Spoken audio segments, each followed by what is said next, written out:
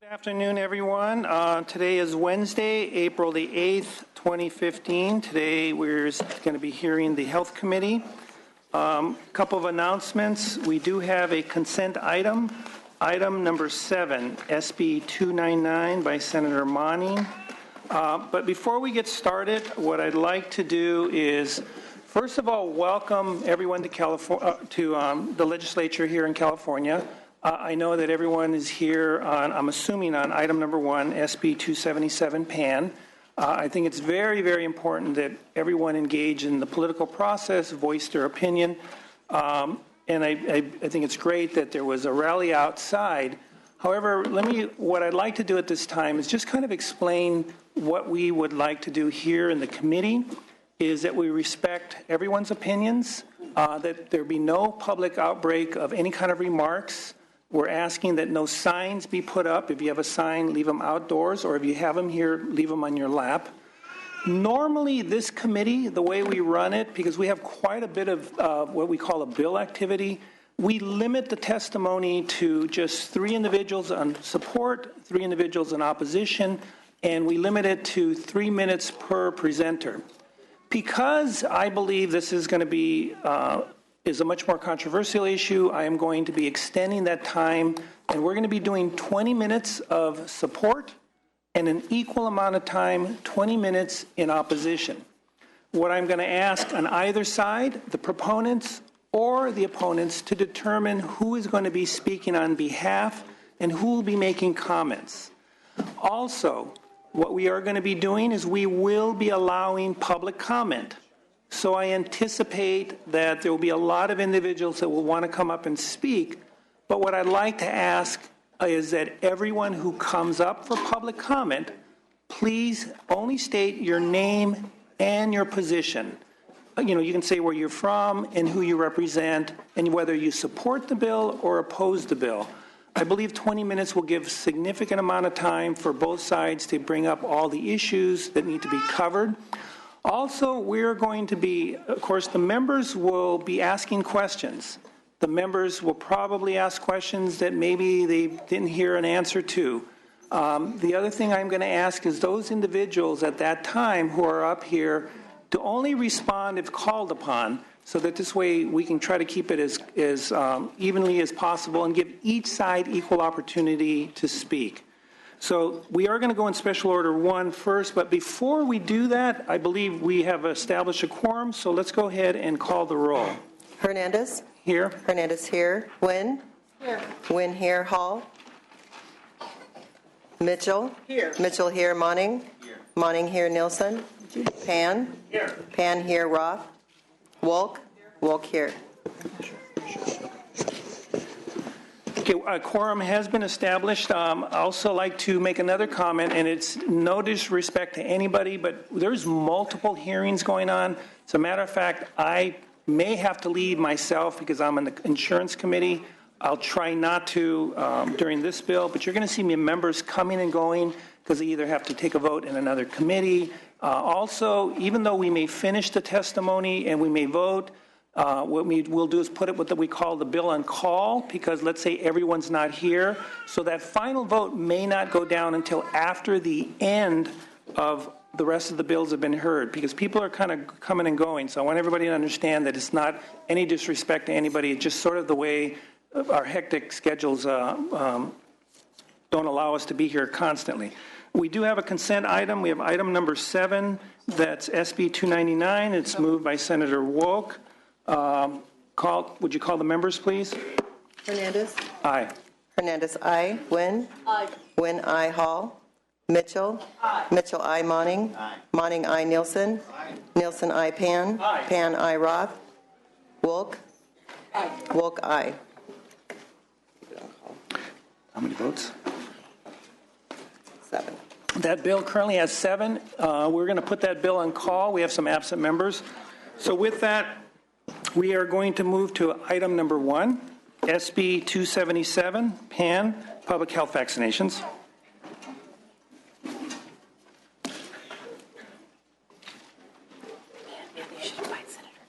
And I believe Senator Allen is here. I'd like to invite him down to the dais as well. My understanding is they're joint authored? Okay.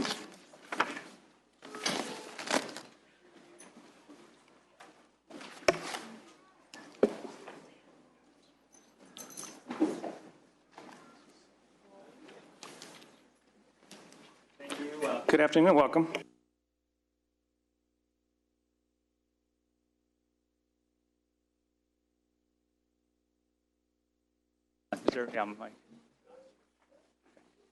Okay. Sorry again. All right. Well, good afternoon, Senator Chair, Senators. Senator Allen and I are pleased to present SB277.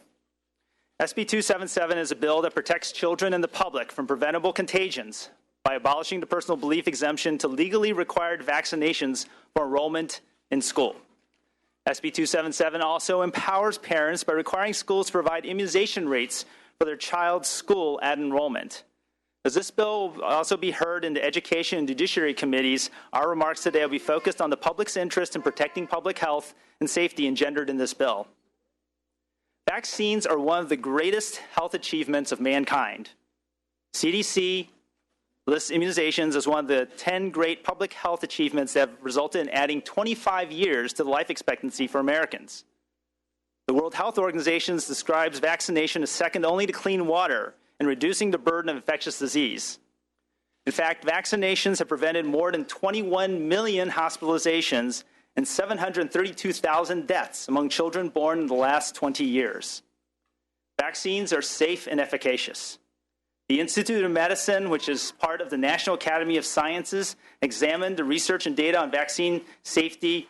In fact, I have copies of the reports here, and basically concluded that vaccines MMR does not cause autism. Vaccines are not related to SIDS or to immune dysfunction. And in fact, there is no evidence, quote, no evidence of major safety concerns associated with adherence to the childhood immunization schedule, unquote.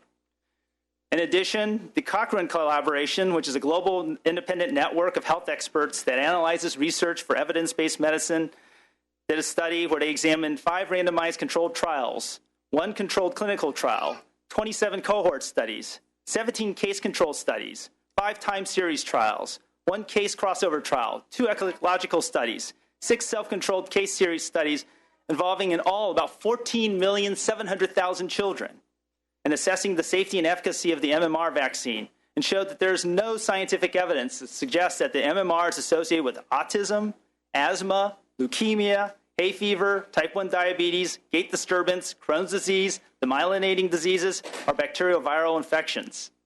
I want to repeat that. There's no scientific evidence to suggest that MMR is associated with autism, asthma, leukemia, hay fever, type 1 diabetes, gait disturbance, Crohn's disease, demyelinating disease, or bacterial viral infections. And these findings are also supported by the World Health Organization, the European Union, Centers for Disease Control, the American Medical Association, and other leading medical, scientific, and public health organizations in the United States and across the world. Evidence shows that the disease that is being prevented by vaccination is at least 1,000 times more likely to cause a lasting problem than the vaccine itself. And there have been no confirmed deaths caused by the measles vaccine. Our country... Excuse me. Please, if we can keep any comments down, that's what I'm asking the audience to do, just out of respect. Our country takes vaccine safety very seriously, and extraordinary efforts are made to identify true vaccine injuries and to prevent them. Vaccine efficacy is not only the result of direct protection from receiving the vaccine, but the protection afforded when a sufficient percentage of people are vaccinated, 95% for measles, to prevent the disease from spreading throughout the community. And that is why every state in the United States, including California, has passed laws requiring vaccination for school entry to protect our children and the community. However, recent events, such as the measles outbreak that began in Disneyland last December, has proved that our community immunity is waning to dangerously low levels, to over a decade of increasing use of the personal belief exemption in too many schools. Just for example, back in 2008, an unvaccinated child was infected with measles in Switzerland and brought it back to San Diego, where the measles spread to 11 other unvaccinated children. However, in that case, the disease did not spread further because there were sufficient vaccinated people in the immediate community to prevent further spread. However, recent events have shown that California is losing this protection as the number and size of places with significant numbers of unvaccinated people in the state has grown every year. The pertussis outbreak in 2010 infected over 9,000 people, hospitalized 809, and killed 10 infants. And this year, the Disneyland measles outbreak infected 134 Californians, as well as other people across the United States and in Canada and Mexico, and also included 15 infants who were too young to be immunized here in California, and hospitalized at least 20 people. And both of them, research studies have shown, have been linked to communities with low vaccination rates and high use of personal belief exemptions. This is the proof of why SB277 is necessary to protect the public from vaccine-preventable contagions. Let me be clear. SB277 does not mandate vaccinations, but that choice requires responsibility. And we have the responsibility to protect all children attending school by requiring vaccination when children go attend school with other children. Thank you, and I'd like to now pass this on to my co-author, joint author, Senator Ben Allen. Thank you. Thank you, Senator Pan, and thank you to the committee. And I also just want to thank everyone for being here today. Everyone who's contacted me in my office, my colleagues. I just want to say that I've certainly learned a lot from the process. It makes me feel grateful to be in a country where we can make these kinds of difficult decisions in an orderly manner that respects process, that respects people. And I just want to say that I really do thank everyone for being here and for your engagement, no matter what side of the issue you are on.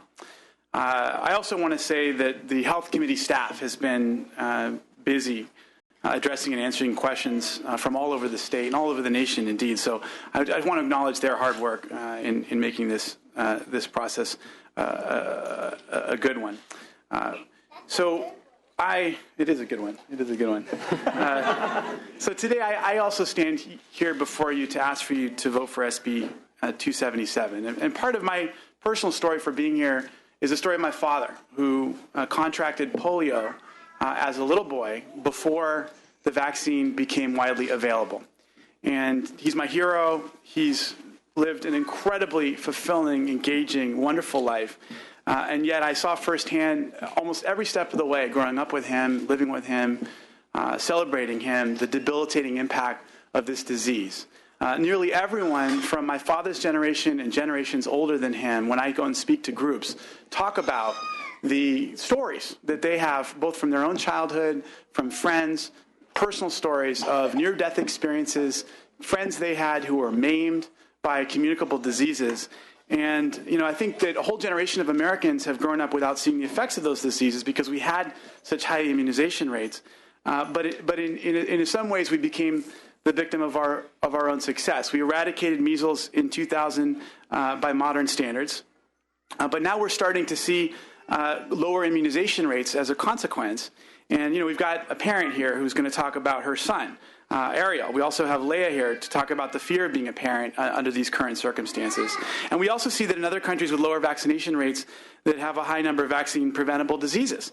Today on planet Earth, 400 people die of the measles every single day. And unless we're going to shut down the borders, stop people from traveling, stop Americans from going overseas, we're going to be vulnerable to these totally preventable diseases. I think we forget that human history is in many ways a story of disease and some of the great ravishing of death and destruction of humankind comes as a result of diseases that are now preventable by mass vaccination. Now, I also come to this issue as a former school board member, serving on the board of the Santa Monica Malibu Unified School District that last year got quite a bit of criticism, perhaps justifiably, for having the lowest vaccination rates in Southern California. And partly as a result of that experience, we ended up having an outbreak. We had to quarantine and shut down our child care facility at Santa Monica High School. We had to, our baseball coach got the measles, and we had to take precautionary procedures. We had basically let our levels go too low, and I was being approached by parents, teachers, other school board members, and we were all talking about what we could do as school board members to protect our kids in our district. And ultimately, there are very few tools that are given to school boards, particularly before there's been an outbreak, to take precautionary measures to protect the kids in their districts. So I come to this story from that perspective, from the perspective of a school board member. I'm very respectful of the folks on all sides of this debate, but I do think that, as Dr. Pan said, the science is very clear, And that's why I side on in favor of SB 277. I look forward to this debate. I look forward to this discussion. And now we're going to hear from some witnesses who are going to introduce themselves. Thank you. Please introduce yourself. Thank you. Is that on? Yes. Yeah. Okay, great. Thank you. Good afternoon, Chair and committee members. I'm Dr. Dean Blumberg. I'm Associate Professor of Pediatric Infectious Diseases and Chief of Pediatric Infectious Diseases at UC Davis Children's Hospital here in Sacramento. But today, I'm not testifying in that role. I'm testifying on behalf of the American Academy of Pediatrics in California, representing over 5,000 board-certified pediatricians in the state, and the California Medical Association, representing over 40,000 physicians in the state of California. And I appreciate having this opportunity to speak about the importance of this bill. Prior to implementing a new vaccine, they are studied among tens of thousands of patients, sometimes more, in order to scientifically prove that they are safe and effective. The FDA and the CDC also provide oversight after they are approved in order to assure that we have the safest and most effective vaccines in the world. Childhood vaccination has been so extraordinarily successful that it's easy to dismiss the diseases prevented as mild or not serious as memory of their devastation fades. In my position, I see the bad outcomes of these diseases. For example, prior to widespread immunization, many remember chickenpox as a few days of fever and an itchy rash, a childhood rite of passage. But they don't see the kids that I see, the kids who die or suffer chronic consequences of infection. In this country, about 100 people died every year from chickenpox. Half of these were previously healthy children before we started using the chickenpox or varicella vaccine. Now death from chickenpox is nearly eliminated. Some say whooping cough or pertussis just results in a few weeks of coughing. They don't see what I see. They don't see children in the ICU requiring a ventilator to breathe because of whooping cough, or 5 infants who died from pertussis last year in California. And sadly, there's already been 1 death in California from whooping cough. If vaccines worked 100% of the time, there would be no need for this bill. If vaccines worked 100% of the time, those who are vaccinated would feel secure that they are protected against these diseases. But vaccines don't work 100% of the time. Depending on the vaccine, they are about 80 to 99% effective, and immunity may wane over time. That's why it's important to have as many in the population immunized as possible to have the highest level of immunity so that if an infectious exposure occurs, transmission is limited. Unfortunately, there's much misinformation about vaccine safety and effectiveness. I won't go into the reasons for this, but let me be clear. There is no scientific controversy about vaccine safety and vaccine effectiveness. The science is clear on this. This is a fact. It's not open to dispute among mainstream doctors and scientists. Whether one chooses to believe this or not is up to the individual, but the science is true. You may hear anecdotes. I've got anecdotes too, but today I'm talking science. In any case, these unsubstantiated beliefs lead many parents to choose to opt out of childhood vaccination. This would not be a problem for those in the mainstream who choose to have their children vaccinated if vaccines were 100% effective, but they are not. And it probably would not be a problem if the small proportion of parents opting out of childhood vaccination was evenly distributed, but they are not. Opting out tends to cluster. Although the overall opting out rate is less than 3% in California, some schools have opt-out rates of 10 or 20%, some 50% or greater. This leaves pockets of children susceptible to preventable diseases. When disease exposure occurs, sustained transmission is the result. And again, it's not just those who choose not to be vaccinated, but those who are vaccinated may be infected because, remember, they don't work 100% of the time. Or perhaps those who are too young to be vaccinated may be infected. And as Dr. Pan mentioned, take a look at the recent measles outbreak. The measles vaccine works great. 1 dose results in about 93 to 95% protection. 2 doses gets that up to 97%. But when measles was introduced in California at Disneyland in December, it spread.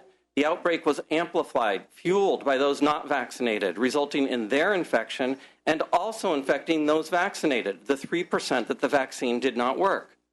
And for those who say that measles isn't serious, that no one has died out of this outbreak, so we shouldn't make any changes, I just say shame on them. Do they want deaths to occur? Thank goodness that there have been no deaths. But make no mistake, measles can be deadly. about 1 out of every 500 cases resulting in death. In fact, more children have died from measles than any other disease. So it's incredible to hear some dismiss measles as just a few days of fever and rash. That's why this bill is needed. There is no scientific reason to opt out of vaccination. And opting out not only puts that child at risk, but the community at large also. In my view, the charge before this committee today is to decide which is more important, requiring vaccines for school resulting in individual health and public health, or allowing a parent to make a choice not backed by scientific evidence. This is similar to other public and private health choices that the legislature has made. For example, requiring car seats for infants or seat belts in cars. These rules are legislated because we believe that they are the right choice, even though some parents might not. I want to digress just a bit about my change of heart regarding parental choice. A few years ago, I was here to testify on behalf of Dr. Pan's previous bill to increase immunization rates, SB277, which has successfully mildly reduced the immunization opt-out rate in California. At that time, I spoke of my belief in parental rights in this regard. But times change, and my views have evolved. My father-in-law died last year, which prompted much introspection and reflection on his career. Among his other roles, Dr. Jesse Steinfeld served as Surgeon General of the U.S. about 45 years ago. His approach was to let the science lead to policy decisions. He drew logical conclusions from the best data. Therefore, he took on a variety of public health issues that were considered controversial and radical at the time. He advocated for decreasing environmental pollution, removing carcinogens from food additives, improving drinking water quality, recognizing the influence of media violence on behavior, and most importantly, reducing cigarette consumption and non-smokers' exposure to cigarette smoke. He hit the nail on the head with every one of his positions, and his views are considered mainstream today. When I think about my father-in-law's approach, I come to only one conclusion. Allowing the opt-out for childhood vaccination is the easy way out. Individual health and public health trump parental choice when it comes to vaccination. When the tobacco industry attacked my father-in-law for pointing out the dangers of secondhand smoke, they talked about smokers' rights and individual freedoms, smokers' rights. He countered with what he called the non-smokers' Bill of Rights, which said that the country must free non-smokers from the hazards and annoyance of other people's addictions. In this case, we need to protect the rights of those who choose to vaccinate, to free them from the hazards posed to them from non-vaccinated individuals. This is not a radical step. This will put California with the majority of states, 30, do not have personal belief exemptions. Medical exemptions will remain, which of course is appropriate to have a child's doctor determine whether a child has a medical contraindication for immunization. I will conclude with an analogy that I think further illustrates the danger posed by those opting out. We all want our children to be safe drivers. We worry about them. We make sure that they're instructed properly. We make sure that they are in a safe car. We make sure they wear their seatbelts. There are airbags. The car's in good working order. The brakes work. There's good visibility. We make sure that they drive without being impaired. They don't text. They're rested. They're alert. We make sure they drive when it is safe. Our child can be the safest driver in the world, and yet we cannot protect them 100%. All it takes is one drunk driver. Similarly, we can make sure that our children are healthy, wash their hands, have good nutrition, that they're fully immunized. But all it takes is one unimmunized child to expose them, and they may get a potentially serious vaccine-preventable disease. For those who try to make this a battle between individual health and public health, they're wrong. This distinction only makes sense if individuals are not part of the public. If children are going to school, are in public, we have a responsibility to ensure that schools are a safe and hygienic environment and that everybody is immunized. Vaccines have saved more lives than any other medical intervention in history. This bill is good for public health. It's good for individual health. It's good public policy. I ask for your support on this bill. Thank you. Thank you. We have about 10 minutes and 44 seconds left. Please state your name. Hi, Thank Jenna you. Jensen. I am Chief Government Relations Officer at Chalk Children's Hospital. We're located in Orange County. We have 2 children's hospitals in Orange County, 4 community clinics, and multiple subspecialty health centers. So I can speak to you today on behalf of the other 7 children's hospitals and Chalk, the 8 children's hospitals in California, as well as the 1,000 medical staff members on CHOC's medical staff who were very excited that I was coming to speak here today because this is very important to them. So I wanted to let you know, for those of you who don't already know, being located in Orange County near Disneyland, we did have 8 cases of measles come into our emergency department. Children with measles come into our ED this winter. 5 out of the 8 were so sick that they needed to be hospitalized. And just reminding everyone, this is an entirely preventable illness that can be devastating. It can cause brain inflammation, permanent disability, and death. Vaccines have improved the health of children by preventing life-threatening infections like measles.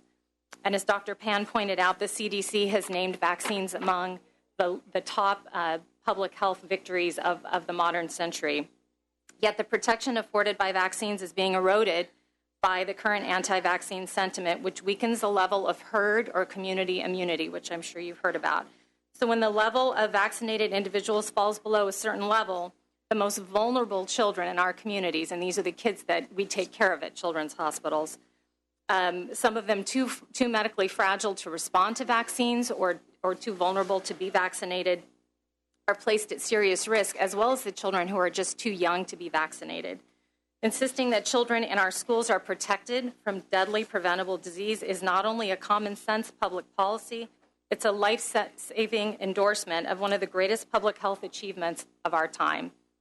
Pediatricians like those you've heard from already today dedicate their entire adult lives to nurturing, advancing, and protecting the health and well-being of our children. Please listen to them and pass SB 277. Thank you. Thank you, Chairman Hernandez, and members of the committee for considering this important legislation. My name is Leah Russin. I'm the founder of Vaccinate California, a sponsor of this legislation.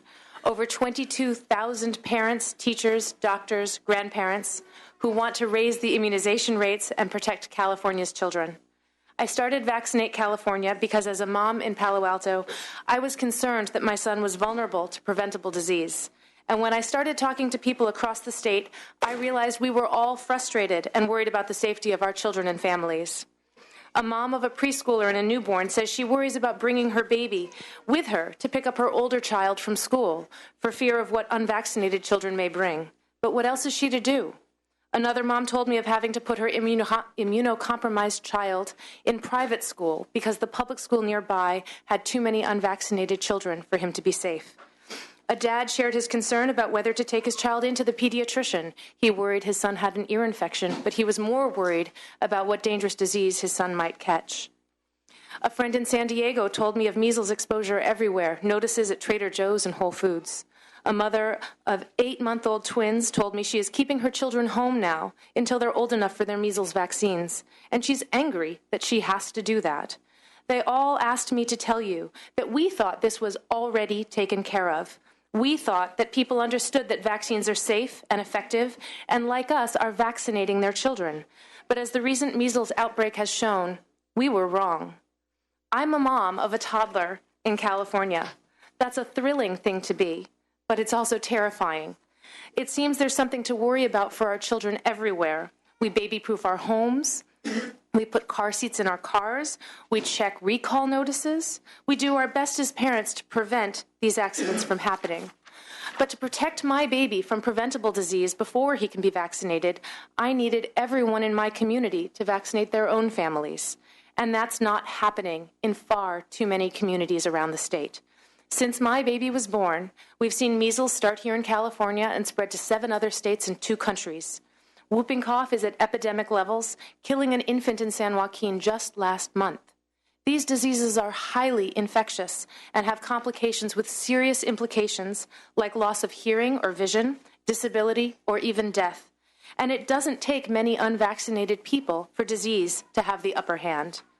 Those who cannot get vaccinated, those too young, those with immunodeficiencies, those recovering from cancer, they truly need the rest of us to be vaccinated, or they have to become isolated in their own homes as a consequence of somebody else's choice. Despite an overwhelming consensus in the scientific community, there are still some who reject the public health benefits of immunization. Current law allows people to exempt themselves from the requirement that children get vaccinated to go to school. But their uninformed decision creates hotspots of risk where disease can take hold and spread.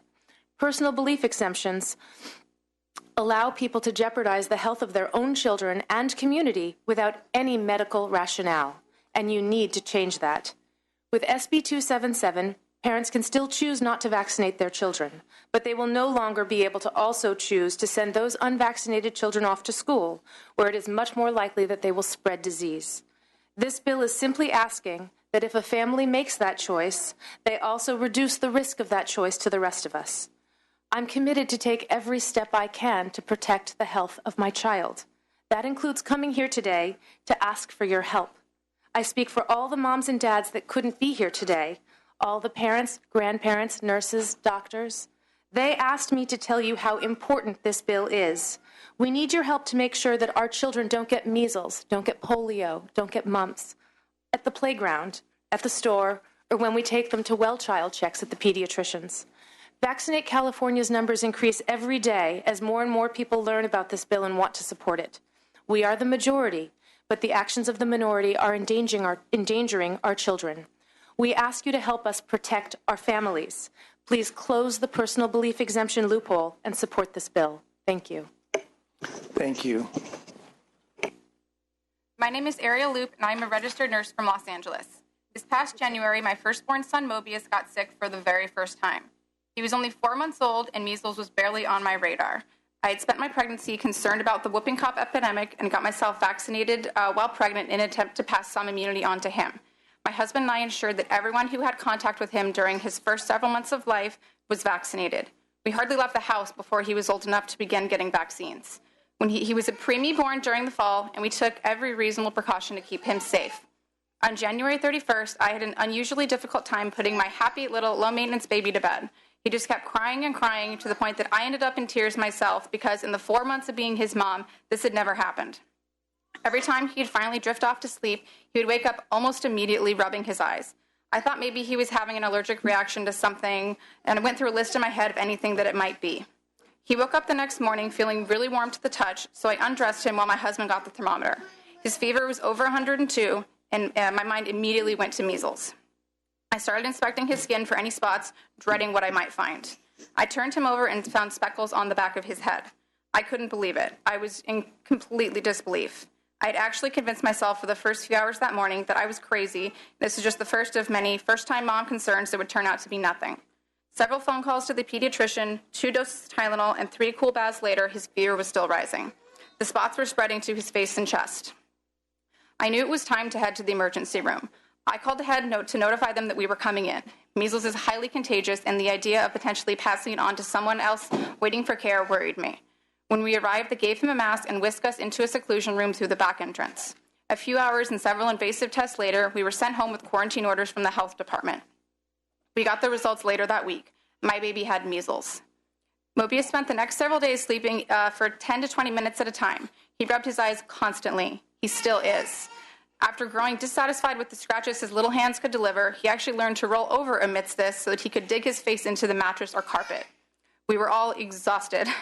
His quarantine was difficult. I had blood tests from nursing school showing my immunity to measles, but my husband, Chris, did not. My boys were stuck at home for nearly a week. As an added hurdle, I'm in the process of getting my second nursing degree, and this was the week of my midterms. Chris, who works the graveyard shift, stayed at home with Mobius during my 12-hour days, got a couple hours of sleep, and then worked his 10-hour shifts. It was stressful, terrifying, and we had to go through it by ourselves at home. The days prior to the rash appearing while Mobius was contagious, we were all over town. The public health department had to follow up individually for nearly a month with the 12 friends and family members who had direct contact with him during his contagious period. We got dozens of follow-up phone calls from the health department in the month following his diagnosis. Chris and several of our friends required blood work. Some had to miss work. I can't even imagine the resources that went into our single case of measles. There are numerous personal decisions parents make for their children: disposable versus cloth diapers, formula versus breast milk, etc. Vaccination is not a comparable decision. The choice not to vaccinate your children is a threat to public health. Choosing not to vaccinate your child is making a choice to risk the health of everyone around you. You're doing that intentionally. This shouldn't have happened. Measles is the deadliest childhood illness and was eradicated from the United States 15 years ago. My infant shouldn't have had to suffer. He shouldn't, still months later, be having complications with his eyes. I shouldn't have had to fear for his life. I shouldn't have had to deal with the incredible guilt of having unknowingly exposed hundreds of other people to measles. The thought of being the catalyst for other children contracting measles still weighs heavy on my heart.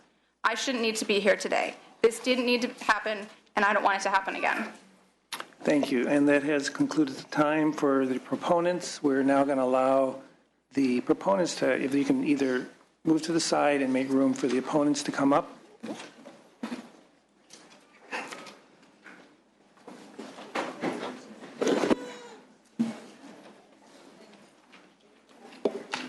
Do it same way with Q&A.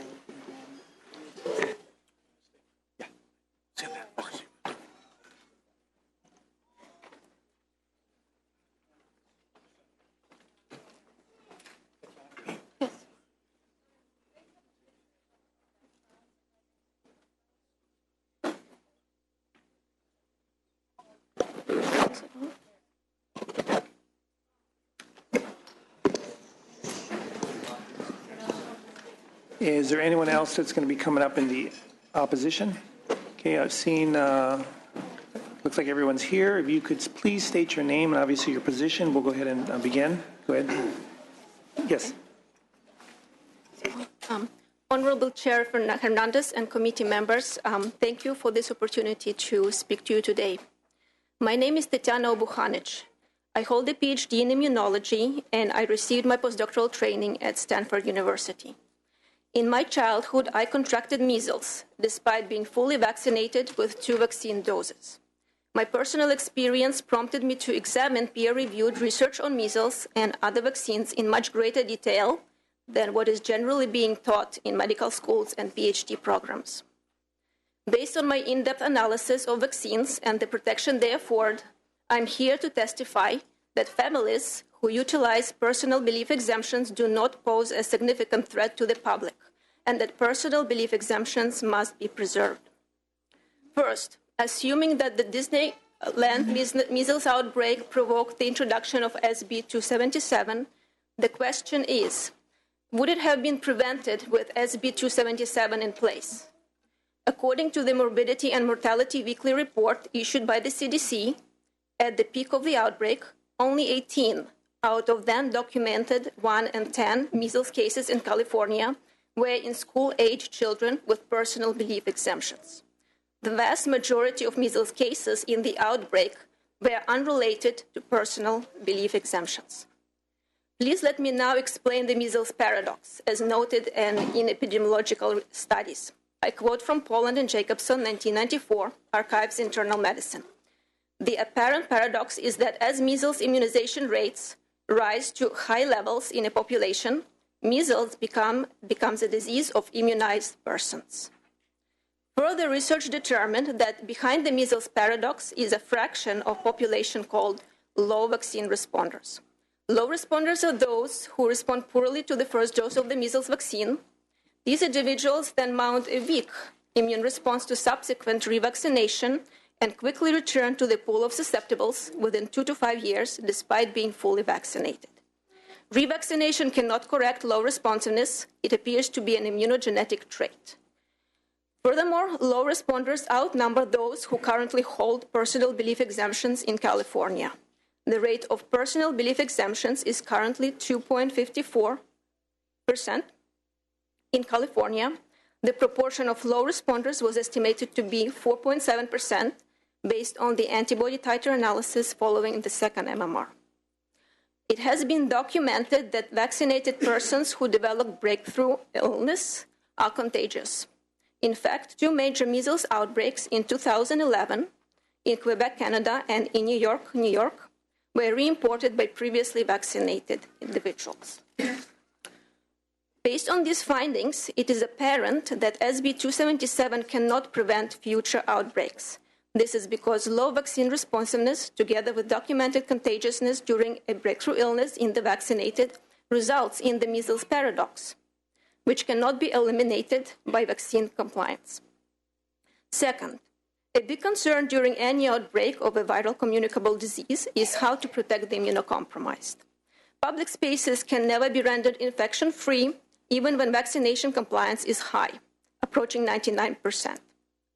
For this reason, the protection of the immunocompromised is achieved by administering measles immunoglobulin or human normal immunoglobulin upon probable exposure. This process is called passive immunization. SB277 is not needed for the sake of the immunocompromised because of the availability of the immunoglobulin. Third, the tetanus toxoid and the hepatitis B vaccines are intended for diseases that are not transmissible in school setting. Neither IPV, the polio vaccine, nor the Ascelia pertussis, the whooping cough vaccine, nor the diphtheria toxoid vaccines are capable of preventing transmission of infection. They are intended to prevent disease symptoms only. Attempting to eliminate personal belief exemptions to these state-mandated vaccines under the pretext of pursuing public safety has no scientific validity. Please note that SB 277 would not simply bar unvaccinated children from public and private schools. It would also apply to homeschooled children due to California's designation of homeschools as private schools. Since children in California are required by law to receive an education, the bill would in effect force any family who opposes vaccination to submit their school-age children to all state-mandated vaccines against their will. A forced medical procedure is a violation of human rights. About 100 years ago, in 1909, California passed, virtually without opposition, a forced sterilization law, deemed at that time to be for the public good and science-based. This is not the history we are proud of. This is not the history we want to repeat today. Mass media breeds intolerance for a small minority of families who choose to care for the health of their children differently from the mainstream. Such intolerance is irrational. Non-vaccinating families do not pose a unique, or in most cases any threat to the public to warrant any discrimination against them. My conclusion is that SB 277 is not needed and personal belief exemptions must be preserved. Thank you for your attention. Thank you. We have about 14 minutes left. Please state your name. Mr. Chair and Senators, my name is Dr. Lynn Mielke. I'm an integrative medical doctor and am a fellow of the Medical Academy of Pediatric Special Needs. I am the founder of the Developmental Spectrums Clinic in Pleasanton, which serves the medical needs of children with developmental delays, including autism, and I am the mother of an autistic child. As a physician and mother, I am deeply concerned about losing the principle of informed consent in the doctor-patient relationship and my freedom and inherent right to make individualized medical decisions for my child. The core goal of integrative medicine is to identify the underlying causes of medical problems. Like my colleagues, most of the developmentally delayed children that I see at my clinic have many underlying medical conditions, such as gastrointestinal disorders, nutritional deficiencies, mitochondrial disorders, exposures to toxins, immune deficiencies, chronic infections, and autoimmunity to the brain, to name a few. These medical issues make this subset of the population potentially more sensitive to adverse vaccine reactions. For example, there are published studies reporting neurologic regression and loss of basic skills after routine vaccination in children with autism who have mitochondrial problems. Despite this, these children usually don't qualify for a vaccine medical exemption. Unfortunately, there is no current mandate to test each child for underlying medical problems before we vaccinate them. We usually only see them after the damage is done. But sometimes we have warning signs, like a child who loses eye contact or language after a vaccine, or an older sibling who is on the autism spectrum or who has reacted negatively to vaccines. In these cases, we can do tests and be cautious and potentially prevent further damage to that child. In these situations where medical vulnerabilities exist, it is critical that we are not forced to practice government-mandated medicine. SB 277 could increase the number of vaccine-injured children and will eviscerate the doctor-patient relationship and medical-informed consent. Safe vaccination is the goal, but there is no safe, one-size-fits-all vaccine policy. Informed consent is a basic medical and ethical responsibility, and it is at risk here today. A forced universal vaccine program could injure many, and society as a whole, and families like mine and those of my patients will be left to bear the burden. Once a vaccine is given, it cannot be undone. I strongly urge you to oppose SB277. Thank you for your time. Chairman, members of the committee, thank you. My name is Stephen Rubin of Portola Valley, California. I am a research computer scientist with a PhD and over 45 years of programming experience. I'm also the Director of Vaccine Research Analytics for the National Vaccine Information Center. The National Childhood Vaccine Injury Act of 1986 required the CDC to gather data about vaccine injuries and make it publicly available. They created VAERS, the Vaccine Adverse Event Reporting System. At first, the data was only available to the public in raw form and was impossible to view. To remedy that, I created the first online search engine for VAERS in 2004, medalerts.org. This website still provides the most complete public access to VAERS and has become the search engine of choice for many researchers, including some at the CDC. There are nearly 500,000 reports in VAERS, and yet the system suffers from underreporting by anywhere from a factor of 10 to a factor of 100. Because Senate Bill 277 removes the personal belief exemption to vaccination for children, it is appropriate to look at the VAERS reports filed for children 18 and under who suffered after a CDC-recommended vaccine. I confined my search to only serious reports where the person was hospitalized, had a life-threatening injury, was permanently disabled, or died. VAERS shows over 36,000 children who were seriously injured after a CDC-recommended vaccine. The chart on page 2 of the handout I have given you shows what happened to them. Our government reports 12,000 visits to the emergency room, 27,000 hospitalizations, and 3,437 deaths. The chart on page 3 of my handout shows the different vaccine components that were involved in these 36,000 reports. The data suggests that there is not a single vaccine that is safe for everyone. Supporters of SB 277 assert that the vaccine schedule is safe, but the data on page 4 of my handout shows an alarming growth trend that will only continue as more vaccines are added to the schedule. Senators, vaccines are pharmaceutical products that injure and kill children every year. This is not an opinion. This is a fact, as evidenced by the government's own reporting system. I urge you to vote no on SB 277 and maintain the personal belief exemption in California. Parents deserve informed choice in their children's vaccine schedules. I would be happy to answer any questions you may have now or at any later time. Thank you very much. Hi, my name's Karen Kane, and I'm the face of a parent who had a child who was vaccine injured. I believed in vaccines, and I did everything right. I took my baby in for her 6-week well visit and gave her her one and only DBT vaccine. And 2 hours after that vaccine, she had a 5-minute tonic-clonic seizure. And 2 hours after that, she had another 5-minute tonic-clonic seizure. And on that day, my life was stolen from me. Every day for the rest of my daughter's life, her name happened to be Lauren, she had seizures, often lasting 5 minutes or longer. Only 6 weeks after her vaccination, she had 9 5-minute seizures in one day. I took her back to the doctors, and her body lay lifeless in my arms. Lauren never walked, and she never talked. She was fed through a feeding tube, and she breathed out of a hole in her neck. She received severe brain damage from the vaccination, which was filled with mercury. Her entire life, she lived on 6 different anti-seizure medications alone, constantly having seizures.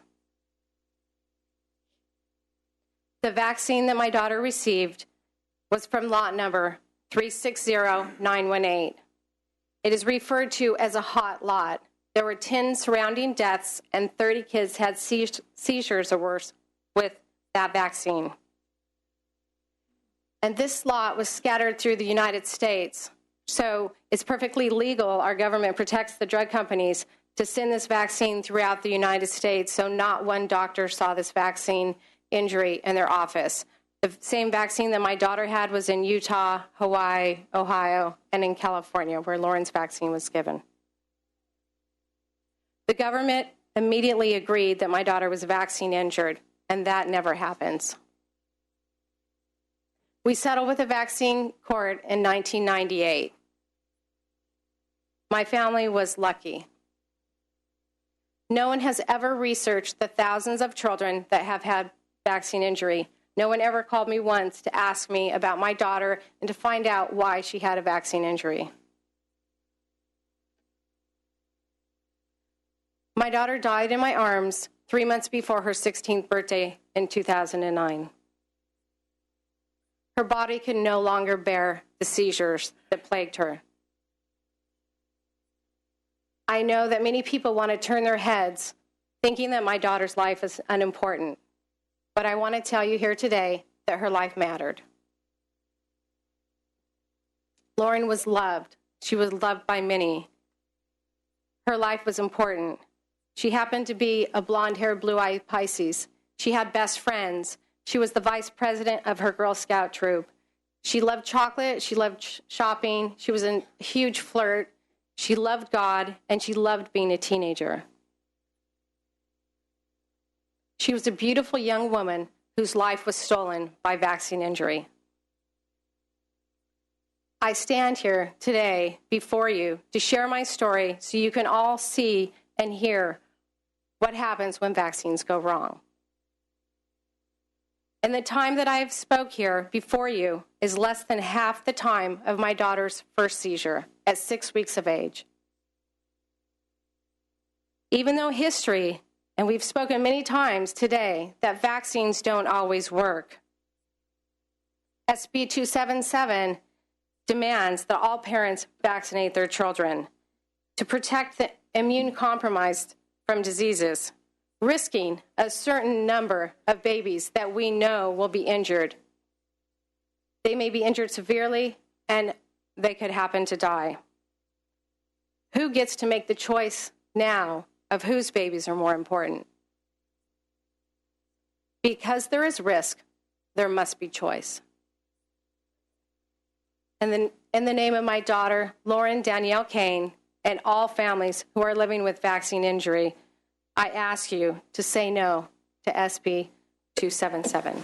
And I'd like to just show you some pictures because, so you can see. Sure. Thank you. Next presenter. I don't even know if I could speak after that. If we can have the sergeant pass them up. Dr. Brian Stensel, president of the California Chiropractic Association. It's nice to see some of you again. Chairman Fernandez, members of the committee, we appreciate you giving us this opportunity. I want to stress that the California Chiropractic Association does not have a position on vaccinations. It does have a position on informed choice and informed consent, and it is a must. $3 billion have been paid out through the vaccine injury compensation plan. And the reason it's through a plan, because you cannot sue the manufacturers of the vaccines, because the Supreme Court said that they were unavoidably unsafe. $3 billion for anybody to stand up and say that vaccines are completely safe. How dare they? It is not true. You look in this room, 80% of those red shirts have the 1 in a million child. And let me tell you something. I'm thankful that there's no thunderstorm today, because lightning definitely would have hit here with that type of statistic. When we look at this bill, this is not about the measles, it's not about the MMR. This bill is bad. It has 10 vaccinations, hepatitis B, that can only be contracted through intravenous drug use or sexual performance. Babies do not get that. Mothers can easily be tested, and they do, to make sure they don't get it. Tetanus is not a communicable disease. Chickenpox is hardly a deadly disease in this country. Number 11 says any other vaccination that they deem appropriate to potentially come through the pipeline can also be included. This is a bad bill. This takes choice away from our parents, and it puts it in a government and in a pharmaceutical company that we don't have any control over. The non-vax rate of 2.5% is not even an accurate number, because there are parents in there who selectively vaccinate. They may choose not to give their child a hepatitis B vaccine, so now they get grouped in with that personal exemption. They may choose not to give their child a tetanus vaccine, or they may choose to delay it, and they get grouped in all the same.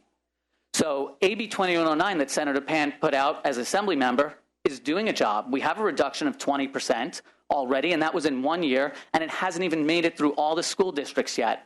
Why don't we give it a chance? I urge you, senators, chairman, please do not let this bill pass through this committee and go through all the other things that we have to go through, because this is a bad bill. It needs to be stopped now.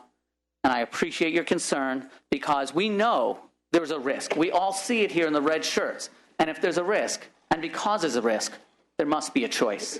Thank you. Thank you.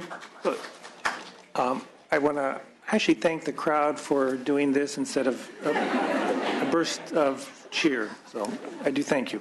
Okay, we are going to do public comments at this point. What I'd like to ask those individuals, we're going to have a microphone here on my left to your right. Please name where you're from and your position on the bill, whether it's support or opposition only.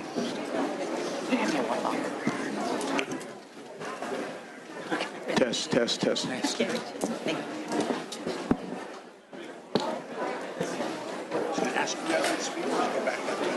Oh, my jacket's over there, though. I have to leave after. Oh, you're right.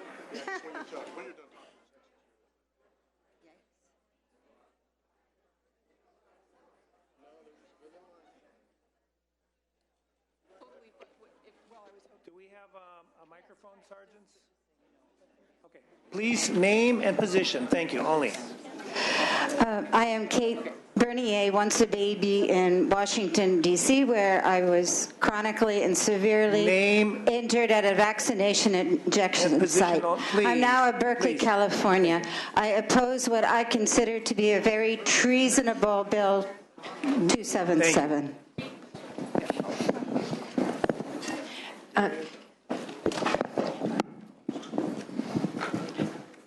My name is Dottie Hagmeyer, and I oppose SB 277. Thank you. Thank you. My name is Priscilla Luna. I'm a mother of 3, and I oppose SB 277. My name is Erica Rohr-Luke, and I'm a voter, scientist, PTA board member from Woodland, California, and I support SB 277. Liz Dietz, native Californian, registered voter, autism advocate. I support 277. Don Stauffer, teacher. I support SB 277. My name is Tim Shannon. I'm representing the Children's Specialty Care Coalition, which is a group of almost 2,000 pediatric subspecialists who deal with kids with congenital heart disease and cancer. Strongly support this bill. It will save lives. Thank you. Melanie Zarzuela, native Californian, oppose 277. Francesca Ritano, Sacramento, California, Secular Coalition for California, heartily support this bill. Thank you. Rachel Harrington, and I support this bill. Chrissy Vendetti, mother of 2, and I support this bill. Tony Perez, retired state worker, Department of Health Services, Public Health, educator, and trustee of the Elk Grove Unified School District, representing Cafe de California, in support. Alexis Engelman, special education teacher, I support. My name is Caroline Vestal, mother of a vaccine-injured child. I oppose this bill.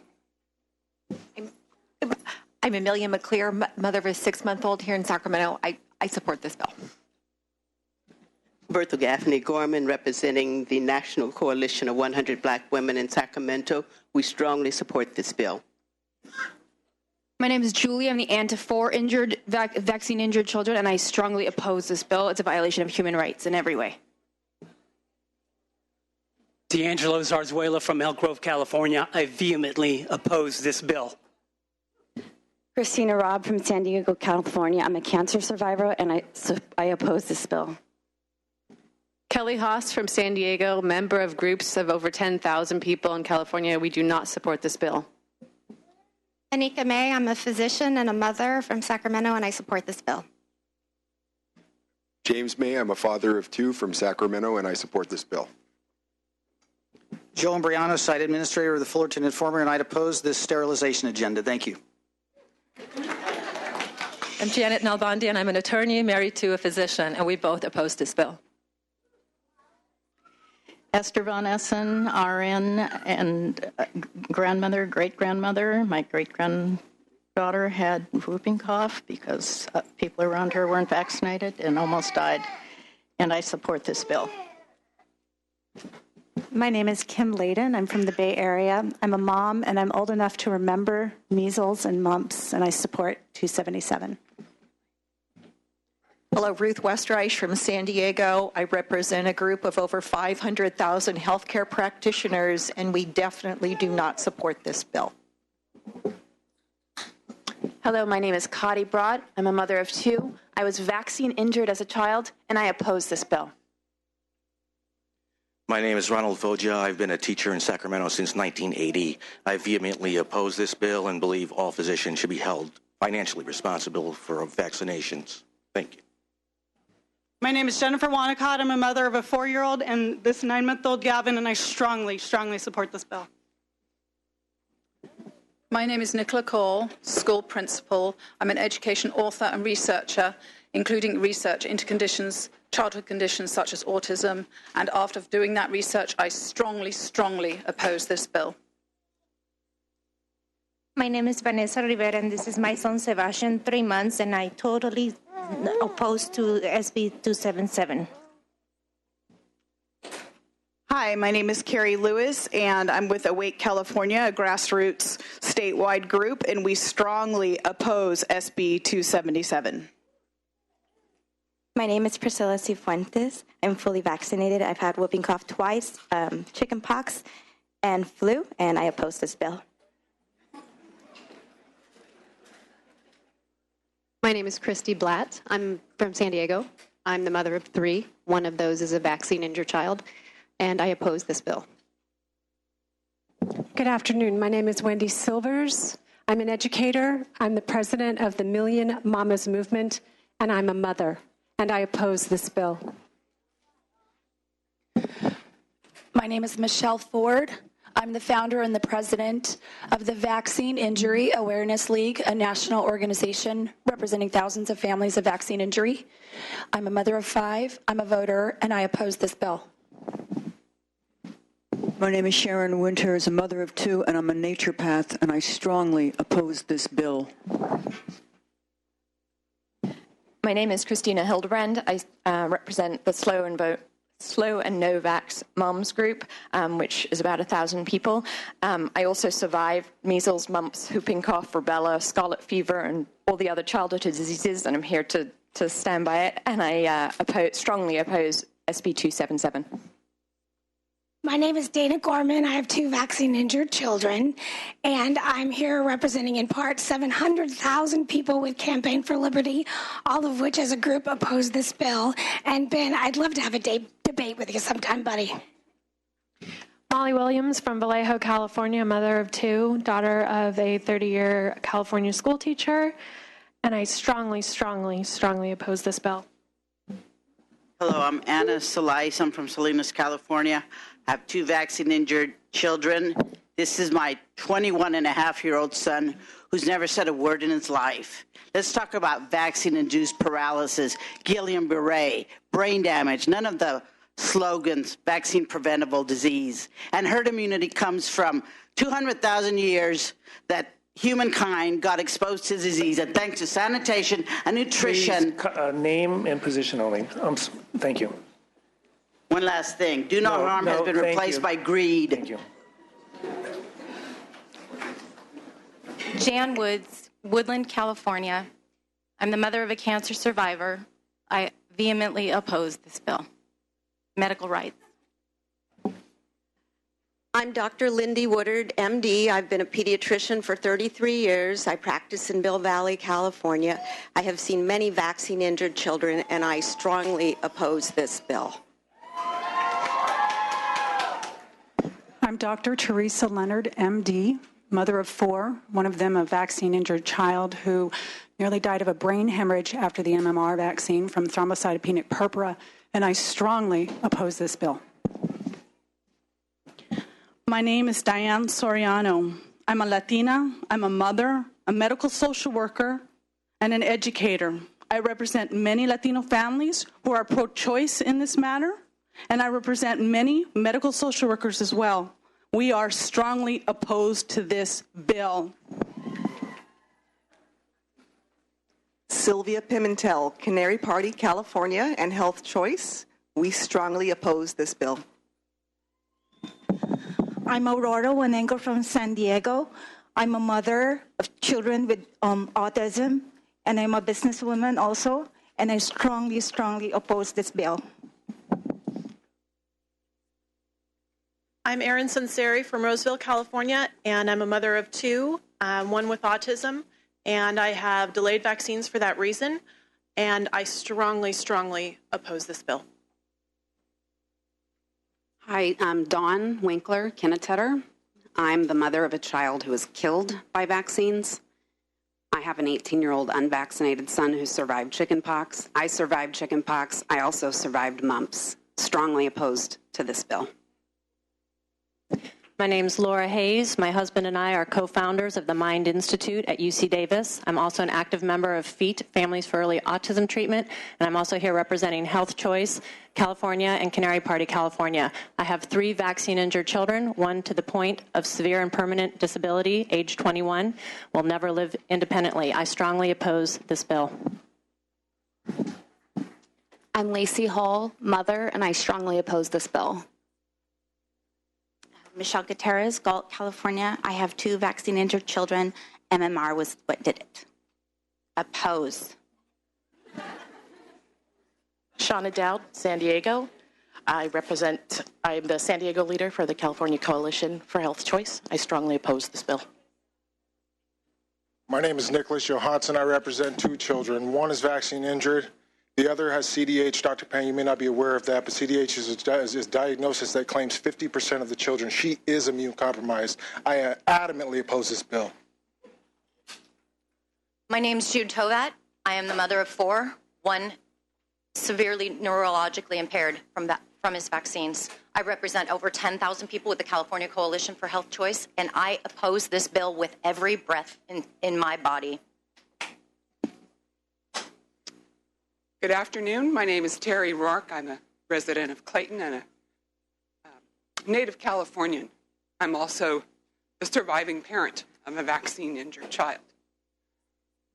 And I'm here today to let you know that mandatory vaccines without parental choice, innocent people will die, innocent children will be killed, and I implore you to think cautiously and carefully how you vote, because you may not answer today, but the day will come when you will.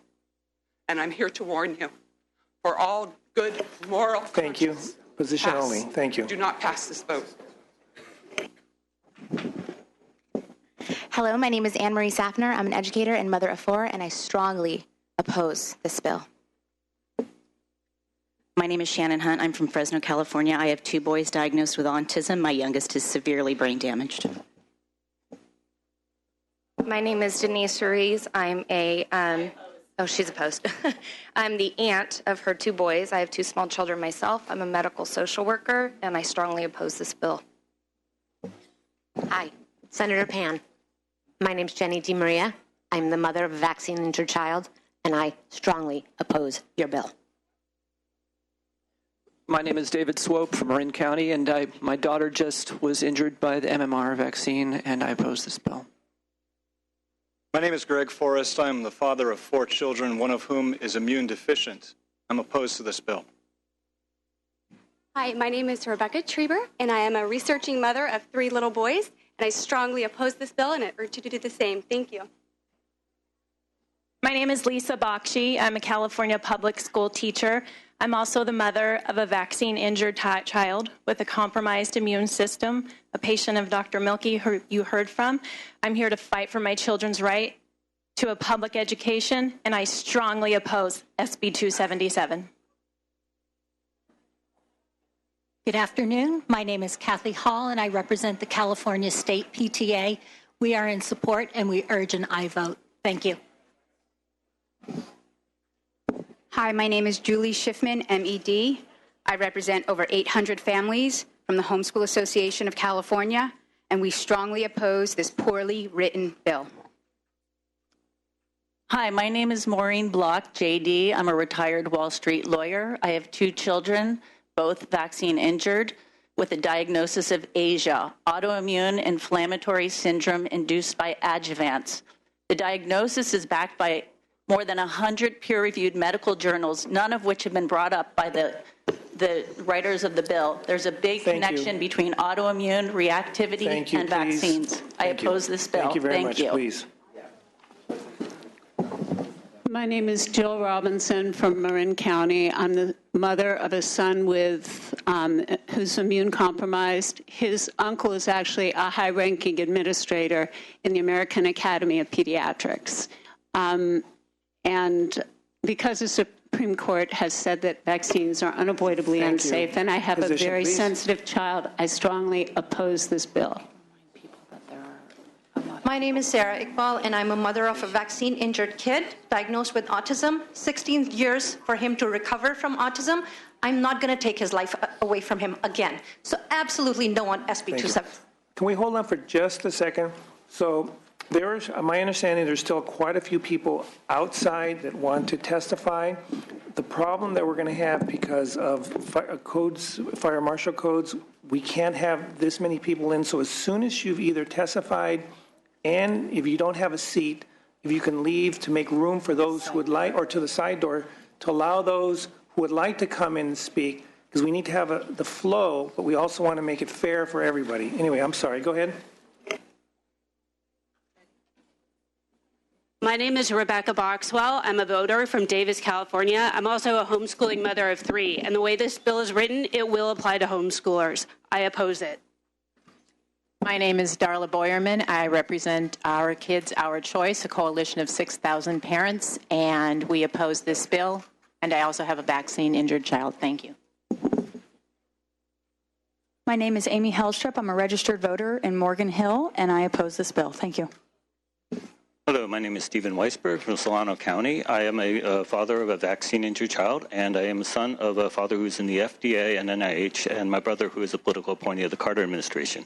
With knowledge of these 3 communities, what you're breaching on is very dangerous to open up a channel for the pharmaceutical companies. I oppose this bill. Hi, I'm Amy Lansky, PhD from Portola Valley, California. I'm the mother of a vaccine-injured child. My husband, Steve Rubin, testified about the VAERS injury data of the government, and we both strongly oppose this bill. My name is Jessica Damon. This is my daughter, Lucinda. We're from El Cerrito, California, and we strongly oppose this bill.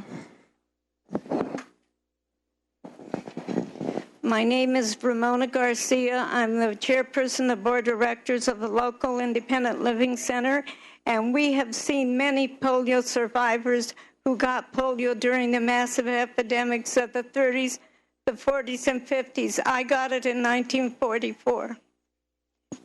We all support this bill.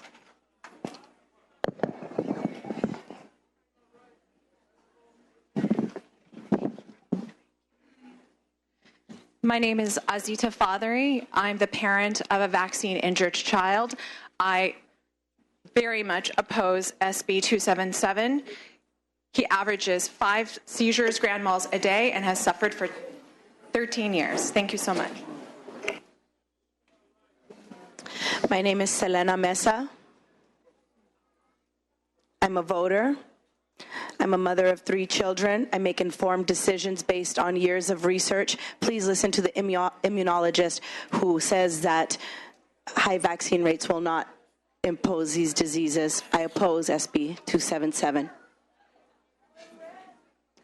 My name is Zonia Townsend. I'm a registered nurse, president of California Nurses for Ethical Standards, and we uphold the American Medical Association Code of Ethics Opinions 9.133 and 8.08, and we strongly oppose this bill. My name is Wiley Drake. I'm the Congressional Prayer Conference of Washington, D.C. chairman. We sent you a fax yesterday, and if you pass this bill, we will continue imprecatory prayer against each member of this chamber. And if you don't know what imprecatory prayer is, you need to study it. Thank you.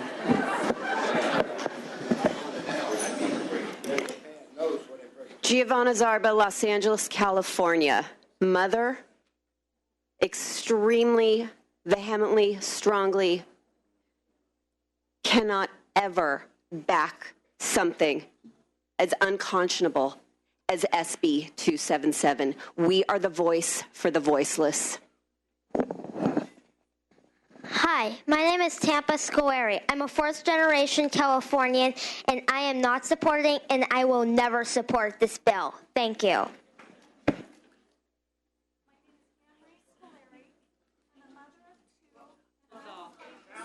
Can we turn the microphone on? It's off.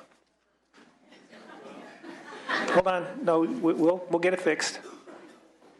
Or can we get another one?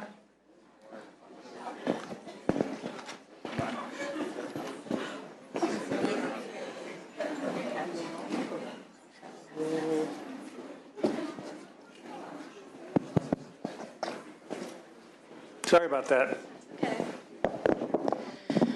My name is Anne-Marie Scolari. I am a mother of two. I live in Lompoc, California, and I will do whatever it takes that this bill will not pass. I'm going to protect my children and everybody's human rights. This is wrong.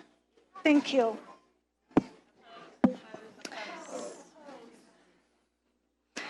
My name is Anodil Thomas from Santa Barbara. I am a mother of two little kids.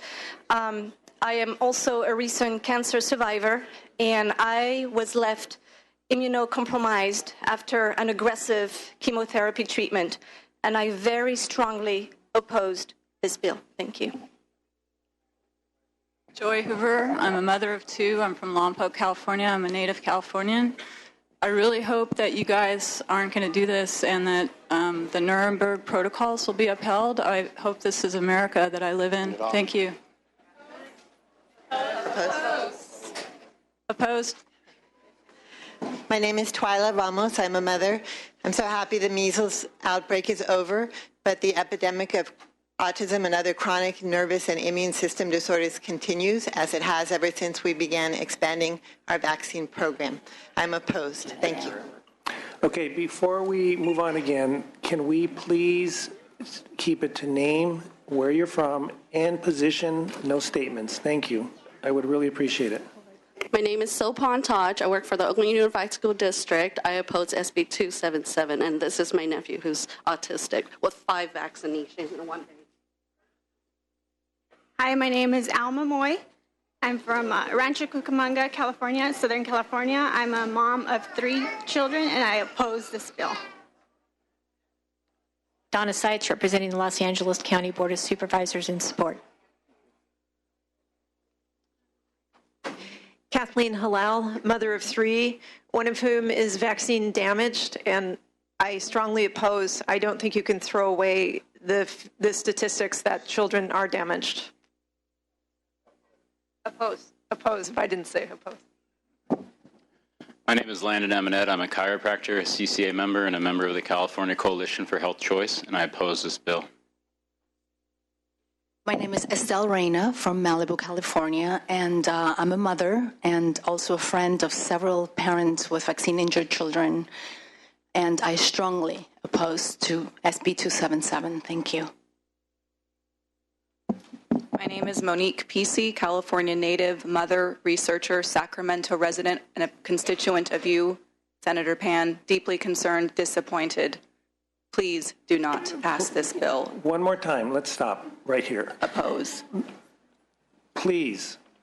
If not, I will shut it down. Name and position only, no personal attacks on either side. Please respect each other's decisions and positions that they're going to take.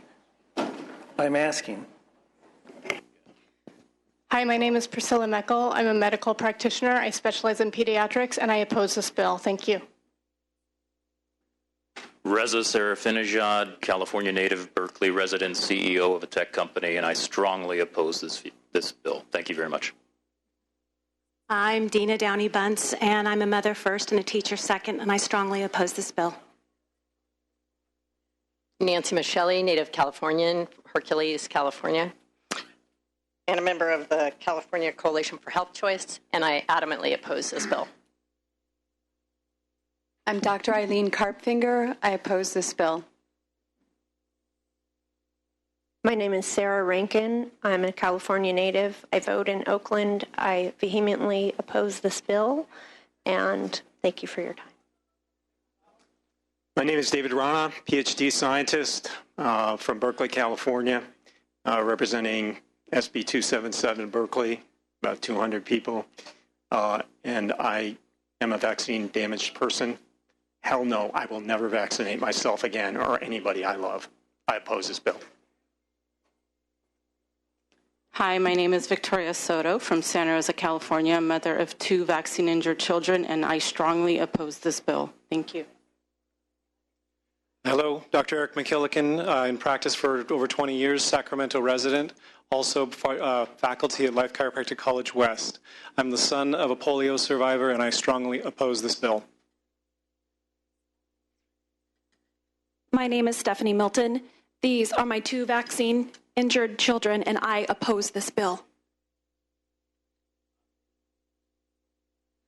Susan George, Sacramento. I'm a grandmother of 2 vaccinated children, one that was later diagnosed with autism as a result of the vaccination, the other that has ongoing problems due to that. I vehemently oppose this bill.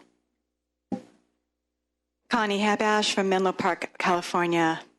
I oppose this bill. Katie Stokes-Guinan, PhD research scientist and the mother of 2 vaccine-injured children. I oppose this bill. I'm Monica Sokolowski. I live in Santa Clarita, California. I have 2 small children, and both my husband and I strongly oppose this bill. Tracy Morley from Sunnyvale, and I oppose. Clara Cooper from Sunnyvale. I have 3 children, one's vaccine injured, and I also strongly oppose this bill. My name's Ken Bagwell, and I'm from Richmond, and I also oppose this bill. Alex Hawthorne on behalf of Children Now here in strong support of the bill. Michelle Treiner, Antioch, California, mother, business owner, wife of a registered nurse, and I oppose Senate Bill 277. Ryan Treiner, and I hate carrying around an EpiPen, so I oppose this bill. I'm Tony Terrapelli. I'm an educator. I'm a healer. My messages are heard in 102 countries, and I oppose this bill. Thank you. My name is Ron Giles from San Francisco. On behalf of my family and the millions of people who choose not to remain willfully ignorant about the negative effects of vaccines, I adamantly oppose this bill. My name is Amber Beasley. I'm a lifetime resident of California, Sacramento specifically, and so is my entire family, and we vehemently oppose this bill. Amy Van Ling, Contra Costa County, U.S. Navy family, and we all oppose SB277. My name is Jim Migliori. My wife and I both strongly oppose this bill. I'm Hannah Henry, mother of 4 children. Myself and 22,000 Californians who signed a petition in support of increased immunizations strongly support SB 277. My name is Kelly Watson-Snyder. I'm from Monterey, California, and I'm here with Vaccinate California, representing all of the hardworking parents in my community who were not able to be at this hearing today and whose children depend on this bill. I am very much in support. Thank you. My name is Alyssa Homan from Patterson, California. I'm a mother, daughter of someone immunocompromised, and my oldest sister is autistic. We strongly support SB 277. Hello, my name is Shelley Collins. I'm a homeschooling mother of 4, and I strongly oppose this bill. Howard Posner, a grandfather from Sacramento, and I want to thank my senator, Senator Pan, for introducing this bill. My name is Jessica Johnson. I'm a mother of 3. I have a bachelor's degree in genetics, and I support this bill. My name is Joshua Johnson. I'm a high schooler, and I support this bill. My name is Ryan. I live in San Francisco, and I strongly oppose SB277. My name is Holly Cook. I have a perfectly healthy 7-year-old who has never been vaccinated, and I fully oppose this bill. My name is Bob Sears. I'm a pediatrician, and I respectfully oppose this bill because it interferes with freely given informed consent in the doctor's office. Thank you. Hi, my name is Brandy Vaughn. I used to work as a sales rep with Merck, and I oppose this bill. I am the mother of a 4-year-old, vax-free, healthy child. Hi, my name is Janelle Lewis. I'm a 5th-generation Californian, 30-year credentialed teacher. I have 4 children, 3 with vaccine injuries, and I strongly oppose this bill. My name is Ben Lewis. I'm 18 years old, and I do strongly oppose this bill. Mr. Chairman, members, David Jones, on behalf of the Pasadena Public Health Department, my mother-in-law is a polio survivor and strongly support the bill. Brett Barley with the Child Care Law Center in support of the bill. Thank you. Christopher Castrillo on behalf of the City of Beverly Hills in support of the bill. Tanya Robinson Taylor on behalf of the California Hospital Association in support. My name is Daniel Oakenfuss. On behalf of Insurance Commissioner Dave Jones in support.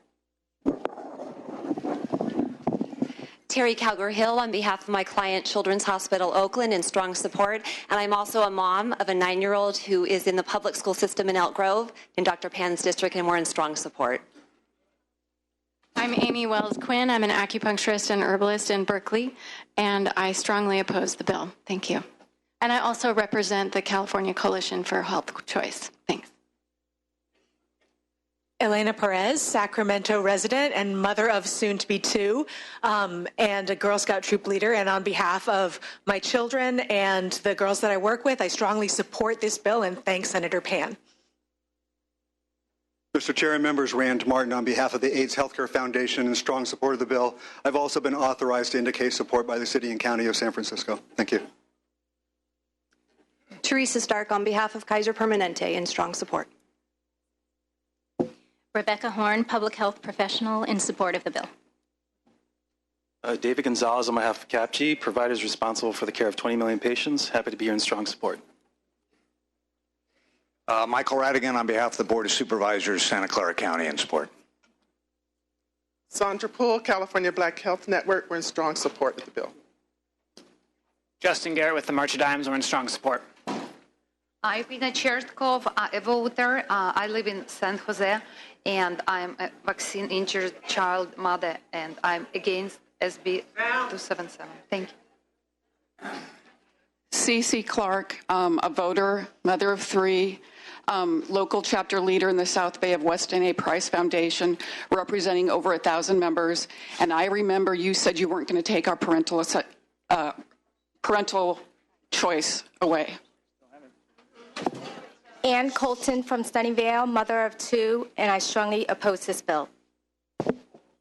Consuelo Soto from Santa Rosa, California. I'm the aunt of 4 vaccine-injured children, and I strongly oppose this bill. Jeanette Regalado, I'm from Sacramento. I'm a registered nurse, and I strongly oppose this bill.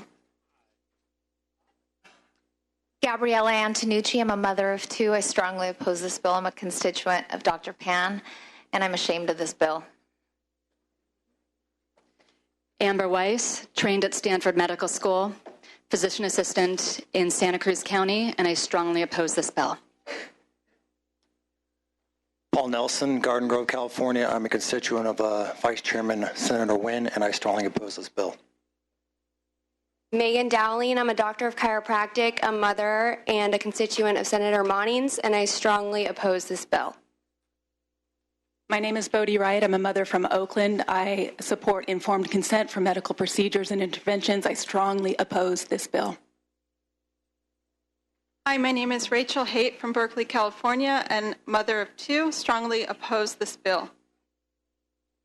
Hi, my name is Dr. Rhea Zimmerman Komerick. I'm a third-generation Californian. I'm a daughter of two immunocompromised parents. I'm a constituent of Senator Walk, and all of us, me and my parents, oppose this bill. Thank you. Oh, and I'm about to be a first-time parent. Annie Tatt, registered nurse, member of the American Nurses Association of California and part of the Legislative Committee. And on behalf of the Legislative Committee, we support this bill. Dolores Durian Flores with the California School Employees Association. We're here in support. My name is Dara Wayne. I'm from American Canyon, California. Senator Walk is I'm a constituent. Dr. Pan, I oppose this bill. Vivian Chua, I'm from Napa. I oppose the bill. My name is Summer Hines. I'm from the Central Valley. I strongly oppose this bill. And Senator Pan, I remember you telling us you will always allow us to keep our choice. Good afternoon. My name is Melissa Vakian, and I strongly oppose this bill.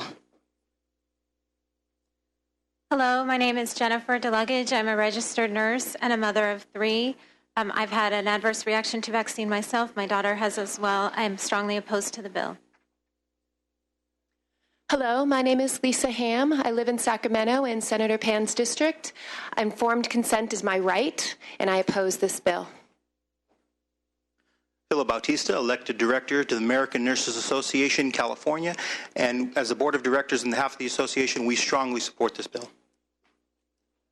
Hello, John Paulo Bubishara, a medical student, and speaking on behalf of the thousands of medical students in California in strong support of this bill. Thank you.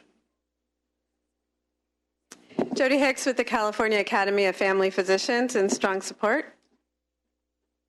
My name is Erica Rominger. I vaccinate my two kids by choice, and I strongly oppose this bill. Thank you. John Winger on behalf of Biocom, also in support. Also, the California Healthcare Institute asked that they register support as well. Dr. Mark Horton, pediatrician, prior director of the Department of Public Health here in California, and grandfather and father in strong support of the bill. My name is Rebecca Giannini, and I am mother to a son whose pediatrician agrees that we should not vaccinate, but he cannot get an exemption based on the CDC's list of what qualifies for an exemption, and I strongly oppose this bill. Hi, my name is Christina Ninaidach. I live in San Francisco. I'm a parent, and I strongly oppose this bill. Hello, my name is Julia Zilberley. By my mother, a vaccine-injured child, and I strongly oppose this bill. Hi, my name is Anya Vishnikova, and I'm strongly opposed this bill. Thank you. Hi, my name is Sherry Shetler. I have two twin grandchildren with autism, and I strongly oppose the bill. I'm Deborah Whitman, president of Environmental Voices, and we have members and supporters in districts within California, and we are here to oppose this legislation. And I also have a grandson with ADD. Hello, Cassandra Nicholson, mother of three, and I am from Los Angeles, and I oppose this bill strongly. My name is Dallas Nicholson, and I oppose this bill. Julia Sullivan from San Jose, mother of two kids. I have a kid with immune condition. I have a kid with allergies. I strongly oppose this bill. Thank you. Hello, I'm Cindy Ma from Kensington, California. I'm a public health professional, a graduate of the University of Michigan School of Public Health, Health Services Management and Policy. I'm also a mother of three and a vaccine-injured child. I have vaccinated my children, but I strongly oppose this bill. I'm Jonathan Kyung. I have a vaccine-injured sister, and I oppose this bill. Jim Gross on behalf of the California Pharmacists Association in support, and we also, on behalf of Marin County, thank you for taking the amendment. Chair and member Sean South on behalf of the California Primary Care Association in support. Rebecca Shaw, Davis, California. I came from different country because I think that my human rights are more respected here, and I'm hoping you do not pass. I oppose this to SB277. Hi, my name is Julie Ming of Santa Clara County. I'm the mother of two, one that's been vaccine injured. She's standing behind me now. She also doesn't fall under the CDC Pink Book regulation for a medical exemption, and she has lifelong implications from this. It's been in the VAERS system and is registered, and we also went through the vaccine injury court. Thank you. And I obviously oppose this bill. My name is Empress Ming, and I am vaccine injured, and I oppose this bill.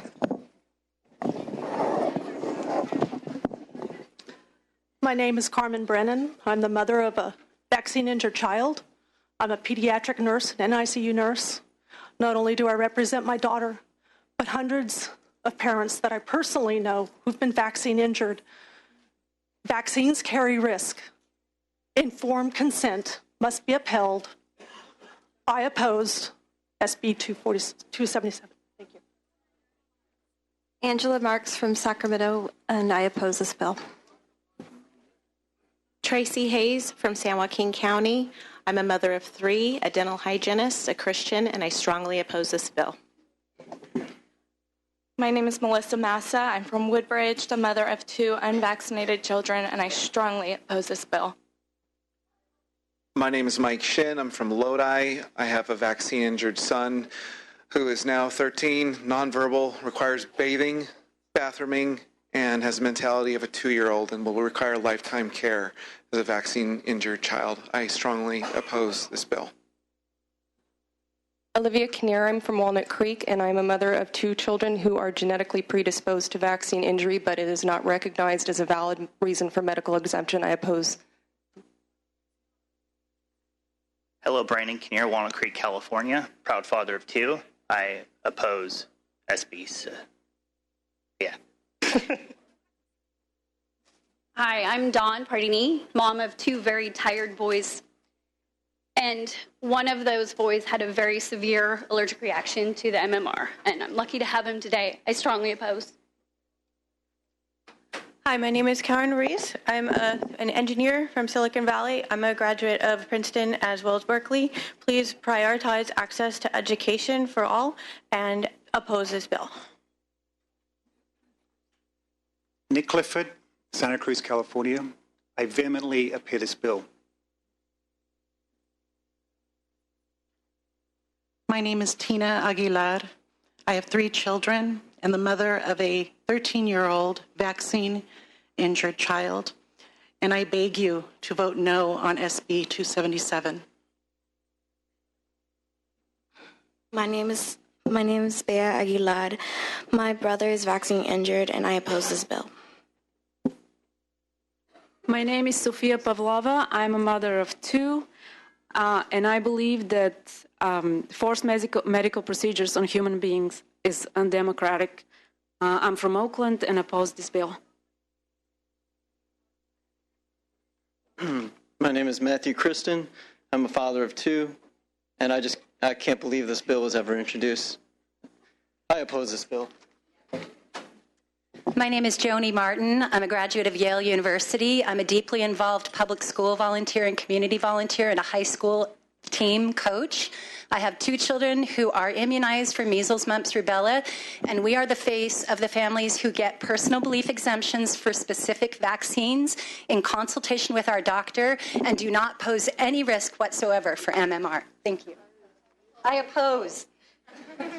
My name is Lindsay Lero. I'm from Santa Rosa, and I'm a mother and an educator, and I strongly oppose this bill. I'm Julie Broida from Santa Monica. Strongly oppose the bill, along with hundreds others that couldn't be here today.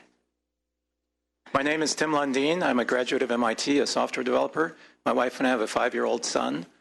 There's recent research showing that aluminum adjuvants in vaccines are highly toxic. This research has not been mentioned, but you can read all the original research at vaccinepapers.org. Name and position only. Opposed. Hello, my name is Leo. I have been vaccine injured. I oppose this bill.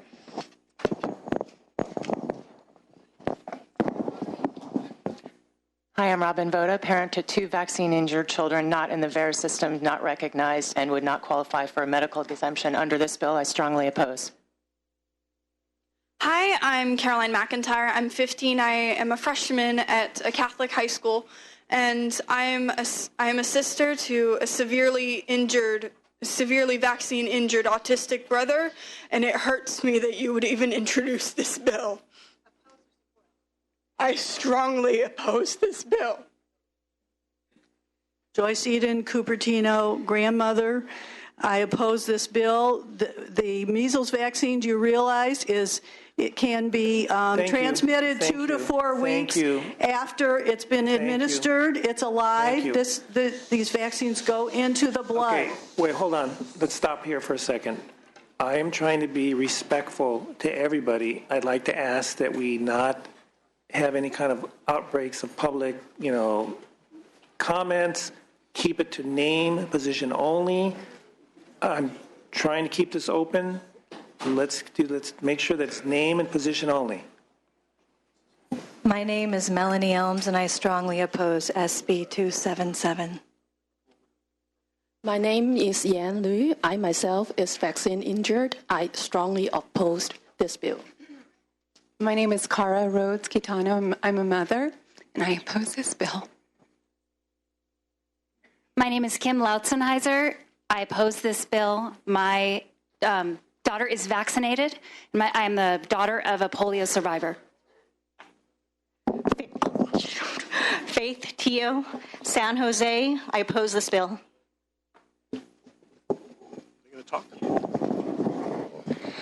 My name is Jeremy, and I oppose this bill. My name is Melody, and I oppose this bill. My name is Natalie, and I oppose this bill. My name is Renee Bedencourt, and I strongly oppose this bill. My name is Kimberly Gibbs Egan. I'm the mother of 4 citizens of California, and we strongly oppose this bill. My name is Katrina Gibbs Egan, and I oppose this bill. My name is Christina Talicia. I am an attorney, and I also oppose this bill. My name is Cami Adams, and I'm a civil engineer, graduated from USC, and I strongly oppose this bill. Thank you. My name is Moana Bartholomew. I'm from Laguna Beach, California, and I'm vaccine injured, and I strongly oppose this bill. Bruce Kaminsky, father of 2 vaccine-caused autistic boys. And by the way, there's hundreds of people in the cafeteria and the basement who aren't even in this line who oppose it, that can't even be here. My name is Ann Austin from Cardiff by the Sea, California, and I oppose this bill. My name is Samuel Gale from Winners. I oppose corruption in this bill.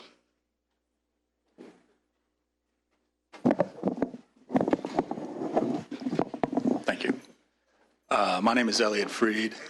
I'm shocked that you would have the arrogance to even introduce this. I oppose it. My name is Kimberly Ross from Loomis, California, and I strongly oppose this bill. My name is Max Radakovitz, and I strongly oppose this bill. My name is Lindsay Aldag. I'm a homeschooling mother of 2. I strongly oppose this bill. I have a master's degree in statistics. I've read all those pharmaceutical studies. My name is Julianne Lawson. I live in South Orange County. I'm the mother of 2 very strong and healthy unvaccinated children, and I oppose this bill. Hi, my name is Jim Ming. I'm father of 2. I live in Cupertino, California, and I oppose this bill. My name is Melanie Garcia. I'm from Hayward, California. Last August, my family lost a dear family friend to a vaccine. I am strongly opposed to this bill. My name is Natalie Vencia. I have 2 children. One is vaccinated and has suffered vaccine injury. The unvaccinated one is healthy and thriving. Please do not pass this bill. My name is Lucas Hayes. I'm a stay-at-home homeschooling father from Sausalito, and I strongly oppose this bill. My name is Josiah, and I strongly oppose this bill. Hi, my name is Sue, and I strongly oppose this bill. My name is Erica Dockhauer. I live in Novato. I'm a homeschooling mother of 3, and we, my husband and I, very strongly oppose this bill.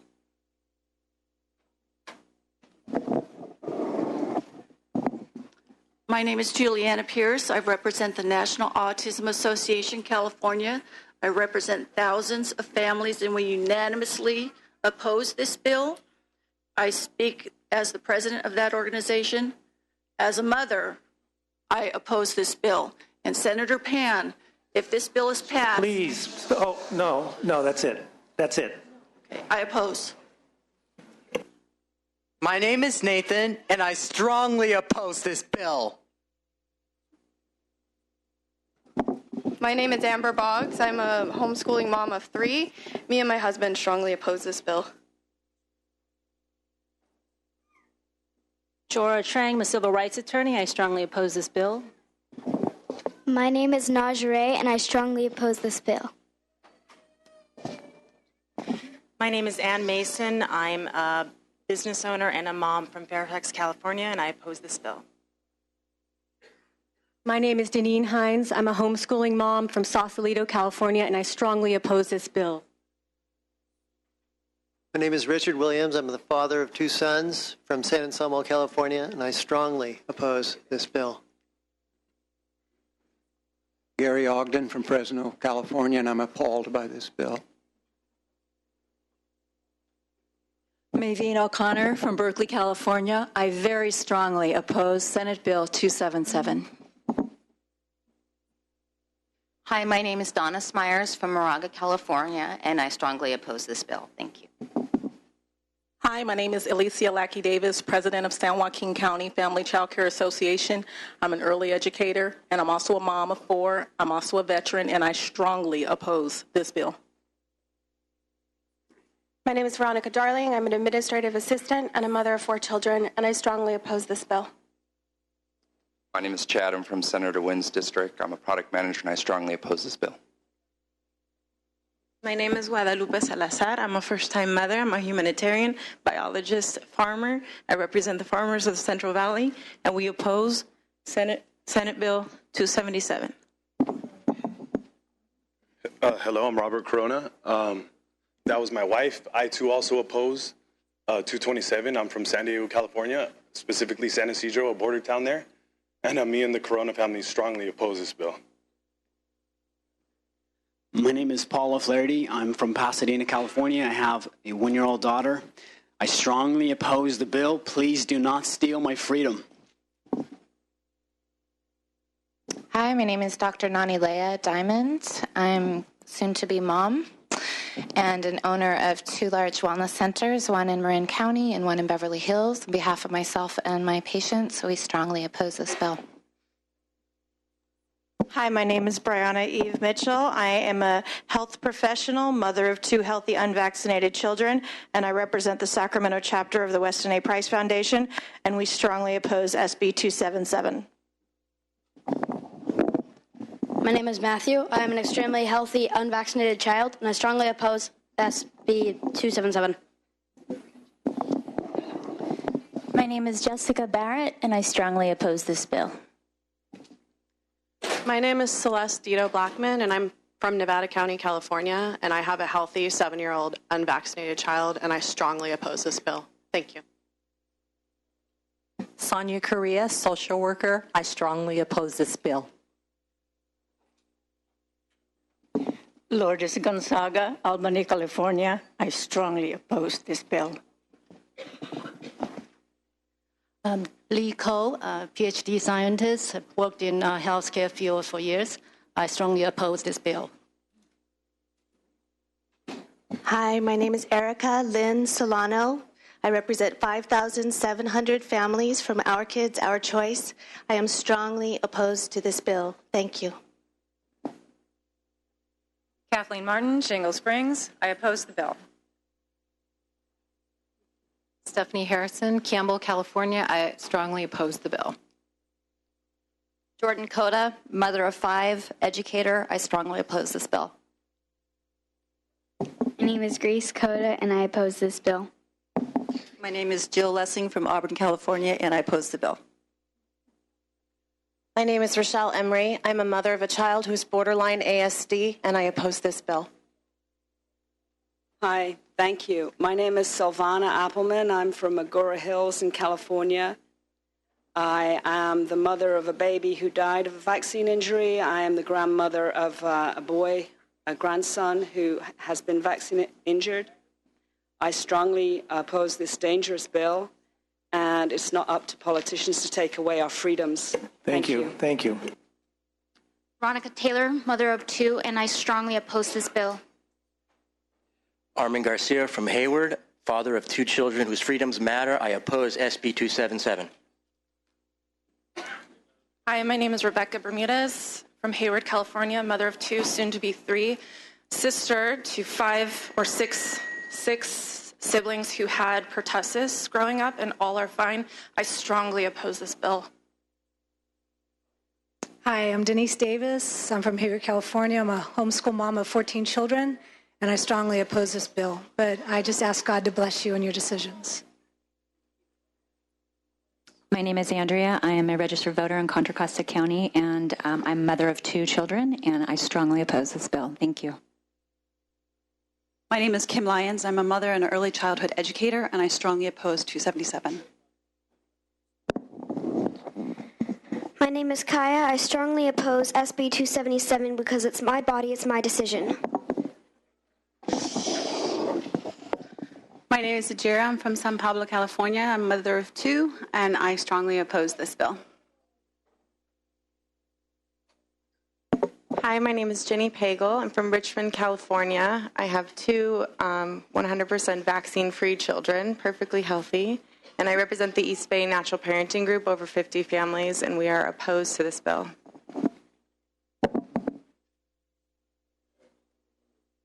My name is Amy Corona. I am the mother of an unvaccinated child in Elk Grove, and I oppose SB 277.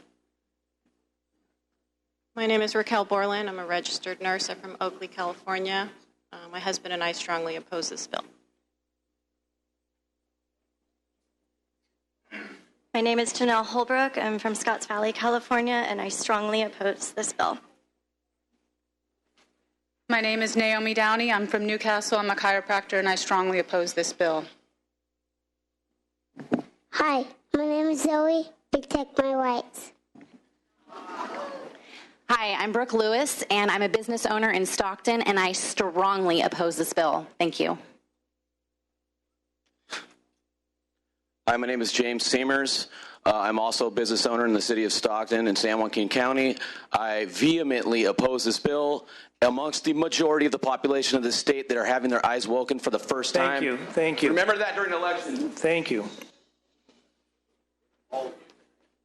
I am Dan Pemberton, and I strongly support this bill. Hi, I'm Brooke, and I'm 7 years old. Hi, I'm Brielle. I'm 5 years old. These are two of my 3 unvaccinated kids. My name is Bill Bollinger. I'm a chiropractor. Strongly opposed to the bill. I'm Dipti Patel, mother of 3. I live in California. I strongly oppose this bill. Dr. Don Hart, Marin County, epicenter of noncompliance. I strongly protest the chemical molestation of children and the establishment of medicine. No, let's stop right now. My name is Vera Buchter, and I'm from Elk Grove, and I strongly oppose this bill. My name is Sahil Bhakta. I'm 15. I'm unvaccinated, and I oppose this bill. My name is Michael Littlefield. I live here in Sacramento, and I very strongly oppose this bill. Thank you. My name is Caitlin Littlefield, and I oppose this bill. I'm Jacob Littlefield. I strongly oppose this bill. Malia Walker, Roseville, California, mother of 2, business owner. I strongly oppose this bill. My name is Chelsea. I'm a Christian homeschool mother, and I oppose this bill. I'm 9, and I oppose this bill. My name is Ronnie Druda. I live in Marin County, and I strongly oppose this bill. My name is Marcia Ganalis Kislik, and I'm a daughter of a vaccine-injured mother, and I strongly oppose this very draconian bill. My name is Jackie Horton. I'm a teacher in Thousand Oaks, California, and I adamantly oppose this bill. My name is Annika Speckhart. I'm from Marin. I have a vaccine-injured child. I had all the childhood diseases myself, and I oppose this bill. Hi, my name is Giovanna, and I had a vaccine-injured nephew, and I oppose to this bill. Hello, my name is Sandra Padilla, and I have a grandson with autism, so I strongly oppose this bill. I'm Lauren Rush. I'm from Fair Oaks, and I strongly oppose this bill. My name is Juliet Davis Porter, and I strongly oppose this bill. My name is Amanda Schmidt. I'm a mother of 2 citizens who are too young to vote, and we oppose this bill.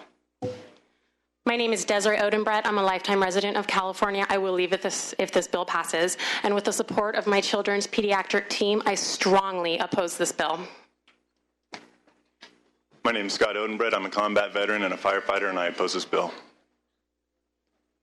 My name is Michael Pinkerton. I'm from Petaluma, California. I'm the administrator for a program for people with developmental disabilities, and I strongly oppose this bill. I'm Yulia Brodsky, and I oppose this bill. I'm Don Straub, an EMT and a retired employee for the state of California, and I oppose this bill. My name is Ethan Swope. My sister is vaccine injured, and therefore I oppose this bill. I'm Hans Diesel. I'm the grandfather of this young man and his 2.5-year-old sister who had the vaccination in February and an adverse reaction to the MMR vaccination, and that's why I oppose this bill. I'm Danielle, a mother of 4. I have a vaccine-injured child, and I strongly oppose this bill. Jeff Combs from Orange County, California, father of 4. Saw my beautiful baby boy go from vibrant to alter for the rest of his life from vaccine injury, so I vehemently oppose this bill. Thank you. Dominique Sweetnam, and I strongly oppose this bill. Thank you.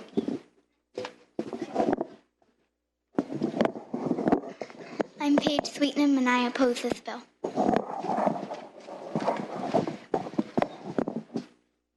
My name is Bonnie Gale. I'm here on behalf of Educate Advocate. We strongly oppose this bill. My name is Jonathan Gale. I strongly oppose this bill. Hi, my name is Carmen Del Castillo, Rockland, California, mother of 5, Hispanic. I'm the voice for Hispanics, and I oppose this bill. Hi, my name is Isaiah Del Castillo. I oppose this bill. Hi, my name is Lisa Cadrain from Los Angeles County. I'm a mother, and I strongly oppose this bill. Hi, my name is Julie Dugan. I'm an osteopath and a mother of 2. I live in San Francisco. I strongly oppose this bill. Hello, my name is Robin Eliason, and I have a master's degree in behavior analysis and worked with many children with autism who have been vaccine injured, and I strongly oppose this bill. My name is Sandy Olson. I traveled here today from Turlock, California. I'm the mother of 6, 2 of whom have health and developmental delays from their vaccines, and I'm also an educator. I'm Aiden Olson. And I oppose SB277. Sorry. I'm Aiden Olson. I'm from Turlock, California, and I strongly oppose this bill. Hi, I'm Anita Trussler from Hayward, California, vaccine injured, and I oppose this bill. Thank you. My name is Elizabeth Gorski. I'm from Yuba City, California. I have 4 children. My husband is active duty Air Force, Michael Gorski. We both strongly oppose this bill. My name is Christina Koblish. I'm a graduate student working towards my doctorate, and I oppose this bill.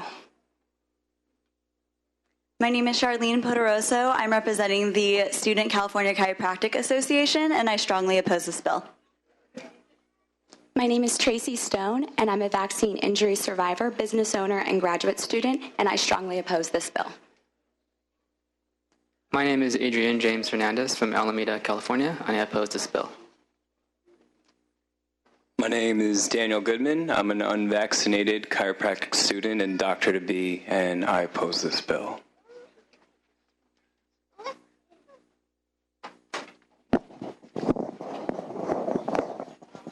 My name is Ellen Ocean. I'm 6 years old. I'm vaccinated. I oppose this bill. Hi, my name is Veronica Stevenson Fryer. I'm a United States Army veteran, and I'm a mother of 3, and my family of 5 is here I'm representing, and we strongly oppose this bill. Thank you. Hi, my name is Alicia Ferguson. I'm a mother, and I'm here to represent my husband and my daughter, and we strongly oppose this bill. Thank you. Hi, my name is Bailey Holt, and I strongly oppose this bill. My name is Dakota Holt, and I'm a college student, and I strongly oppose this bill. My name is Luann Sidholm, a business owner from Watsonville, and I oppose the bill. My name is Gavin Holt, and I strongly oppose this bill. Hi, my name is Jackson Rocha. These are my children, Max and Violet Rocha, and we oppose Senate Bill 277. Thank you. Hi, my name is Susanna Hosbein. I work with maternal depression and anxiety. I'm a clinical therapist, marriage and family therapist, and I oppose this bill. Hello, my name is David Hosbein. My father is a doctor. My older sister is a doctor, medical doctors. They and I believe that informed consent is the foundation of an ethical society, and we strongly oppose SB 277. Dr. Howard Cohn, Newport Coast, California. I'm a chiropractor, so is my wife. I'm here on behalf of my family as a father of 2, and my businesses represent over 50,000 registered statewide voters who all know why I'm here and all are backing the opposition of SB 277. Thank you. My name is Mahal Hackett, and Dr. Pan, I oppose your bill. My name is Lake Hackett, and I oppose this bill. My name is David Hackett. I lived in Davis, California for 45 years, come from a long line of doctors and nurses, and we very much oppose this bill. My name is Maya Hackett, and I'm a publisher and mother of 4, and I strongly oppose this bill. Yolo County. My name is Dr. Joel Bremson. I'm a father and a data research analyst, and I strongly oppose this bill. My name is Elijah. I'm a graduate of University of California, Davis with cellular and molecular biology, and I'm a former researcher, and I'm a certified clinical research professional in Code of Federal Regulations and research, and I strongly ask you to please uphold the informed consent process of good and clinical GCP, and I oppose this bill. Thank you. Hi, my name is Lydia. I'm a mother of 2, and I'm also here to speak up for my injured sister and myself, and I strongly oppose this bill. My name is Brianna Vasquez, and I oppose this bill. My name is Sergio Negrete, and I oppose this bill. My name is Georgette Reeves, and I strongly oppose your bill. My name is Lois Negrete, and I oppose this bill. My name is Joshua Foster. I'm here on behalf of the National Health Federation, my unvaccinated son Julius, and the Lord, and I strongly oppose this bill.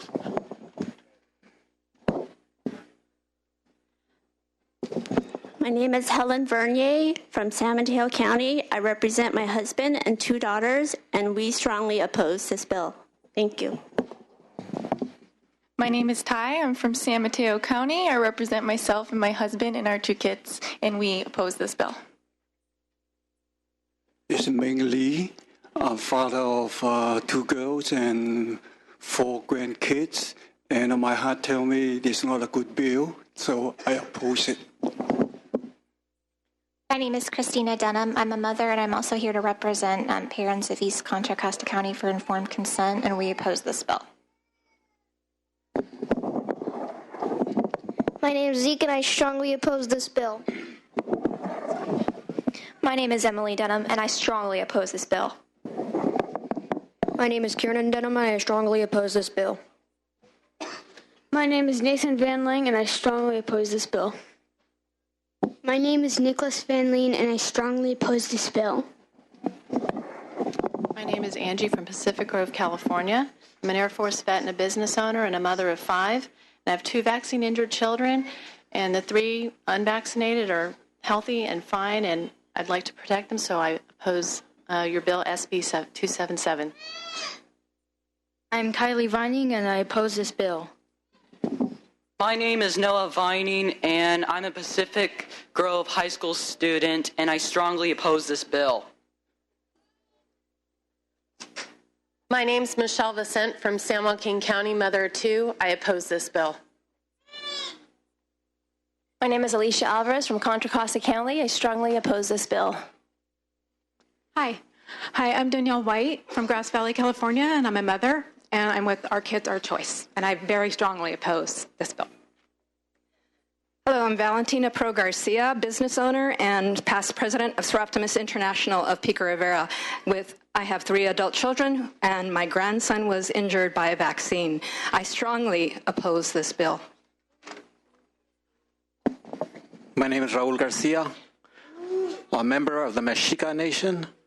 I'm a business owner and live in City Pico Rivera. I strongly oppose this bill.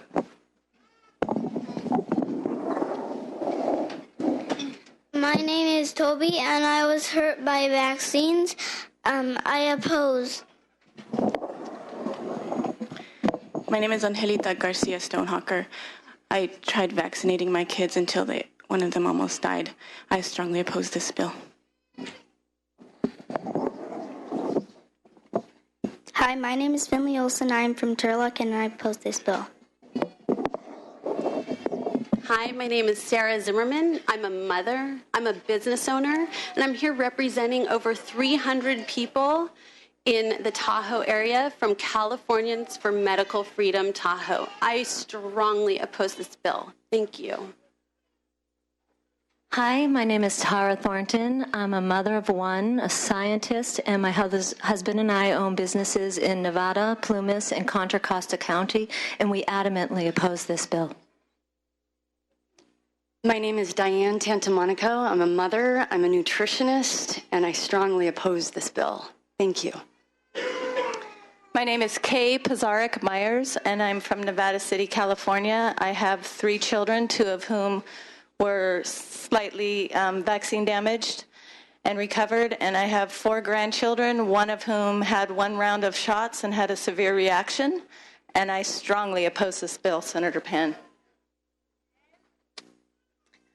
Hello, my name is Evelyn Melatlidis. I have 3 children. 1 is vaccine injured, 1 deceased, and 1 fully unvaccinated and very healthy. I oppose this bill.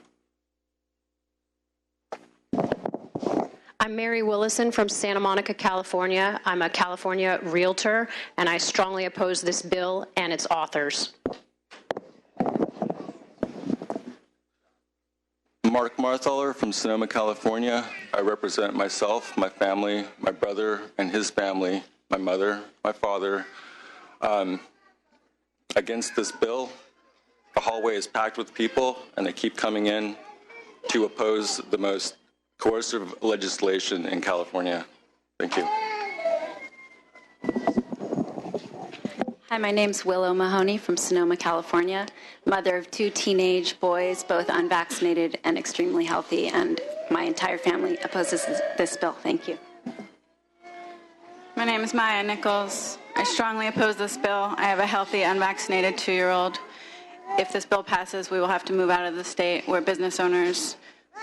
I was born here. This is my home. I don't want to have to leave because my rights are violated.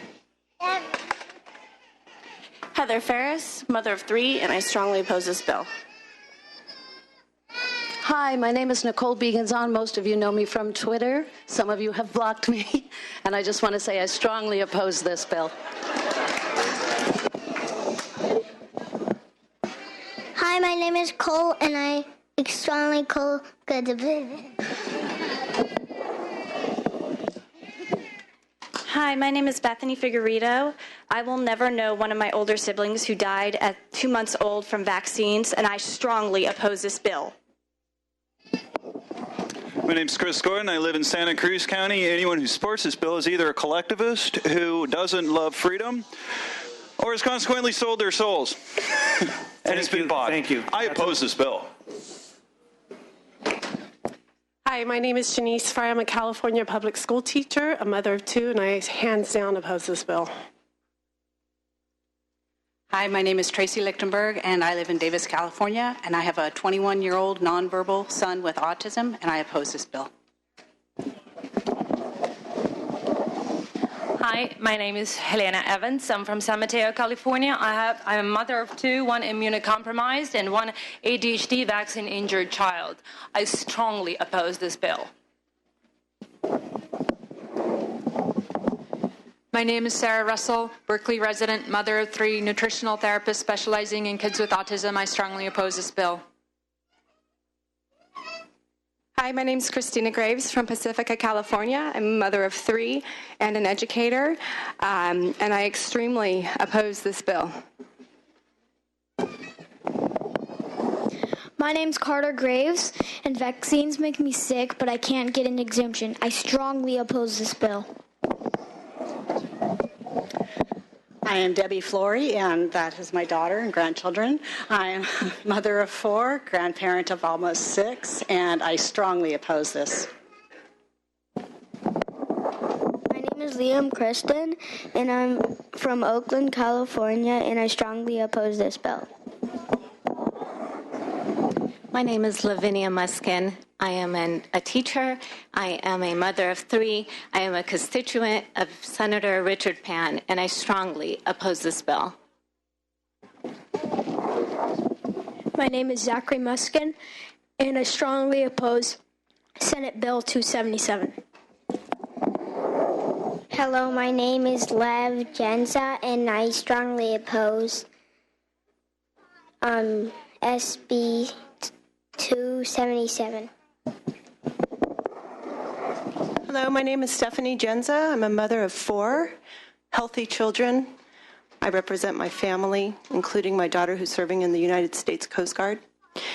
And I'm also a business owner. Thank you for hearing. I oppose strongly.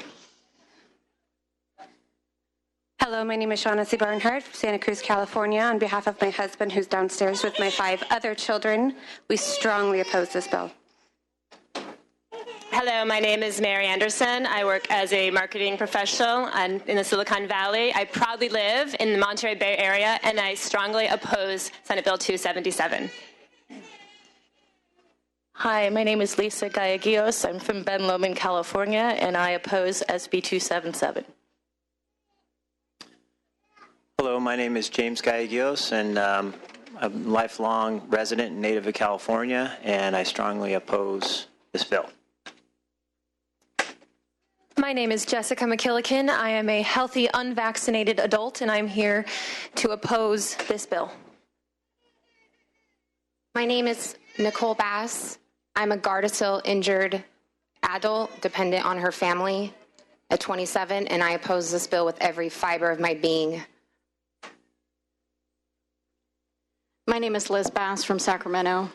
I'm an educated mother of 2 vaccine-injured children, and I strongly oppose this bill.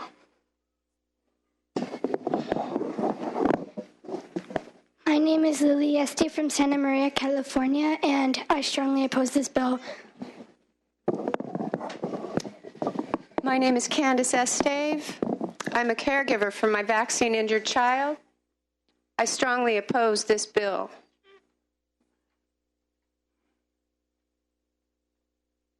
Hi, my name is Leslie Shebley from Solano County. I'm a mother of 2 and a high school teacher, and I oppose this bill.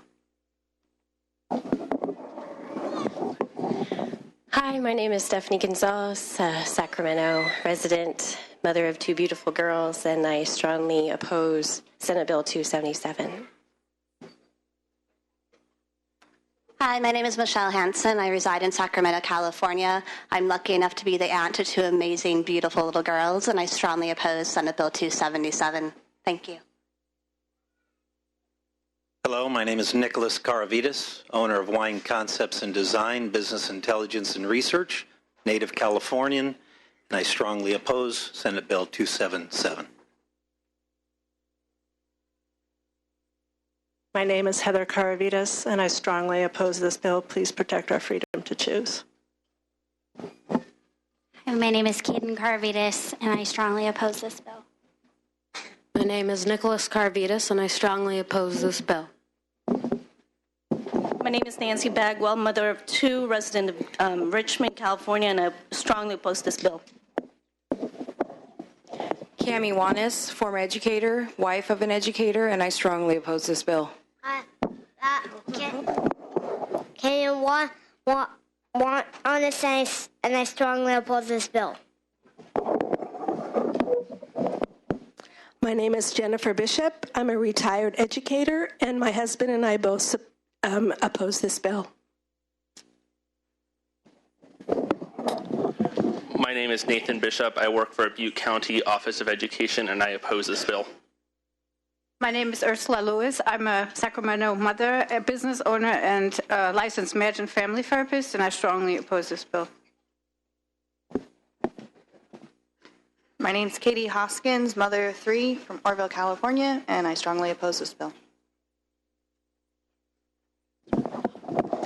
My name is Janessa Rayner. I'm a stay-at-home mother of 2 children, and I also homeschool, and I represent a group of homeschool mothers of 25 mothers who strongly oppose Senate Bill 277.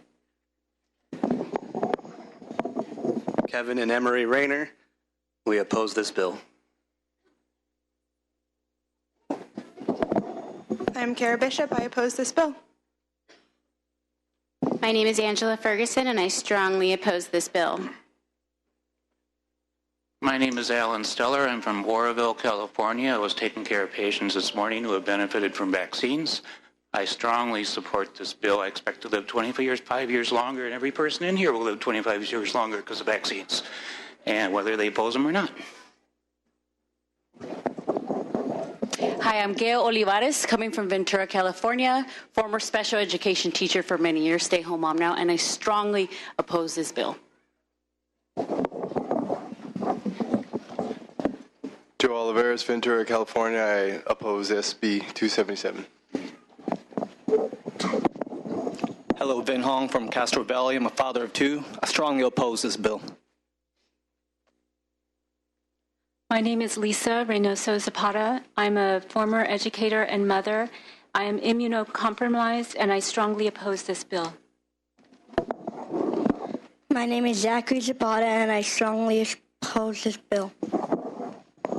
My name is Melanie Hong, and I strongly oppose this bill. And I'm also a military veteran of 16 years, retired due to breast cancer. Thank you. My name is Michelle Waldo. I have 2 children that are immune compromised, one of which is vaccine injured, and I adamantly oppose this bill. My name is Michael Ferris, father of 2, one who is vaccine injured, and I strongly oppose this bill. My name is Amanda Miller, CPA, CMA, mother and wife, and my husband and I strongly oppose this bill. My name is Holly Reese. I'm from Orange County, California. I'm a mother and a flight attendant. I personally experienced negative vaccine reactions, and I strongly oppose this bill. My name is Alicia Garrett. I'm a mother from Fountain Valley, California. My husband and I both strongly oppose this bill. My name is Amanda Tenike. I'm a mother of 4 and a public school teacher, and I strongly oppose this bill. My name is Jennifer Paolani. I'm from Orange County, California. I'm a chiropractor and mother of 2, and I wholeheartedly oppose this bill. My name is Christian Bonte from Orange County, California, former public school teacher, father of 2, and I oppose this bill. My name is Dylan Kristen, and I'm from Oakland. And I strongly oppose this bill. Kobe Pizzati, I'm West Sacramento resident and father of a 3-year-old daughter, and I strongly support this bill. My name is Jamie Scott. I'm from West Hollywood, and I vehemently oppose this bill. My name is Rick Davis. I'm the California Legislative Liaison for parentalrights.org. I represent thousands of California families that oppose this bill. I'm also a father of 8.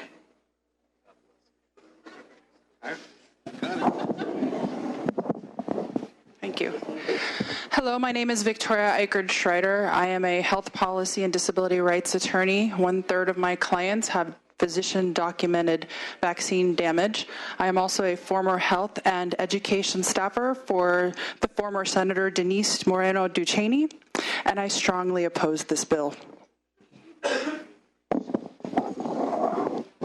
Hello, my name is Christine Alexander, Colfax, California, mother of 2 fully vaccinated, publicly educated children, and I strongly oppose this bill. Thank you.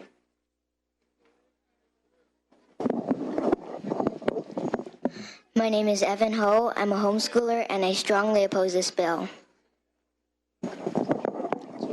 My name is Laura Nishina. I'm a mother of 2 and a member of the East Bay Families for Informed Consent, and I strongly oppose this bill. Hi, my name is Dr. Michelle Nishina. I'm a mother and a dentist, and I strongly oppose this bill.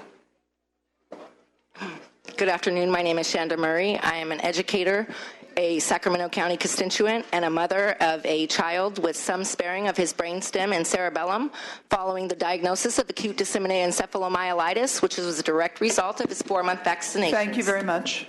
I strongly oppose SB277. Thank you.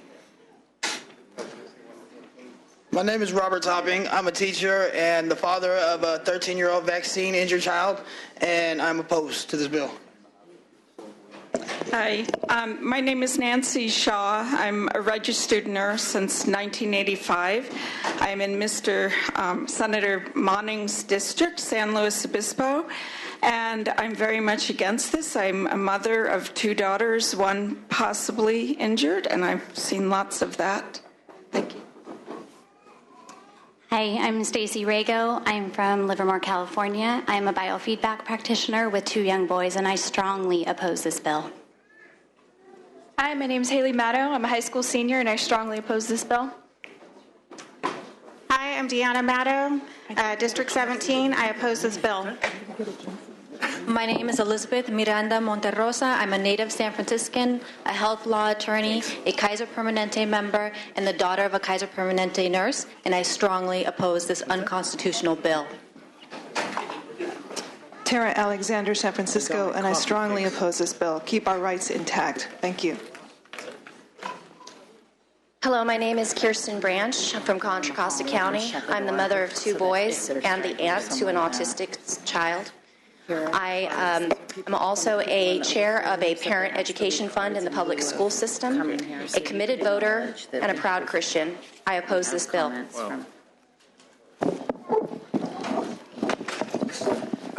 My name is Stacy Story. I have a 5-year-old little boy going into kindergarten. I live in America, the land of the free, and I would not be able to afford homeschool for him. I oppose this bill.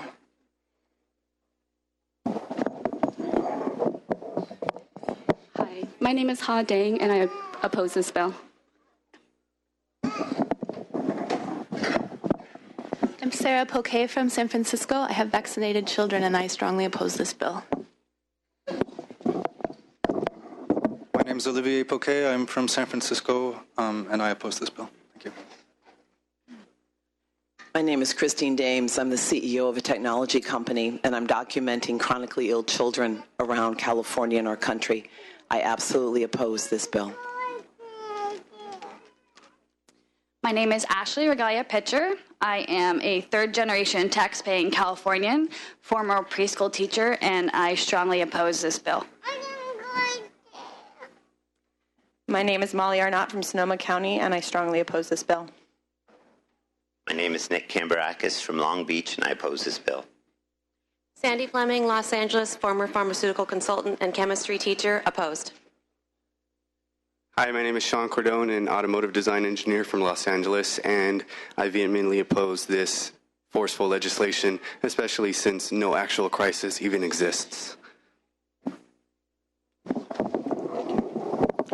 Hi, I'm Harold Fong, a father. I had my son vaccinated, and a former teacher and a school board member of the Sacramento County Board of Education, representing 230,000 students. I strongly support this bill. I'm Kelly Tretter from Lincoln, California. I'm a California public school administrator, and I'm a mother, and I adamantly oppose this bill. My name is Sherry Smith, and I survived polio from the vaccine, and I oppose.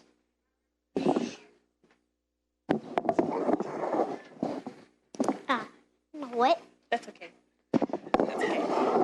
Hi, my name is Shaniko Stephens. I've suffered vaccine injury. My son is completely unvaccinated. He went through whooping cough, not a big deal. Vitamin C, vitamin A for measles, and I fully oppose this bill. Cochrane Institute. Google it.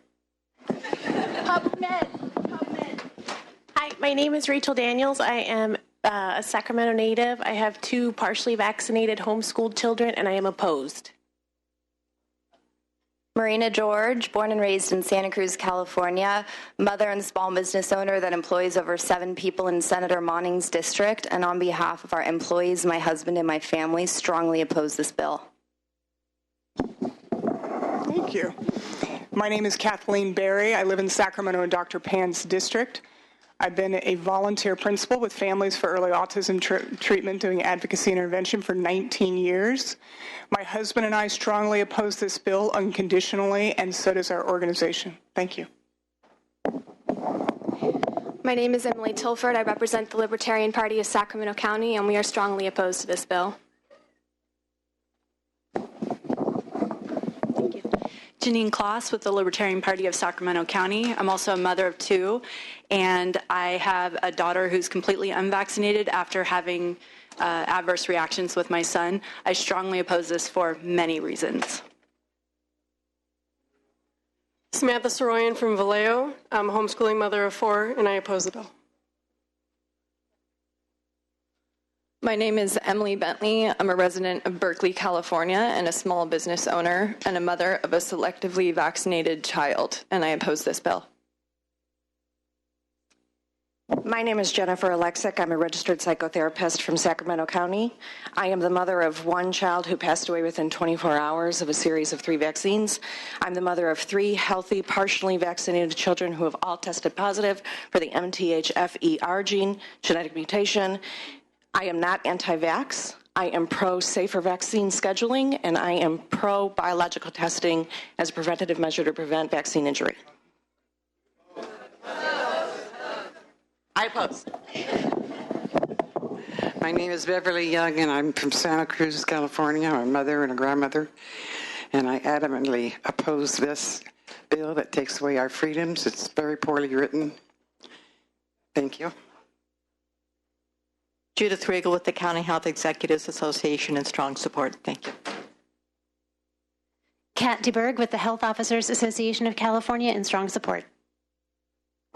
Alicia Sanchez with the California Medical Association on behalf of our 40,000 members are proud to be a co-sponsor of this legislation. Thank you. Lydia Bourne representing the American Academy of Pediatrics, California School Nurses Organization, and a board member of California Immunization Coalition. We are in strong support of this bill. Nicole Wertelman on behalf of the Alameda County Board of Supervisors in support. Susan Colon, member of the cannabis community, mother who had, she was a victim of an injury, so am I, and I'm completely against it. I'm also a successful party in suing Medi-Cal, and I think it's wrong what you're doing. My name is Marco Prina, Berkeley resident. I'm a teacher. I have 3 years old. I oppose this bill.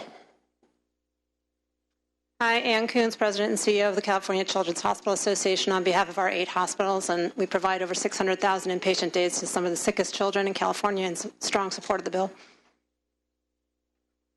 I'm Rebecca Nelson from Huntington Beach, California. I have a business there, and I strongly oppose 277.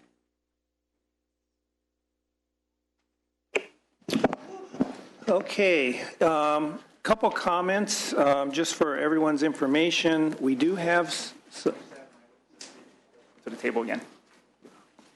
Just for information, we have had quite a few overflow rooms. We have a lot of comment cards. I just want to let everybody know that they are in our possession, and we will take a look at them.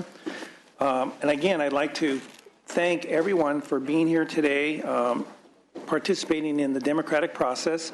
What I'd like to do is ask if we can have an equal amount of those, the proponents, as well as the opponents, that we can fit in the chairs up here where there's a microphone to come up.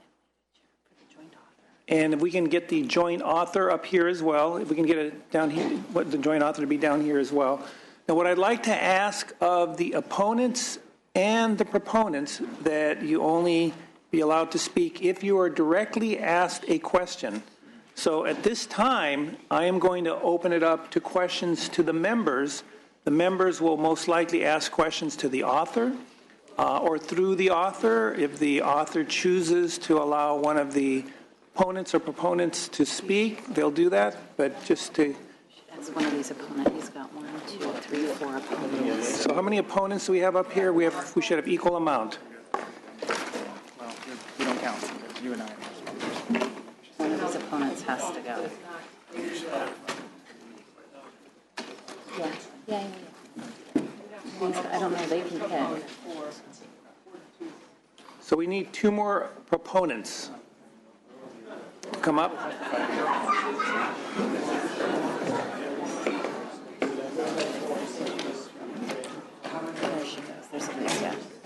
Okay, I think we have 4 and 4 now, I think. No, we only have 2. No, well, we don't count. It's authors. Right. They can sit over here. We can move the mic back and forth. Yeah, somebody needs to get up.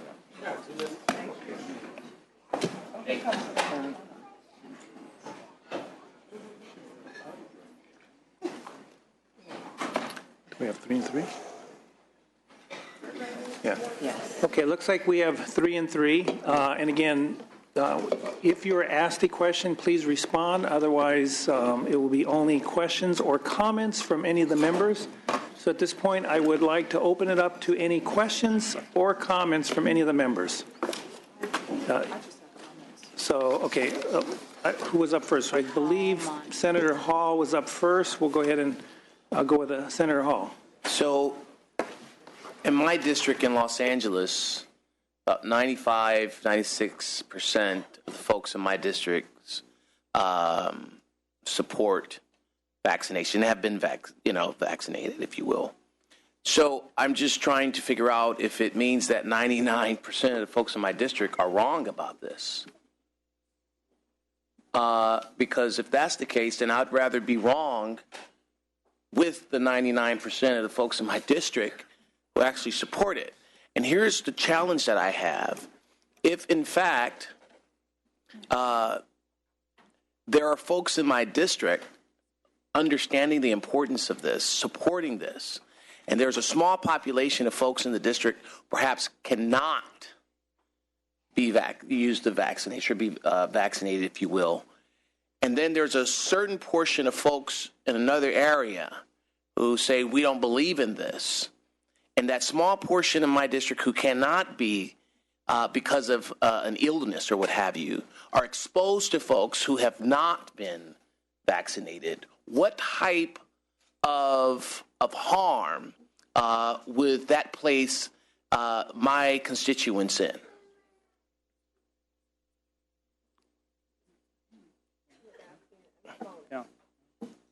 An opponent. Is that a question or a comment? It's a comment. It's a question, rather. Yes. The doctor, please. You want somebody for the bill? Yes. Yeah, I'm sorry. I'm not sure if I understand 100%. So if someone is in my district and they're sick, they have some type of condition where they cannot be autoimmune disease of some sort, and they're exposed to someone who perhaps is ill, who choose not to be, vaccinated, if you will, would that person put in harm's way? Would that person put my constituent in harm's way?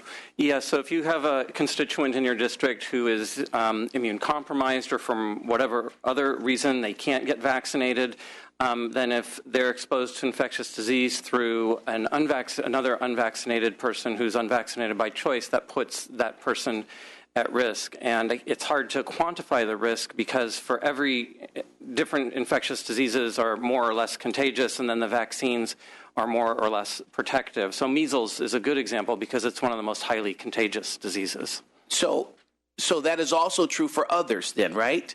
So that is also true for others, right? Right. It's also true for other vaccine-preventable diseases such as mumps or pertussis. Thank you. Okay, I believe Senator Monning had a question and or comment, then Senator Woke.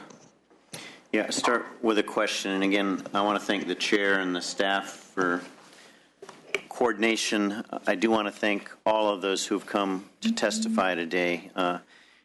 Clearly, there's a common motivation, which is concern for our children.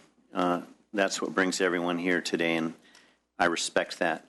Let me start with a question, maybe through the author, Dr. Pan, but maybe also for the doctor, and it picks up on what Senator Hall asked.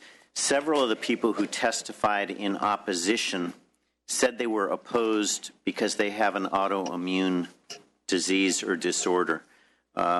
Would your bill would the medical exception allow somebody with an autoimmune disease not require vaccination?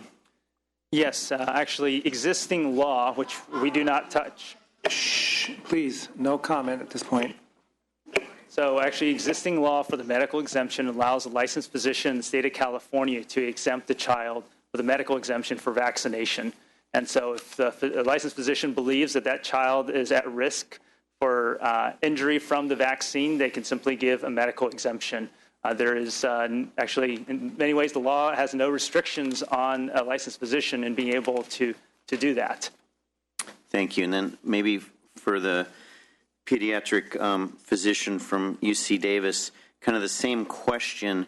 In your practice, could you profile a situation where a child who presented, what type of child would be a candidate for medical exemption from vaccination? Thank you. Yeah, so let me give an example from a child that I would see. So, for example, a child with maybe lupus. And to control lupus, sometimes one needs to use high-dose steroids for immune suppression because it's an autoimmune disease, so you want to calm down the immune system. In that case, they'd be more susceptible to infectious diseases, but you may not want to give them even a weakened form of the virus that's in the vaccine. So, for example, you specifically wouldn't want to give them MMR vaccine because it is a live virus that might multiply more than you would want it to. And that specific patient, you would certainly exempt from that vaccine. Thank you. And in your practice, does that describe real situations where you have supported or recommended an exemption from vaccination? Yes, absolutely. Thank you. Mr. Chair, I think I do have some other comments, but I think maybe I'll defer till after there's other questions, and then when we wrap up, I might have an opportunity. By all means. Thank you. I believe Senator Woke, comment, questions? Mr. Chair, I don't have comments. I'm ready to move. I mean, I don't have questions. I'm ready to move to a motion when we're ready. Okay, thank you. Okay. Yes, Senator Roth. Thank you, Mr. Chair. First, a comment. I don't know if it's appropriate, but I did sit through the entire public comment period, and there were certainly some difficult points made during that and some difficult times during the process. And I just wanted to first commend the extraordinary professionalism displayed by my colleague from Sacramento during that process.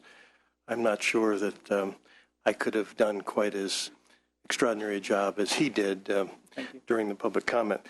Now my question, I believe in vaccinations and in appropriate cases requiring them, but I have some concerns, and I apologize for missing part of the process. I had to chair another committee at the very beginning of this hearing, but it's my understanding that in addition to the measles issue, which we have been concerned about here in the United States, that this bill mandates that a series of other vaccinations be administered, about 9 others. And so my question is, why are we mandating the other 9? And I guess I don't care who responds. Dr. Pan? Certainly. These are all vaccinations for diseases that can certainly put children at risk. So, for example, polio is a required vaccination. Hopefully we don't want polio to come back. We also recommend require DPT, which is pertussis, tetanus, and diphtheria. And while some people have pointed out that tetanus itself is not a contagious disease, it is combined with pertussis, whooping cough, and diphtheria. And most people have never seen diphtheria here in this country, but actually, for example, in Russia, when they actually had a tremendous drop in vaccination rates during the chaos after the fall of the Soviet Union, there actually was diphtheria that re-emerged in Russia. So hopefully we will never see diphtheria come back to the United States. It's known as the silent killer, but that's another disease we require. Hepatitis B, one thing I would make note is that hepatitis B is a disease that's actually the main cause of liver cancer. While some people would say that why should my child doesn't have sex, doesn't do IV drugs, why would I want to immunize? Actually, there are children who catch hepatitis B perhaps through through some sort of contact or something during childhood. We do know that cases of children pick up hepatitis B when they're young, and that's why the recommendation is to immunize them as children, because immunizations don't work after you catch the disease. You have to do it before you catch the disease. But every one of these immunizations, and that is one that I think we can talk about that actually causes harm, and that the benefits of vaccination certainly far outweigh having the disease continue. The other thing I want to point out is that while it is true that in current state law, and we didn't change that part of the law, that the Department of Public Health can make decisions about adding vaccines to the legally required schedule. So this is not that actually has not happened in the state of California except through the legislature, and for actually I think for a very long time, decades. So in many cases, we're actually not even requiring that children get vaccinated with every single recommended vaccine when they enter school, just a subset of them when in terms of what's in the law. So the law is very clearly stated which particular vaccines are required. But for some time, this list has been, I call it sort of an opt-out situation with the person of belief exception. Mm-hmm. You can opt out of getting one or more of the vaccines on the list. So aside from measles, which has been of some interest in the media and otherwise, was there some triggering event that causes us to now think about mandating as opposed to allowing an opt-out for Hep B, for tetanus, for polio, which has been an issue off and on for years? I'm just curious, is this just a convenient time for us to revisit it and require all the vaccines? So unfortunately, what we've seen so far, as I said in my opening testimony, is that we've seen both pertussis and measles come back. Measles is the most contagious, so it's surprising that it's the first one of the first ones to come back. Pertussis, partially because the vaccine does tend to wane in immunity quicker. You don't get lifetime immunity with pertussis, so it tends to be in the population.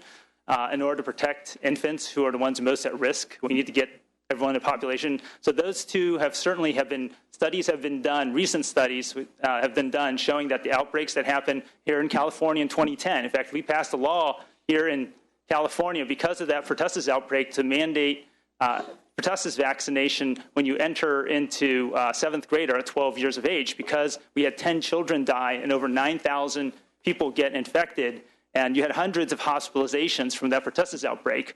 So pertussis clearly triggered legislative action. Measles, of course, we have the Disneyland outbreak, but don't forget that in the year before, in 2013, before the Disneyland outbreak, we had a record 644 cases of measles in the country. So it's not just Disneyland, it's also, we're seeing this growing outbreaks, and this is what we don't want to see happen. Certainly, I hope we never see polio or diphtheria return. That would be, but we're already seeing, basically, canary in the coal mine is already showing that we have a problem right now. Both the Disneyland outbreak and the pertussis outbreak that happened in 2010, and actually last year, 2014, there was another resurgence of pertussis as well. Is there a reason then that we're not just simply focusing on measles and pertussis as a basis for the mandate and allowing the opt-out for the other vaccinations? Well, I think that I think the issue is that, well, we could certainly just focus on those two vaccines. The problem is that if we do we wait for the other ones to return in order to now make a decision, right? And so there's a reason we've decided to require those particular vaccinations. Every one of those vaccinations has been discussed and debated by the legislature and has been recommended for school entry. And that's why they're on that list. So now with respect to the provision that allows the Department of Public Health, if that's the department's name, to add vaccines to what will now be a mandated list as opposed to a list of vaccines from which people could opt out. Is there a reason why we are allowing that to continue to remain in the statute? Because frankly, if I'm being asked to mandate that people get a vaccine, I'm somewhat reluctant to turn over to a California departmental agency the opportunity to add mandated vaccines to a list without at least coming to talk to me or whoever's on this committee about the rationale for it, the risk associated with it, the reason for the mandate, and all of the other issues that we can think about sitting here.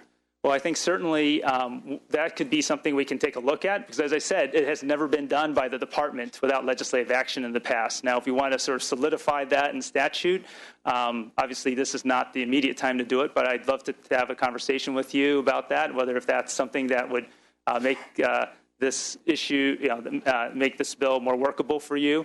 We can certainly have that conversation as well. And one thing I'm not certain, one issue I'm not certain about, I just want to ask, because I'm sure you all are, is does the Department of Public Health today not have the authority to step in appropriate cases if we have communities where the immunization rate is extraordinarily low, to step in and require vaccinations at public high school districts? There's only been, so first of all, they don't have the authority to go in advance. They can, when an outbreak occurs, they can force people to be quarantined, they can force people to leave the school. There's only been one situation in the United States where they've actually forced vaccination. That was actually during an outbreak in Philadelphia, where there were over 900 people who got measles, and actually 9 children died. It's not a step that we want to take. As I said earlier, this bill is not about mandatory vaccination. We don't want to get to the place where we're going to be mandatorily vaccinating children against their parents' will. This is about ensuring that we keep our vaccination rates high, that we're protecting our public spaces, particularly our schools. The reason California and every other state in the country passed vaccination requirements was to protect the public and to protect children at school. And that's really what we're trying to restore. Because the personal belief exemption has basically, the use of that has increased to the point where we no longer have that protection. That's what we've seen with the pertussis outbreak. That's what we've seen with the measles outbreak. We need to restore that balance so that people, we've had witnesses here who talked about how they are afraid of now bringing their infant into public places to pick up their older sibling in school or go to other public places, because now measles is around. They're seeing notices when they go to Trader Joe's, or they get a notice that Bart, there was a person with the exposure, or if you go to a restaurant, suddenly you get a notice from the Department of Public Health, you might have been exposed, you or your infant might be exposed to measles. Or actually pertussis. In fact, I was going to bring up later, this is a notice that was sent out today by the Sacramento City Unified School District, notifying parents of a school that their child might have been exposed to whooping cough. It's happening now. Well, thank you for your responses. And no, please, no public sergeants. Thank you for your responses, Dr. Pan, and for your professionalism during this process. Thank you, Mr. Chair. Thank you. I believe Senator Mitchell, I saw her, she wants a comment or question. I have a question of the opposition at the table. A number. Excuse me. Ma'am, this is not the place to do this. Excuse me, move her from the building, please. Ma'am, this is not the place to do this. Ma'am, this is not the place to do this. Please exit the room. Please exit the room, ma'am. Ma'am. Discredits the whole crowd.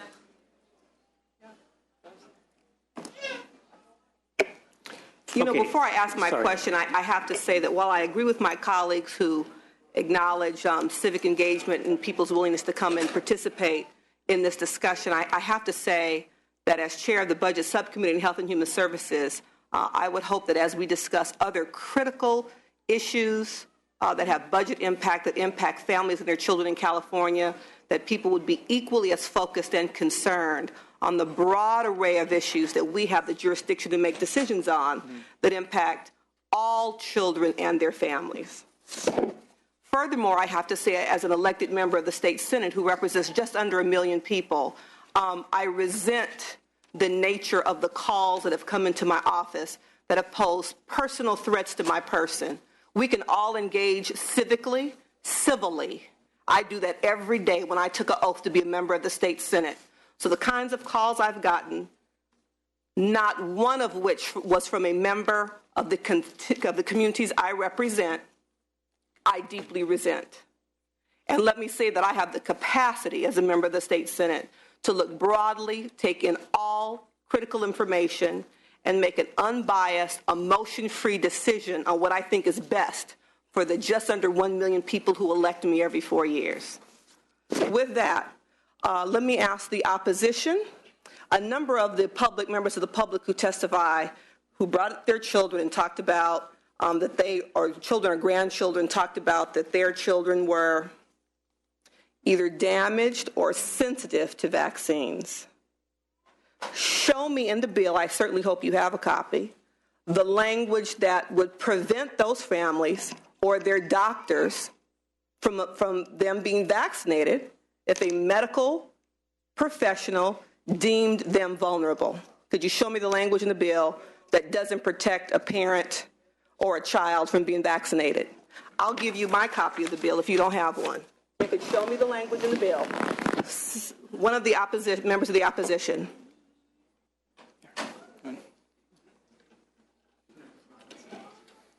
Take your time. We've been here a while. Take your time and look at it.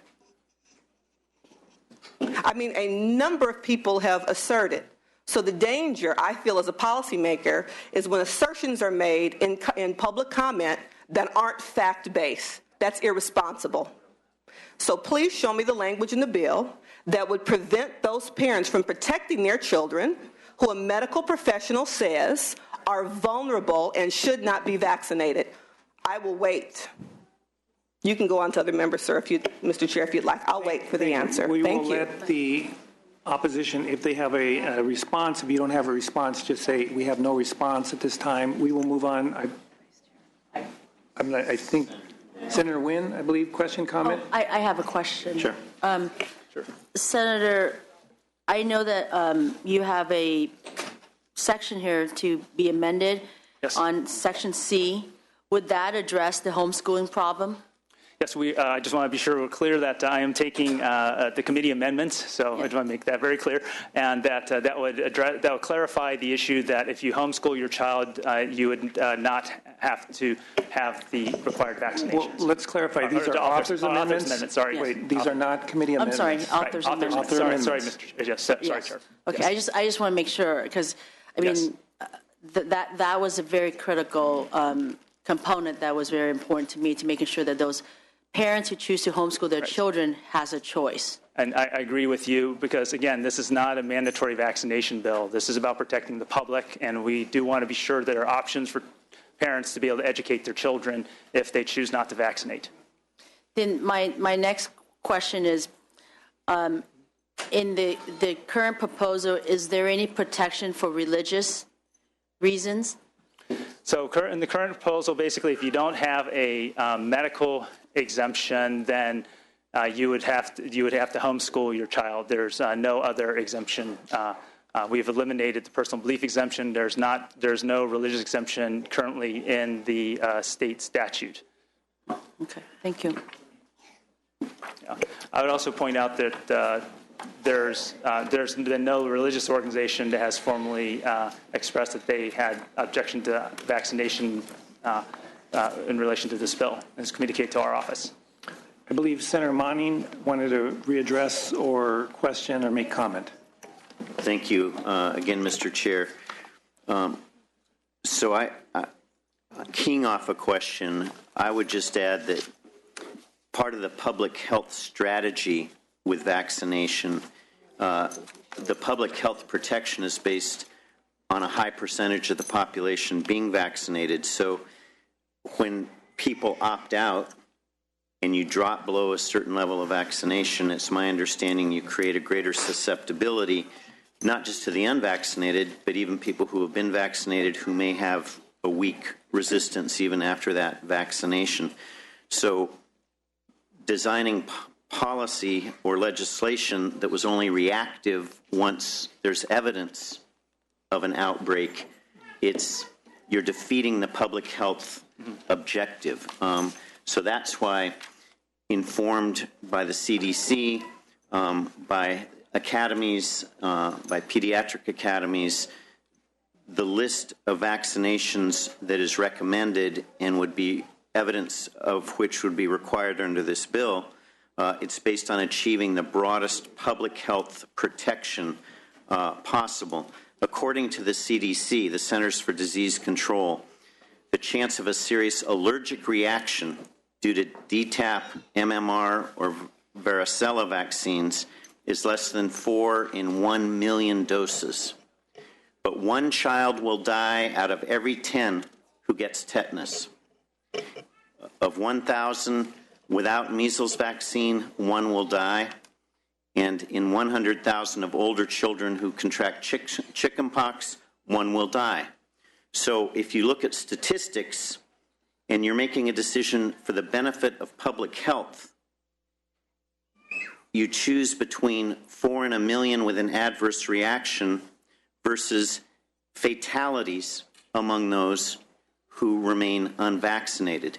That said, the concerns of the majority of those here today, who are guided first and foremost by concern for the health of their children and their families, they are driven by what they think is best for their children. But where we have a balance here with this bill that is a tough one for us is, on the one hand, many people voiced their strong belief that they have a right to make the decision for their child. If it were just a decision about their child, I think you would find no quarrel with having a right to make that decision. My concern and my trouble with that opposition is that you're making a choice not just for your child, not just for your family, but a choice that potentially affects another person's child, a decision that potentially can set in motion the mother who we heard from today whose child contracted measles on a trip to Disneyland.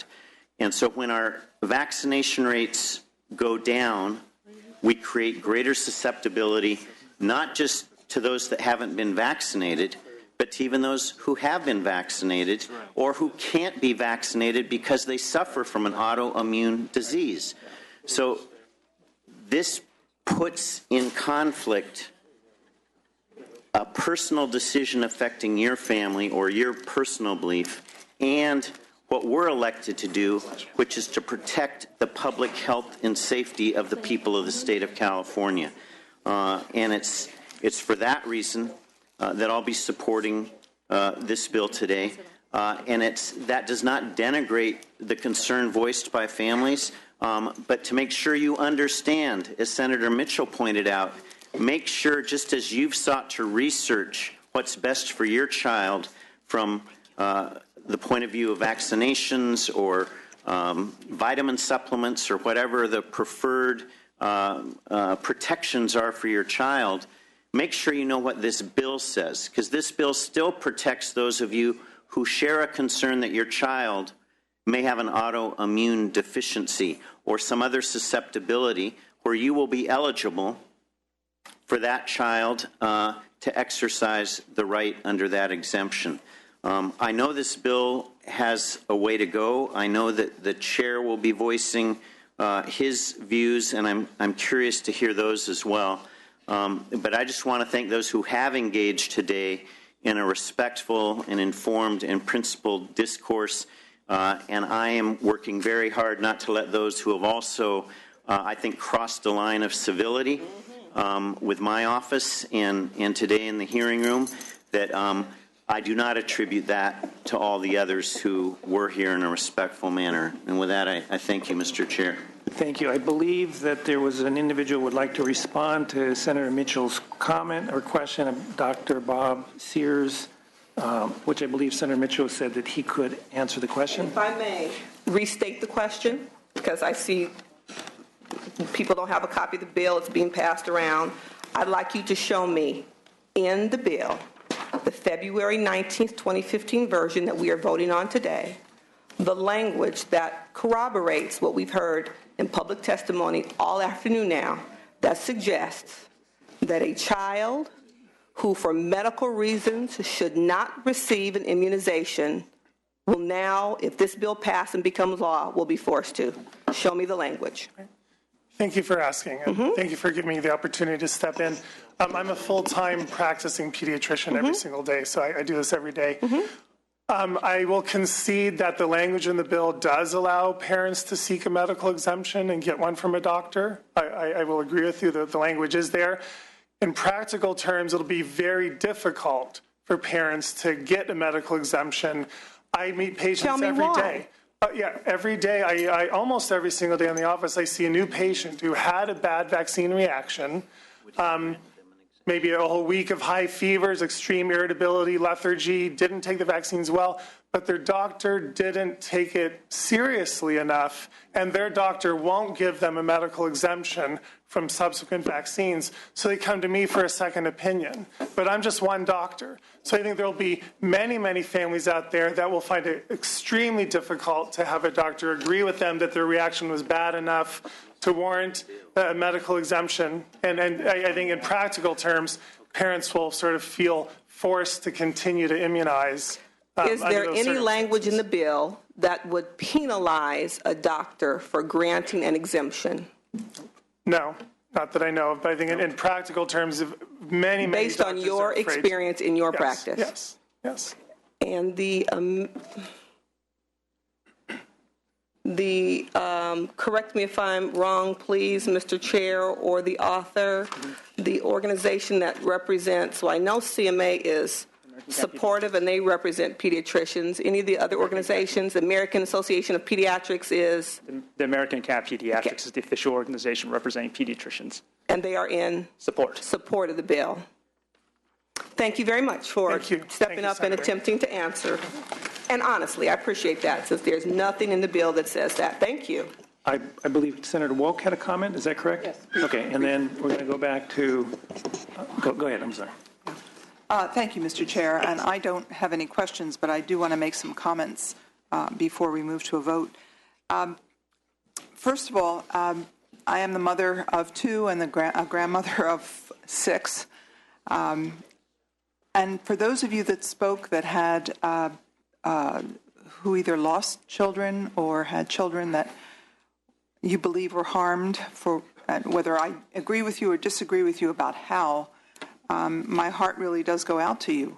It is awful to be a parent and have a child that is harmed or hurt, let alone lost. As a grandmother, I can tell you, as I watch my sons and my daughters-in-law, I think it's tough to raise children today. Really tough, tougher than it was for us. There's a lot to worry about that we never worried about. What's in the food, what's in the milk, the additives, the chemicals. I mean, there really is a tremendous amount of anxiety out there by parents. Your generation has a tough job. I'm worrying about heading soccer balls and playing football and all sorts of things. And I just, my heart goes out to you. I'm 68. I was born in 1946. And I remember these diseases, having had measles and chickenpox, and friends who had polio. The polio vaccine didn't come in until I was probably in, 10, 11. How fearful it was for us as children to swim in the summer because we might have gotten a chill. We might contract polio and thereby end up in one of these iron lung machines. And we all knew people and kids that happened to, and adults. I lost a very good friend in college to mumps. I mean, mumps. 18-year-old, healthy otherwise, just lost. So I am a strong proponent of vaccinations. And, I think I'll conclude by saying I think we do have our individual rights aren't limitless. They aren't without limits. There is no such thing as an absolute individual right for anything that I can think of. And in this particular case, your insistence on your right really could harm my children or my grandchildren, and a lot of other people who, through no fault of their own, are either babies, immunosuppressed, having treatment for terrible diseases. I really can't support. I am in strong support of this bill. Senator Roth? I just want to make sure I'm clear on the medical exemption. And in looking at the bill language, it provides for, quote, exemptions from immunization for medical reasons. And that's the language. So who determines what a medical reason is? Is there a standard that is commonly accepted? Is there a requirement that the CDC puts out? Is there a rule that physicians and other healthcare providers are required to follow, whether it's a CMA rule or a Pediatricians Association rule, or is it simply left to the discretion of the individual healthcare provider whether the vaccination is medically appropriate or not? Dr. Pan? So there is a definition in statute. It's obviously we did not touch that in the bill, which is why you don't see in the bill language. But it basically says that a licensed physician in the state of California, in their professional judgment, can grant the medical exception. So there's no restriction in terms of guidelines or other types of things other than their own professional judgment. Certainly, we expect licensed physicians to exercise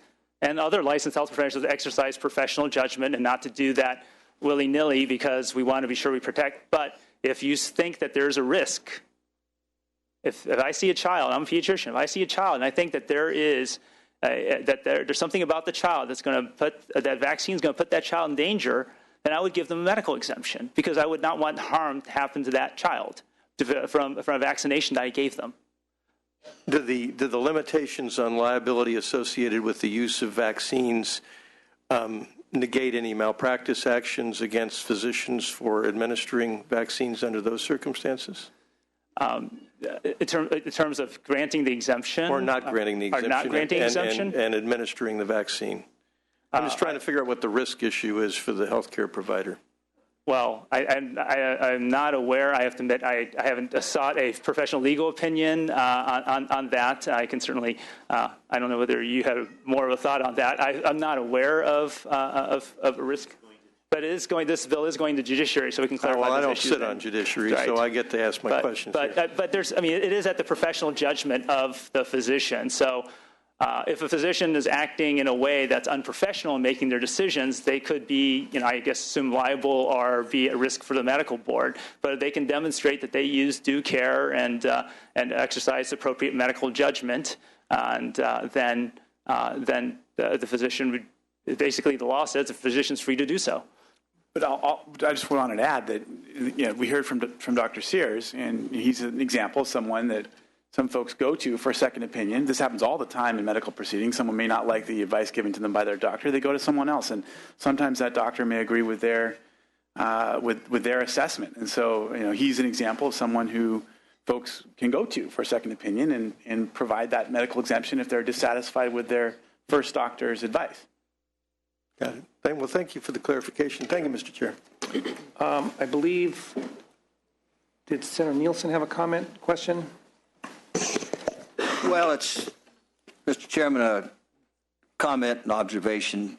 First, I'd like to say that this is a very strong issue passionate feelings. And I compliment the audience for their restraint today. I've been a part of a lot more hearings over these many years that was much more expressive than this one. A couple did cross the line, and I wish that they would take that as a lesson. That's not okay, and it's not helpful to whatever they believe in. This is one that we agonize on, and it's, for we legislators, it's where we earn our pay. And you have to deal with many issues that you're weighing. To me, it always comes down to what's in my heart. And in this particular case, I have very profound feelings about parental rights and responsibilities. And great dismay in American society over the decades how much that parental right, that parental responsibility has diminished, in no small measure by parents themselves, but also enhanced by actions of our government. And that's where I come down on this one. When I finally have to weigh everything, I found the doctor's response compelling about how hard it might be for a doctor to say, well, yeah, you can have the exemption. And I think that's compelling, and that does limit the parental responsibility and authority a bit. And the option of going to homeschool will be availed to many, but a lot could not do that for a whole lot of reasons. So my heart comes down on the side of what I call the parent's responsibility for their own child. And in my heart, no, please don't do that. In my heart, I'll be a no vote. But I certainly respect the strongly held opinions of everybody else. And wherever we go with this, we do have to weigh the cumulative public health aspects. I'm convinced we can still accomplish that, maintaining parental authority and responsibility, and therefore will be a no vote. Senator Wynn, comment? Yeah, thank you, Mr. Chairman. I want to first thank everybody for being here today, having the patience to be with us. It's been a very long meeting, and you've been here and you've taken your time out today on both sides, whichever side you're on. For myself, I have the utmost respect for parents' rights. For those who don't know, I have two children, a 4-year-old and a 2-year-old. I never knew how tough it is to have children and how hard it is to have to make these choices. The choices I've made, my parental right, is to vaccinate my children. And prior to even having my children, I've actually worked very hard in my county supervisor district, which is the poorest district in the county of Orange, to get vaccinated. We're well over 80% of our children in the school over there, which is 60% of my Senate district, are vaccinated. And, I believe in it because I think that, you have your rights, I have mine as well. And we're talking about, this is a public school. I want to be able to have my children to go public schools. I'll tell you, my two children are in preschool, and I never knew what hand, foot, mouth disease are until you put them in those schools. I got it because they got it, every week. And this is not a public school. It's actually, a Boys and Girls Club preschool that we pay for. Every now and then I see, if I recall correctly, there was one that was a few weeks ago or a month or two ago. We got, when we go in and sign our children for the day, it's, your child might be exposed to measles. And my children has been vaccinated from the day they were born till actually a week ago. I took the 2-year-old and the 4-year-old to get the 2-year-old vaccination and the 4-year-old vaccination up to date. And so, this is a very difficult decision because on both sides it is extremely emotional and it is very personal on both sides. And so, please know that I have the utmost respect for your decision, what you want to do. And, that's why with this section from the author's amendment on homeschooling was a very important issue for me because there are children who are homeschooled in my district and in Orange County as well that, I look at it, if you're homeschooled, you're not going to the public system, which we are paying and bearing the cost from the state. And so, I look at this, as the public institution itself. If my children are vaccinated, but then ends up with the disease because you have the right to make that decision, it's much more difficult, and I think it's not the right choice. But this is not an easy decision at all from my end. But I do look at my 4-year-old and the 2-year-old that when they get the shots, how difficult and how hard it is. I'll tell you, the 4-year-old took the shot this last time around, ran out of the room, ran up and down the hallway screaming at me. And being a mom, it was very difficult to watch that because it did hurt him, obviously. And also, actually, no, I'm sorry, the 2-year-old did not get any shots this time. The 4-year-old did. 4-year-old did, yeah. But, I will be supporting the measure. Okay, seeing no other questions or comments, I have a couple comments. Maybe I may have a question that come out of it. First of all, let me tell you about my thoughts about vaccinations. I believe that in the public's interest, it is the right thing to do.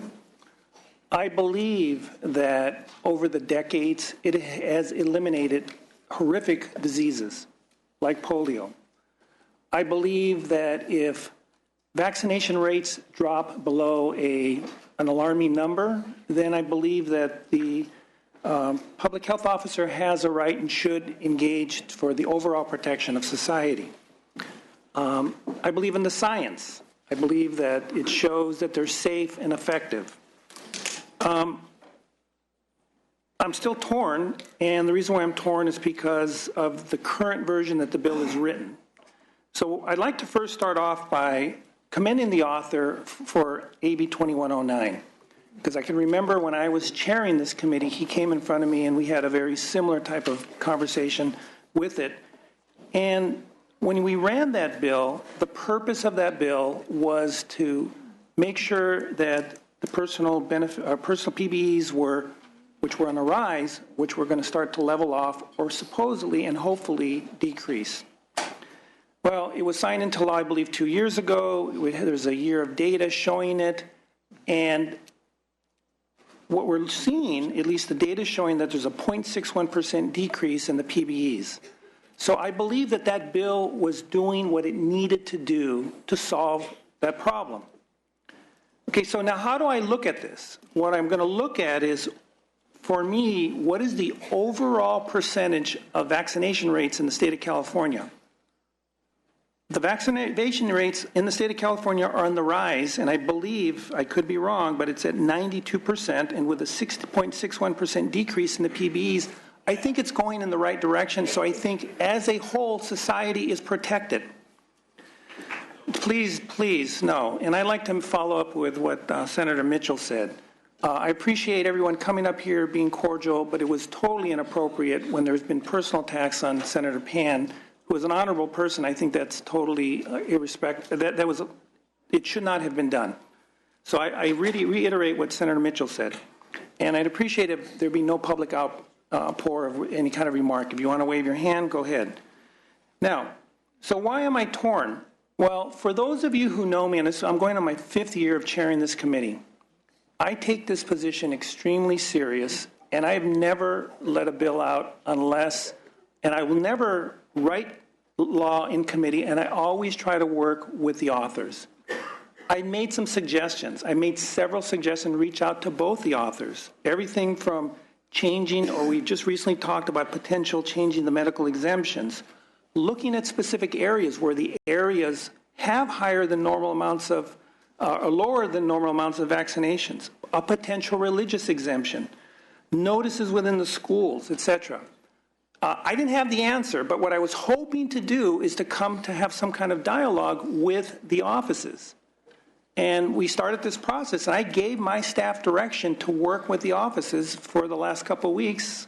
And as of yesterday, both offices chose not to take any of our recommendations. So my concern is that I believe that there could be something, that there could be some changes that can make this bill a little bit better so that we can appease maybe some concerns that the public has.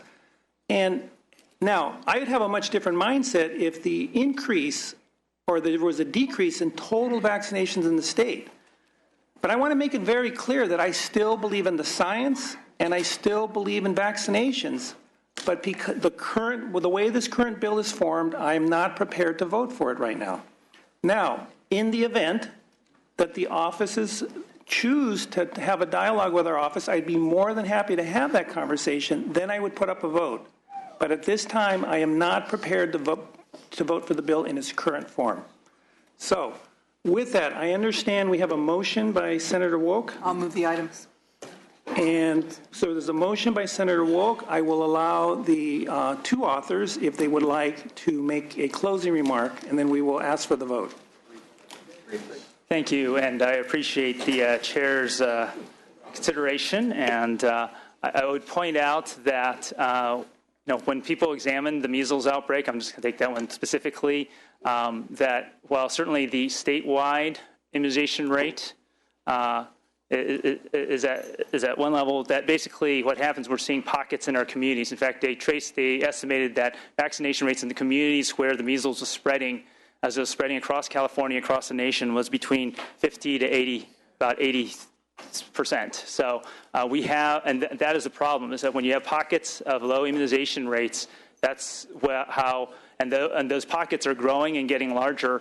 That's what's causing this to be able to spread. And that is actually one of the big problems. It's not just what the statewide immunization rate, it's certainly the local immunization rate. But certainly, Senator Hernandez, I want to try to, we want to work with you on making this bill as good as possible. And so certainly appreciate the conversation and hope that we will continue to have a conversation even after this committee, if it passes out of this committee.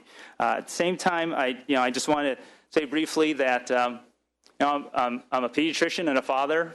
As a pediatrician, I actually specialize in children with developmental disabilities. So I have seen children who have suffered from vaccine-preventable illness. I've also seen children who have had developmental issues, autism, and so forth.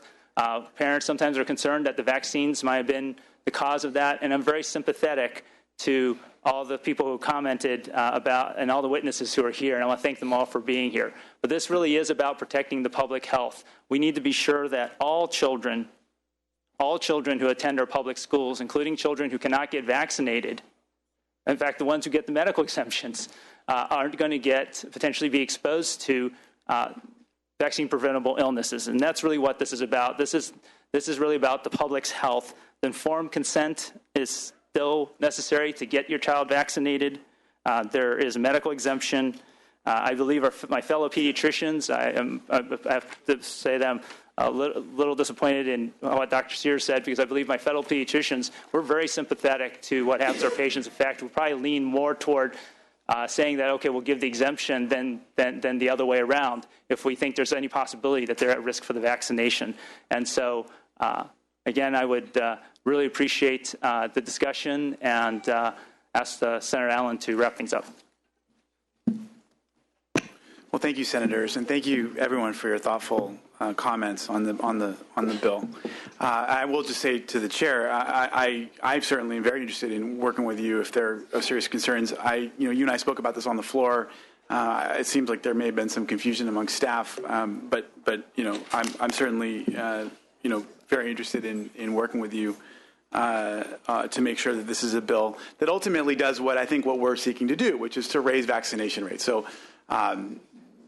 That's the goal here. That's the goal here, to create more community immunity, protect more people, and make this something that will protect public health. I do think there's some misperceptions about homeschools and the medical exemption. Ultimately, I hope that those were addressed in the discussion today. I really appreciate everyone's comments, and I respectfully ask for an aye vote. Thank you. We have, both authors have closed. This is item number 1, SB277 PAN. This is due pass to education. amendments on page 8. Item number 16 will be taken in the Education Committee. They will not be taken in this committee as well, or as this committee. So call the members. Call the roll, please. Hernandez. Nguyen. Aye. Nguyen, aye. Hall. Hall, aye. Mitchell. Mitchell, aye. Monning. Monning, aye. Nielsen. Nielsen, no. Pan. Aye. Pan, aye. Roth. Roth, no. Wolk. Wolk, aye.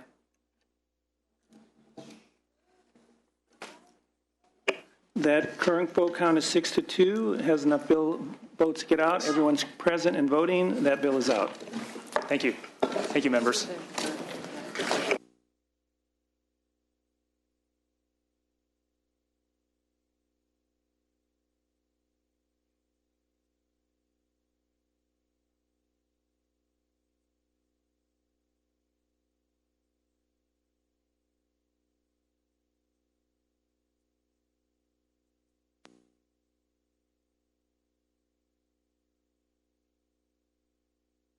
We have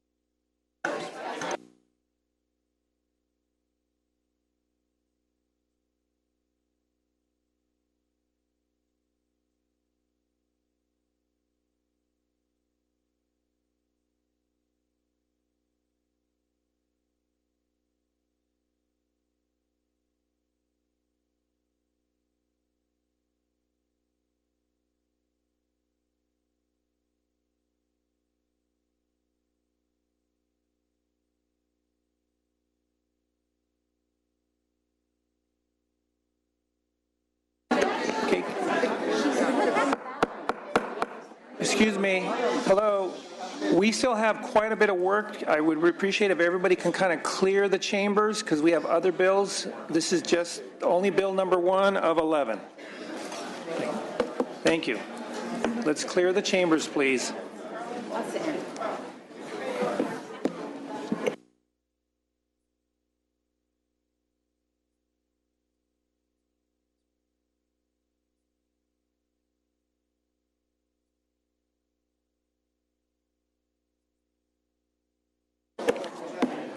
Okay, we're going to go ahead and move on to item number 2, SB19 woke, physician orders for life-sustaining treatment from statewide registry. Please proceed. Thank you, Mr. Chair and members. We'll be very brief. There is no opposition to this bill. This is about post forms which currently exist that have to do with life-sustaining treatment. They are increasingly being used by patients and physicians to assure medical treatment at the end of life. This is an attempt. SB 19 would like to establish a statewide registry. It would be, we would work with Health and Human Services to secure an electronic record that would have, that medical personnel would have access to. There have been studies done that show that this is capable to be expanded across the state. The Healthcare Foundation has done studies for us. I have witnesses here, and I want to first thank Senator Leno and Senator Bell I have witnesses who will need to leave the area. So with me today are my witnesses, and I would ask for your aye vote. Thank you. Let me just reiterate, there is no opposition. I appreciate we can make it brief, if at all possible. No. Yeah, brief, and then please proceed. Thank you, Chair, members of the committee. Judy Thomas, CEO of the Coalition for Compassionate Care of California. I apologize. There is opposition, therefore take your time. I apologize. There is. Please proceed. Judy Thomas with the Coalition for Compassionate Care. We're a statewide collaborative working to improve care for people who are seriously ill. We are the lead for Polston, California. We're happy to sponsor this bill. It's the next logical step with Polst efforts here in California. Thank you. Please proceed. I guess I'm on. My name is Carrie Ann Dretton. I'm an emergency physician here in Sacramento at Sutter General. Closer? Oh, geez. I'd just like to say that I strongly support this and that having a Polst registry would make my job much easier when treating patients at the end of life. It would make their transition, if they so desire it, per their Polst form, to go comfortably instead of invasive measures that we might otherwise do if we didn't know their wishes at the end of their life. And hi, Chair and members. I am Timmy Leslie. I'm a president of Blue Path Health Consulting, and we did the feasibility study. And we've been working with many members and stakeholders over the last 18 months. And we concur that it is feasible. The technology is available. The communities are there. They desire to have it.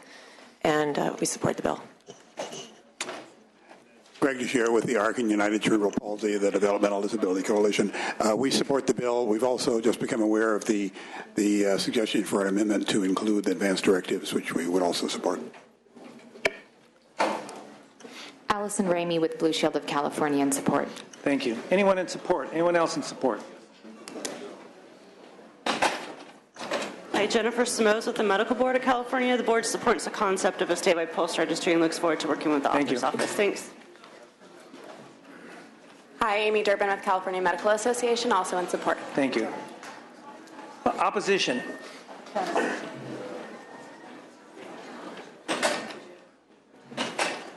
Opposition, please. Okay, seeing no opposition. Any questions, comments from any of the members? Seeing no questions, comments from any of the members. Would you like to close? Yes, Mr. Chair, there is an opposition from Canner, and their concern, I think we can work with them. My pledge is to work with them on this issue, which is to include advanced directives in this registry. We'd like to be able to work with them on this issue without making a commitment to do so at this time. Thank you. I would ask for your aye vote.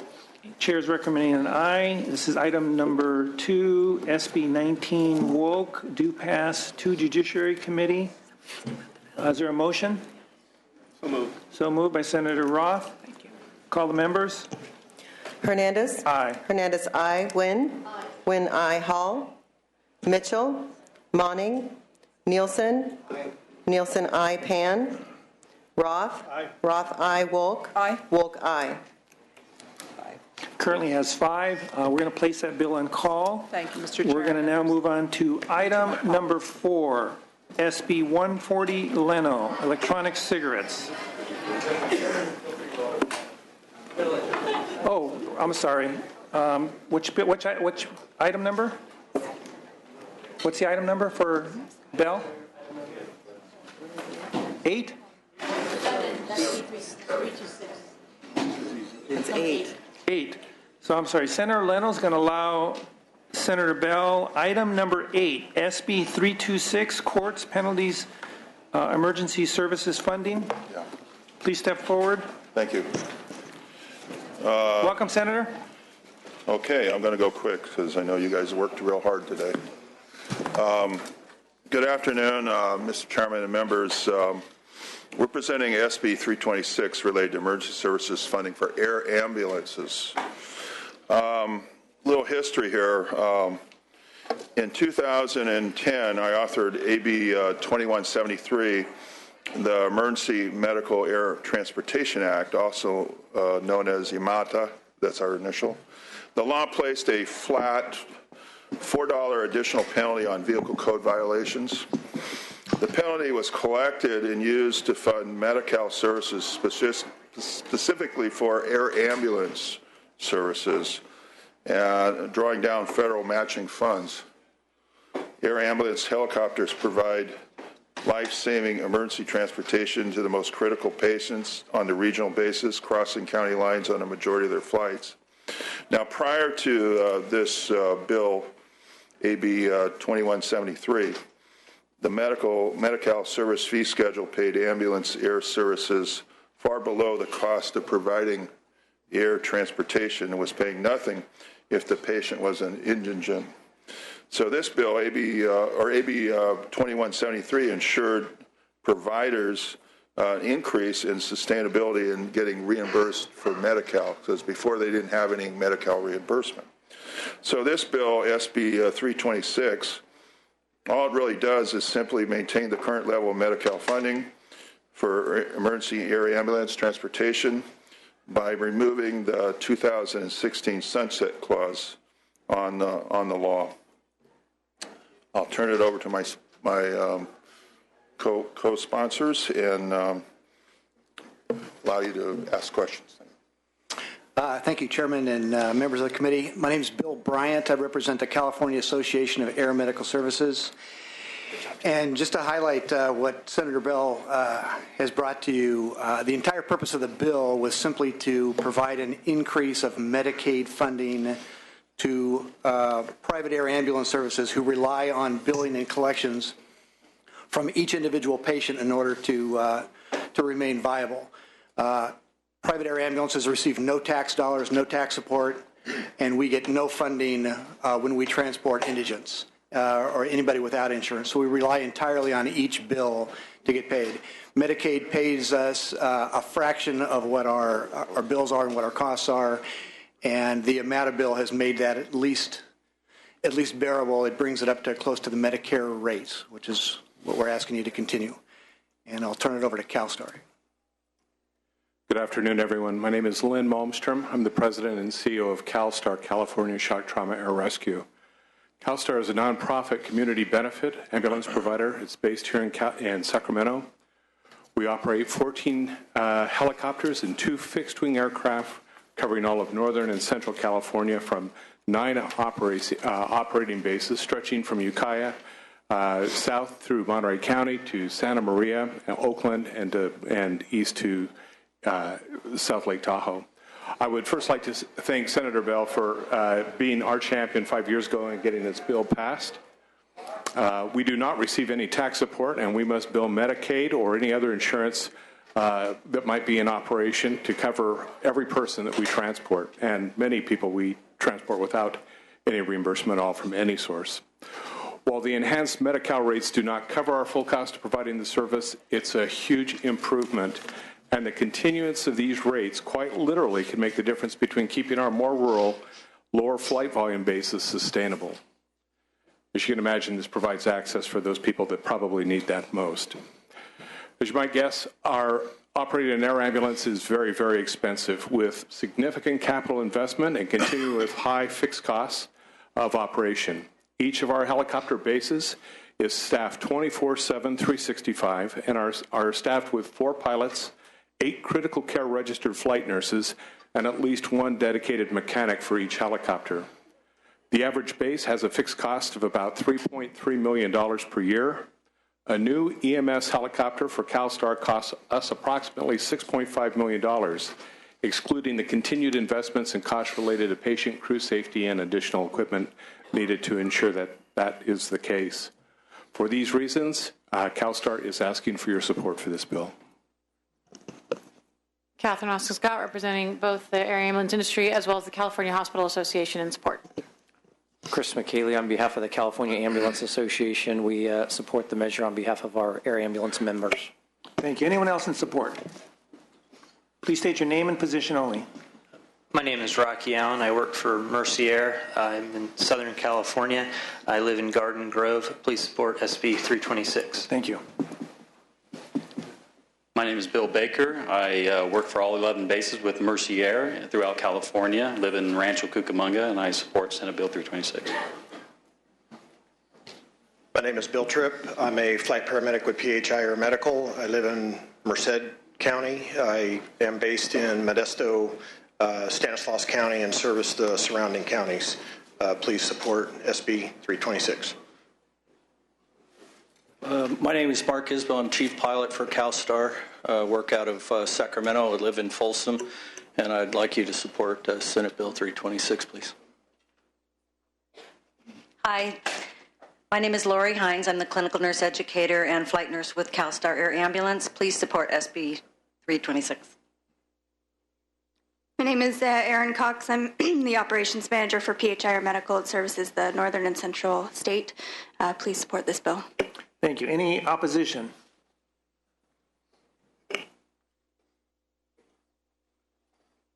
Good morning, sir. Good evening, Mr. Chairman and members. Lieutenant Wayne Billowit on behalf of Los Angeles County Sheriff's Department. We do not have an opposition to the bill. We have some concerns. We're trying to work with the author. We have tremendous respect for the men and women who do these missions. However, the law as currently permitted does not allow for public agencies that perform the very same tasks as these commercial agencies do to obtain any money from the fund. And that's simply because it's intertwined with the Medi-Cal reimbursement. In Los Angeles County, for an instance, we use a triad of services to provide these air flights that include the LA County Fire Department that does over 1,000 a year, the LA City Fire Department, and the LA County Sheriff. We primarily use public agencies instead of private. We don't, even though the fund is created off work done by public agencies cannot obtain any funding from this fund to help offset our costs, which are high as well. So anyways, we like to continue to work with the author. We understand this fund is important. We're very supportive of the fund, but we just want to see if there's a way that perhaps public agencies, such as the Highway Patrol in the state of California that perform the very same functions as the commercial air carriers, can perhaps get some sort of reimbursement off the fund as well. So we thank you very much for your time. Thank you. Thank you. Anyone else in opposition or concerns or comments?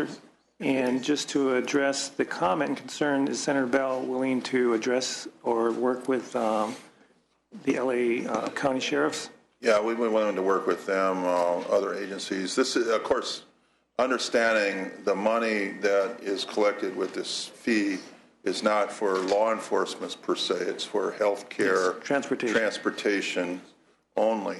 And so that could be an issue with how the billing takes place on that, but we can discuss that with them. Okay. If need be, we might want to have to look at some other separate legislation on that to deal with that. Well, I'm prepared to support it in its current form. You know, the author's committed to at least looking into it and possibly working something out. Is there a motion? Yes, question. Senator Nielsen.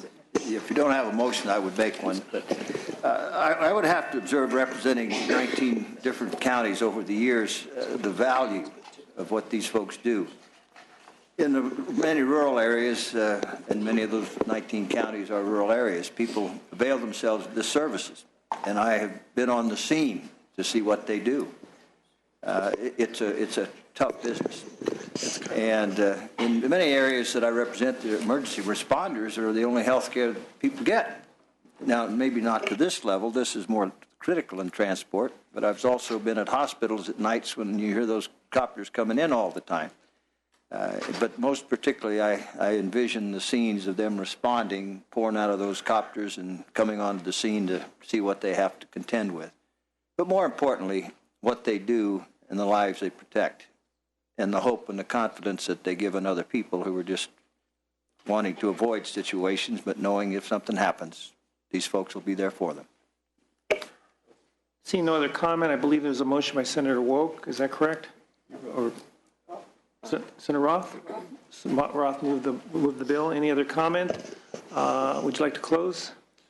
Yes. I think if the bill doesn't pass, simply a lot of the air ambulance services will not exist. And IRS and I vote. This helps sustain over $10 million in federal matching funds. So I urge support. Thank you very much. Chair is recommending an aye vote. This is item number 8, SB 326, do pass. 2 appropriations. Call the members, please. Hernandez. Aye. Hernandez, aye. Nguyen. Hall. Mitchell. Monning. Aye. Monning, aye. Nielsen. Nielsen, aye. Pan. Roth. Roth, aye. Wolk. Wolk, aye. 5. Currently has 5. We're going to put that bill in call. I believe Senator Leno is going to allow Senator Mendoza to present item number 10. Thank you very much, Senator. You're very kind to do so. Incredibly gracious. Item number 10, SB 476, organized camps. Senator Mendoza, please proceed. Thank you, Mr. Chair, and thank you, Mr. Leno, for allowing me to come before you. I'm here to present SB 476. I would first like to begin by thanking the committee staff for their work on this bill and accept the technical and clarifying amendments on page 4 of the committee analysis and the amendments to clarify the definition of organized day camp to exclude programs offered by sports training organizations. A mock-up of these amendments are being passed out as we speak. SB 476 will ensure that day camps meet the same standards as residential camps, including oversight by the local health department and the local fire marshal. In addition, this bill requires that carbon monoxide detectors be installed in camp buildings. Here to testify with me today is Catherine Barankin with the California Collaboration for Youth and Michelle Branconier with the American Camp Association. Thank you, Senator. Mr. Chair, members, I'm Kathy Barankin with the California Coalition for Children, California Collaboration for Youth. And in reference, or deference, I should say, to all of the time you've already spent in committee today, we'll be very, very brief. Michelle Branconier is with the American Camp Association. Glenn Robeson is with Guided Discoveries. And then we'll be available to answer any questions you have. Thank you very much. I believe we have support on both sides. Please state your name and position. Michelle Rankinier, I'm with the American Camp Association. We accredit more than 300 camps in the state of California, both day and resident camps. We are in strong support of this bill. Thank you. Thank you. My name is Glenn Robison. I represent Guided Discoveries. We serve over 50,000 school kids each year at our 4 summer camps and school programs during the school year. Thank you very much. Anyone else in support? Chris Lev Twombly with the California State Alliance of YMCAs. We run about 115,000 camp placements each year. We're in strong support of the bill. Thank you. Thank you. Any opposition? Questions, comments from any of the members? Do we have a motion? So moved by Senator Wolk. Chair's recommending aye. Would you like to close? Respectfully ask for your aye vote, Mr. Chair. Thank you very much, Senator. This is item number 10, SB 476. Is due pass amended appropriations. Call the members. Hernandez. Aye. Hernandez, aye. Nguyen. Nguyen, aye. Hall. Mitchell. Monning. Aye. Monning, aye. Nielsen. Nielsen, aye. Pan. Roth. Aye. Roth, aye. Wolk. Aye. Wolk, aye. That currently has 6. We're going to place that bill on call. Now, I believe we're going to go to item number, Senator Leno, we're going to go on your item? Yes. Item number 4, SB 140. Let me just make a couple comments before we please have everyone's attention. As I mentioned earlier on, for those of you who weren't here in the room, the rules normally for this committee are 3 and 3, 3 individuals for proponents, 3 individuals for opponents, and a total of 9 minutes. So there's 3 minutes per individuals. After that, we're going to take only, name only, support and or oppose. I did make an exception for special order number 1, but we will be going with the 3 and 3. Senator Leno, please proceed. Thank you. Thank you, Mr. Chairman and committee members. I will be as respectful of your long day and agenda as I possibly can. First of all, I will accept the recommendation of the committee and the Attorney General to define the word smoking as an author's amendment and also including e-cigarettes within the Licensing Act. So this bill very simply will include electronic cigarettes within California's smoke-free laws and the Stop Tobacco Access to Kids Enforcement Act, otherwise known as STAKE. And just to get our definitions clear from the start, according to the FDA, e-cigarettes are battery-operated products designed to deliver nicotine, flavor, and other chemicals to the user. The nicotine contained in e-cigarettes is derived from tobacco and is highly addictive. So that's what we're talking about here. And this is a very fast-growing industry. It's now about $2.5 billion annually, nearly doubling every year. And amazingly, it is unregulated. Unregulated. And why we're here is that this is a really serious potential health crisis for California. The fastest growing segment of e-cigarette users is middle and high school students. Middle and high school students who have never smoked a traditional cigarette are now using e-cigarettes, despite the fact that our former colleague, Senator Ellen Corbett, was successful in putting into statute a ban on sales to minors. But the industry markets their products in flavors such as gummy bears, Mountain Dew, bubble gum. Is it any surprise this is in the hands of children? And these products deliver nicotine. We don't even know what's in the liquids that they are vaporizing because there's no requirement for any of us to know what's in them. But even in products that claim they are nicotine-free, they have been tested by some of the professionals you'll be hearing from, and they have found nicotine. We are at risk of losing 25 years' effort and a $2 billion investment in keeping a next generation from becoming addicted to the killing drug of nicotine. So, this is big business, and Wells Fargo has estimated that within 10 years, 75% of this market will be controlled and owned by the big three tobacco companies. So the Smoke-Free Act will prohibit the use, and it doesn't ban e-cigarettes, so anyone who suggests we're trying to ban them is just incorrect. It will just merely limit where they can be used.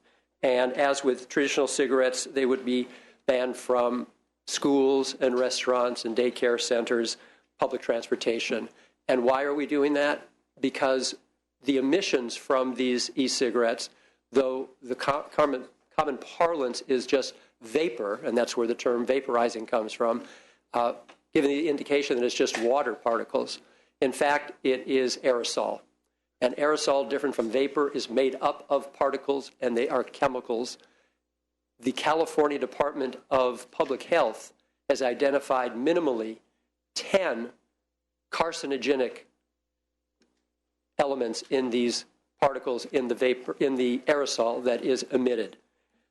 So the secondhand emission is just as dangerous as traditional smoke. And the reason we want to include it in the STAKE Act, which again is the Stop Tobacco Access to Kids Enforcement Act, is that we know that this is in the hands of children, and we want to increase enforcement and oversight provisions of the act, which do not currently apply to e-cigarettes. So you're going to hear from different resources, including researchers from the University of California, San Francisco. We have information from not only the California Department of Public Health, which has declared these devices to be dangerous and unsafe, and they are currently in the midst of an educational campaign. You may have seen some of the television commercials that are out right now. The Federal Drug Administration already defines these products as tobacco products.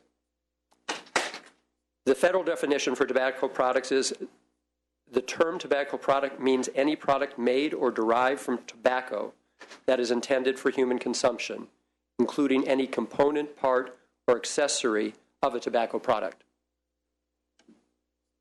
That which is vaporized is nicotine, which comes from tobacco. So it's already recognized as, under federal definition, a tobacco product. We want to put it into statute here. And in addition to the Department of Public Health, Federal Food and Drug Administration, also the World Health Organization, and then you're going to hear from all the health advocacy groups, the Lung Association, the Heart Association, the Cancer Society. All those who are in the business of protecting public health will be speaking in support. But you don't have to just take it from me and from all these health advocacy groups that what I'm saying is so. I'm going to use some of the information that the e-cigarette industry itself has put out, and you should have all of these 4 pieces distributed to you. And I just want to walk you through them one by one. So the first one I'm looking at is a warning label on Mark 10 e-vapor. Mark 10 e-vapor is one of the larger players in the market, and if you look at their advertisement, at the bottom they have this warning. This product is not intended for use by women who are pregnant or breastfeeding, or persons with or at risk of heart disease, high blood pressure, diabetes, or taking medicine for depression or asthma. Nicotine is addictive and habit-forming, and it is very toxic by inhalation. Nicotine can increase your heart rate, blood pressure, and causes dizziness, nausea, and stomach pain. Inhalation of this product may aggravate existing respiratory conditions. That's from the industry itself. Another piece we took right off their website, R.J. Reynolds Vapor. They say their product, their definition, is innovative digital tobacco product technology. Reading from their own information, they do not burn tobacco, but rather heat liquid containing nicotine derived from tobacco. Views, which is their product, is a tobacco product under federal law. This is from the industry itself. Going back to Mark 10, their own information, reading from it, ingredients, tobacco-derived nicotine, and then they have their own warning label. This product is not a smoking cessation product and has not been tested as such.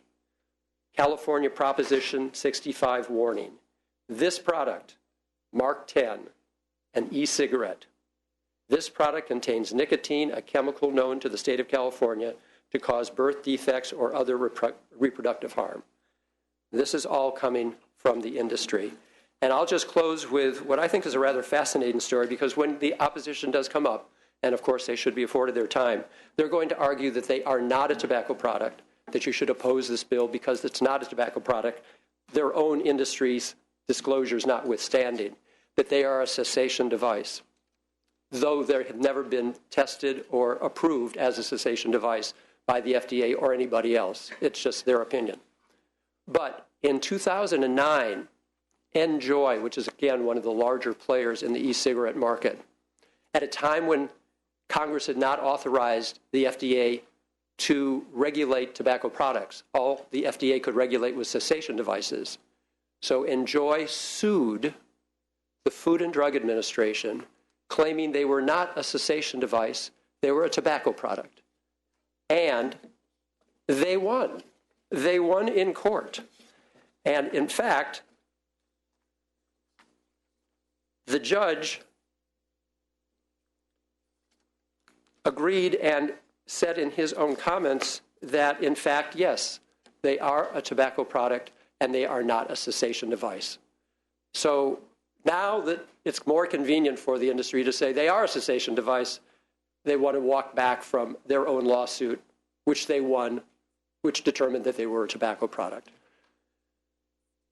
But if they ever are, and it's their right to apply to the FDA to be tested and approved as a cessation device, if and when that should ever happen, this bill will not impact them because this bill does not regulate cessation devices. So with that, I'd like to introduce our sponsors and supporters. We have Dr. Philip Gardner, who is the program officer for the Tobacco-Related Disease Research Program at the University of California Office of the President, followed by Dr. Kathy McDonald with the California Society of Addiction Medicine, and Dr. Stanton Glantz, Director for the Center for Tobacco Control Research and Education at the University of California, San Francisco. Thank you. Thank you very much. Please state your name. Proceed. Good afternoon or good evening. My name is Phil Gardner. I'm with, as mentioned, the University of California Office of the President. I should say, also want to thank Senator Leno and the American Cancer Society for having me here today. As a UC employee, I'm not going to speak for or against the bill. What I'm going to try and do is actually bring some science to bear on the question. I oversee the e-cigarette portfolio for the Tobacco-Related Disease Research Program. We fund studies. Increasingly, our studies are looking at electronic cigarettes, so there is a growing amount of research. I also served on the committee that put together the UC's recent no smoking and no cigarette policy, and we did a background piece on electronic cigarettes. I'm going to read some of that to you. I think it would be helpful in your determination. Essentially, electronic cigarettes and the aerosol that is emitted from them is a new source of pollution and toxins that is being emitted into the environment. E-cigarettes emit volatile organic compounds like benzene and toluene, heavy metals like nickel and arsenic, tobacco-specific carcinogens, and carbon compounds like formaldehyde and acrolein. While these concentrations of these chemicals are lower than in tobacco smoke and vary across brands, these vapors are a new source of ultrafine and fine particulate in the environment, and the public can be exposed to them. Research shows that secondhand exposure does occur, with some studies actually showing that e-cigarette emissions can contain nicotine levels comparable to that of secondhand tobacco smoke. Secondhand exposure to nicotine is potentially particularly problematic for children, for pregnant women, and persons with cardiac conditions. This is especially important at this time as the e-cigarette industry is transforming as we speak, going from what we have initially talked about as cigalites that look like cigarettes to much larger tank systems that can contain more liquid and therefore more nicotine. They can be heated higher and then put out more toxins. We have some studies that show that some of the larger new tank systems will put out formaldehyde at levels comparable to that of tobacco cigarette. The question has always been raised, well, does these things harm you? I think the take-home message is two things. One, we do not know the long-term health effects of these, and there's a period there. This is a brand new phenomena. What we do know at the more immediate level, propylene glycol, which is an FDA-approved humectant that allows the vapor, the fog you see, we know that it can retard lung function if used consistently. We have studies in terms of that. We also know that e-cigarettes can increase respiratory resistance. It can also cause eye and respiratory irritation. Even though, and I think this is the key point here, even though these products, propylene glycol and glycerin, are FDA approved, they are not approved for inhalation. They're approved for ingestion. And a whole different set of chemical reactions take place when you heat, burn, and or aerosolize a product. I'm going to cut to the chase and leave time for my colleagues to speak about this. There needs to be a much more in-depth discussion about this at a scientific level. And as Senator Leonard pointed out, I don't want to ban electronic cigarettes. I wish they work, but what I'm clear on is that they do produce toxic matter into the environment, and that should be the starting point of how we deal with it. Lastly, e-cigarettes and kids. The recent CDC report in 2014 in November showed that it had tripled between 2011 and 2014. This is tripled to up to 5% of kids using it. What's even more remarkable, the next month in November of 2014, this is just a few months ago, Monitoring the Future data came out where the majority of kids, there are more kids smoking e-cigarettes than smoking regular cigarettes. Not to put too sharp of a point on this, when they don't even use the terms e-cigarettes. Our tools are not even functional in their environment. Vaping pens, breathalyzers, vaporizers, all sorts of things. It's similar to asking a kid, does he smoke? But of course, when he talks about smoking, he's not thinking about the Swisher Sweet or the Black and Mild cigar. He's thinking about a cigarette, so he says he doesn't smoke. So we even have to get our terminology in order. Lastly, youth exposed to nicotine is clearly a problem. It can alter brain development at a young age. That's why most people get addicted when you're young. It takes over certain executive function. And lastly, e-cigarettes are an unregulated product. The U.S. Food and Drug Administration has not approved these products for treatment of nicotine dependence, nor are they currently subject to safe manufacturing quality standards. The FDA continues to warn people about them. We do not know the long-term health effects of e-cigarette use, and although the industry marketing of the product implies that these products are harmless, the aerosol that e-cigarettes emit is not pure water vapor. So based on that, I'm reading the concluding paragraphs of the UC policy. Based on the little science that is available, and while using the precautionary principle and not wanting to undermine the great strides in smoking denormalization that has taken place, UC is regulating electronic cigarettes like regular tobacco cigarettes, and I've gone through the rationale for that. I'll be happy to take any questions, and at this time I'll turn it over to my colleague. Thank you. We have Dr. 2 minutes and McDonald. 44 seconds left for the remainder of the, please proceed. I told everybody very clearly 9 minutes total.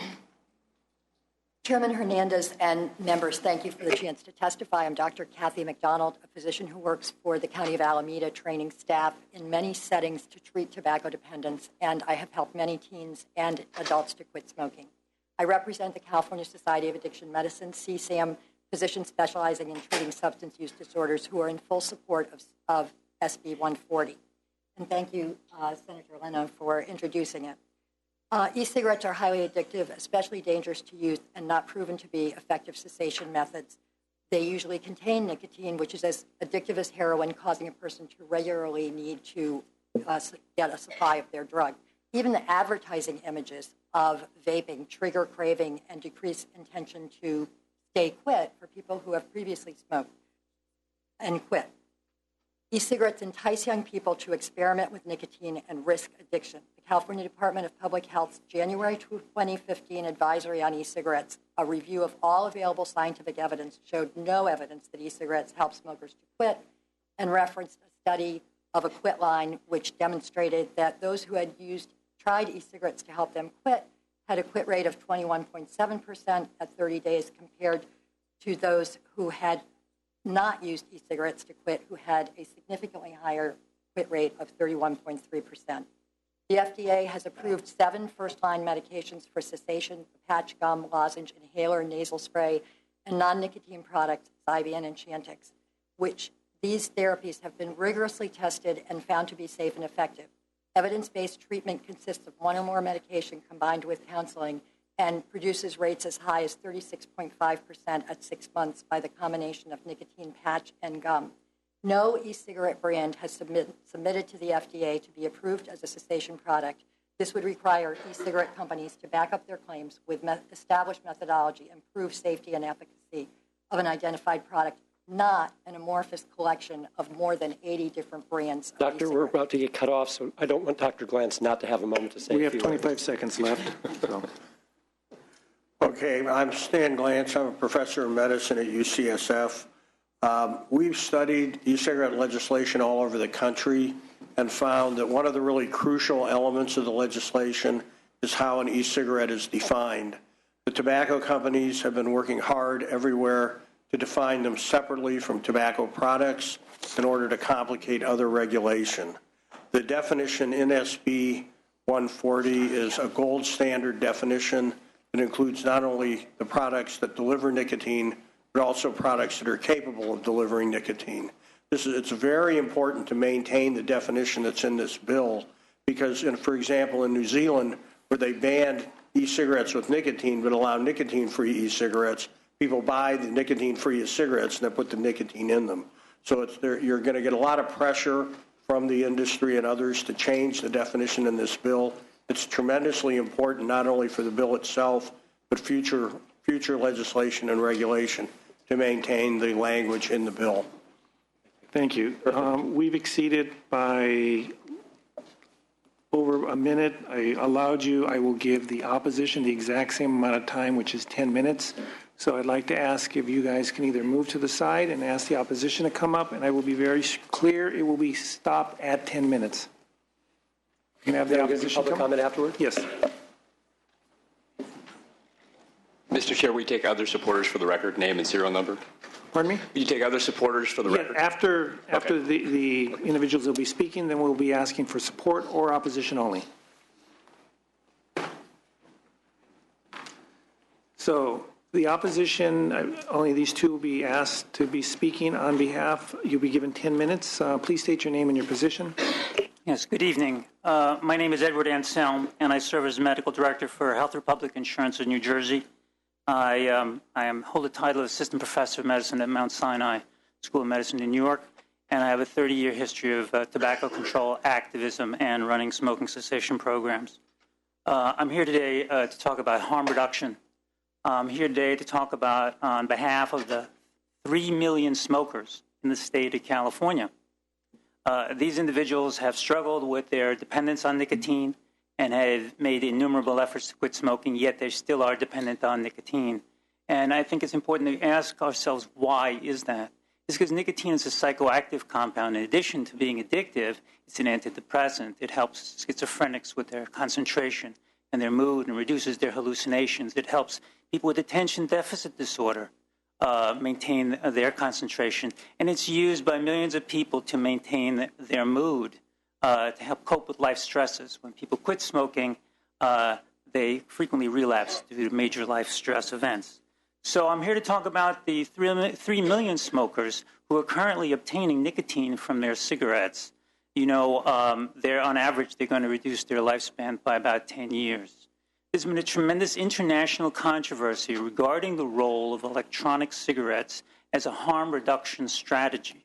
Contrary to statements made, there are 3 published clinical trials that show that the use of electronic cigarettes can help people quit smoking. But more importantly, there are innumerable anecdotes, thousands that I've come across, of individuals who have adopted vaping as an alternative to smoking and have been able to reduce the amount of smoke, that is, they become dual users, or they've eliminated smoking entirely. And I think this is a really important harm reduction consideration for the population of Californians who continue to smoke.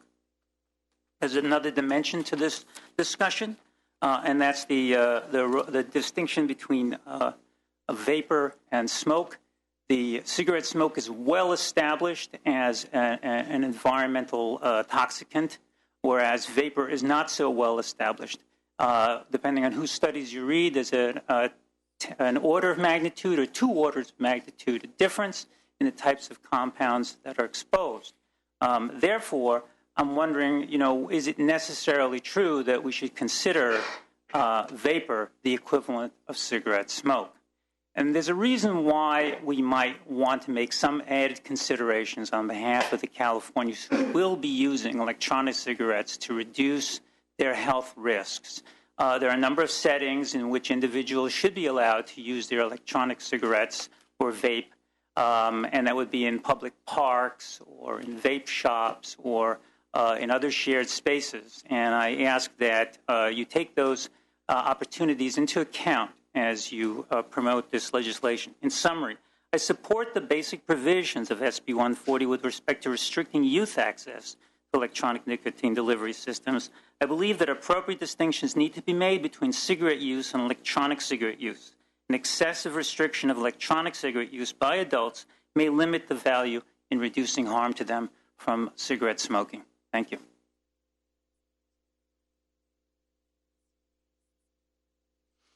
Good afternoon, Mr. Chairman and committee. I'm Stefan Diedak, and for over 27 years, I was a two-pack-a-day smoker until I switched to a safer alternative, a vapor product. As a result, I'm not inhaling harmful tobacco smoke all day or sharing secondhand smoke with others around me. I'm also here today as the co-president of the Northern California chapter of SVADA, the Smoke-Free Alternatives Trade Association, and I'm here today to represent both the Northern and Southern chapters in the capacity of one of its unpaid volunteers. For the record, I have never taken any payment from either the industry I represent or any tobacco companies. I'm here to represent over 110 small businesses in the state, small, often family-owned businesses who do not have nor ever had any ties with big tobacco companies. We're greatly concerned with SB 140 because it seeks a classification of vapor products as tobacco within the context of California's Stake Act. This change in statute is troublesome and is entirely inappropriate given the fact that at the federal level, the FDA has recognized and stated that regulation under the Family Smoking and Tobacco Control Act of 2009 is inappropriate and not proportional to the harm caused. On the other hand, the Stake Act was enacted to address the blatant lies and death and disease caused by big tobacco, a wholly different product and industry than the one that has pioneered the vapor market and given rise to hundreds of independent businesses in California. Just imagine how many jobs those have created and continue to create. Regulating tobacco products is a direct response to the known harms they cause, whereas vapor products do not contain tobacco and have been determined by experts to be at least 95% less harmful. Mitch Zeller, the director of the Center for Tobacco Products at the FDA, has stated publicly that for smokers unable or unwilling to quit, vapor products are the preferred alternative.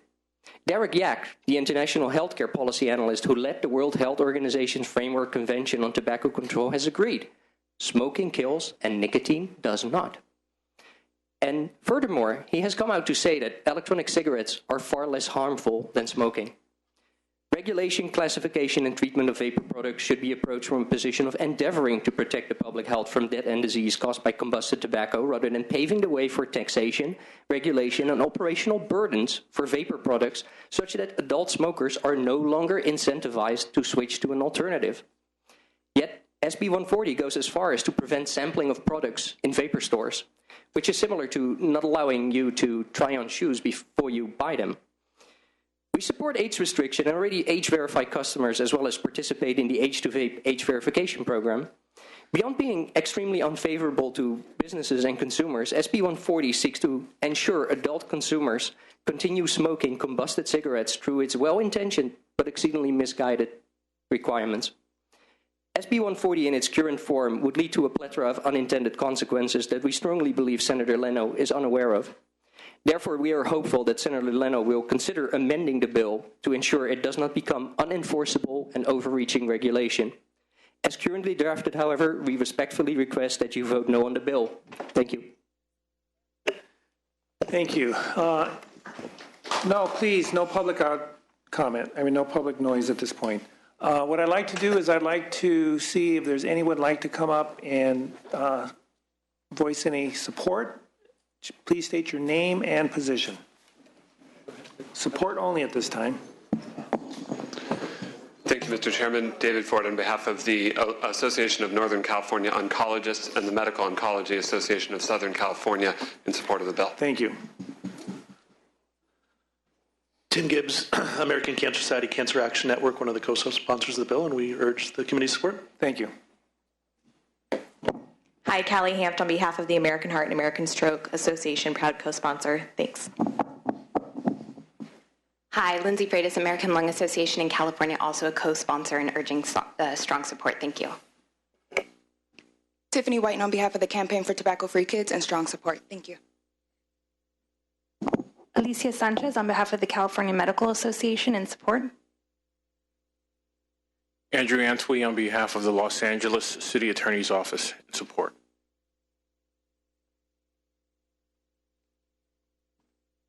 Sawayat Siem on behalf of Health Access California in support. David Jones on behalf of the City of San Marcos in strong support. Matt Reed on behalf of Breathe California and the Breathe California affiliates, we support. Nasia Islam, junior at Granite Bay High School, vice president of the Breathe California Youth Advisory Board and member of the Tobacco Subcommittee in support. Thank you. Hi, my name is Shivani Parikh, and I'm currently a sophomore attending Cosumnes Oaks High School in Elk Grove, and I'm a member of the Elk Grove Youth Commission and a member of the California Breathe Youth Advisory Board, and I'm in support. Thank you. I'm Robert Benner. I'm president of Breathe California's Youth Advisory Board, and I'm in support. Tim Madden, representing the California chapter of the American College of Cardiology and the California chapter of the American College of Emergency Physicians, in support. Sylvia Solis Shaw on behalf of the City and County of San Francisco and the Office of Mayor Ed Lee in strong support. Terry Brennan on behalf of SEIU California, the largest union of healthcare workers in the state and nation, and a proud member of the Save Lives Coalition in support. Liz Williams with Americans for Non-Smokers' Rights, strong support. Lydia Bourne, American Academy of Pediatrics, in support. Cynthia Hallett, Executive Director of Americans for Non-Smokers' Rights and also the past chair of the Alcohol, Tobacco, and Other Drugs section of the American Public Health Association, strong support. Misty Johnson on behalf of the California Pharmacists Association in support. Judith Regal with the County Health Executives Association in strong support. Jody Hicks on behalf of the California Academy of Family Physicians in support. Teresa Stark on behalf of Kaiser Permanente in support. Justin Garrett with the March of Dimes in support.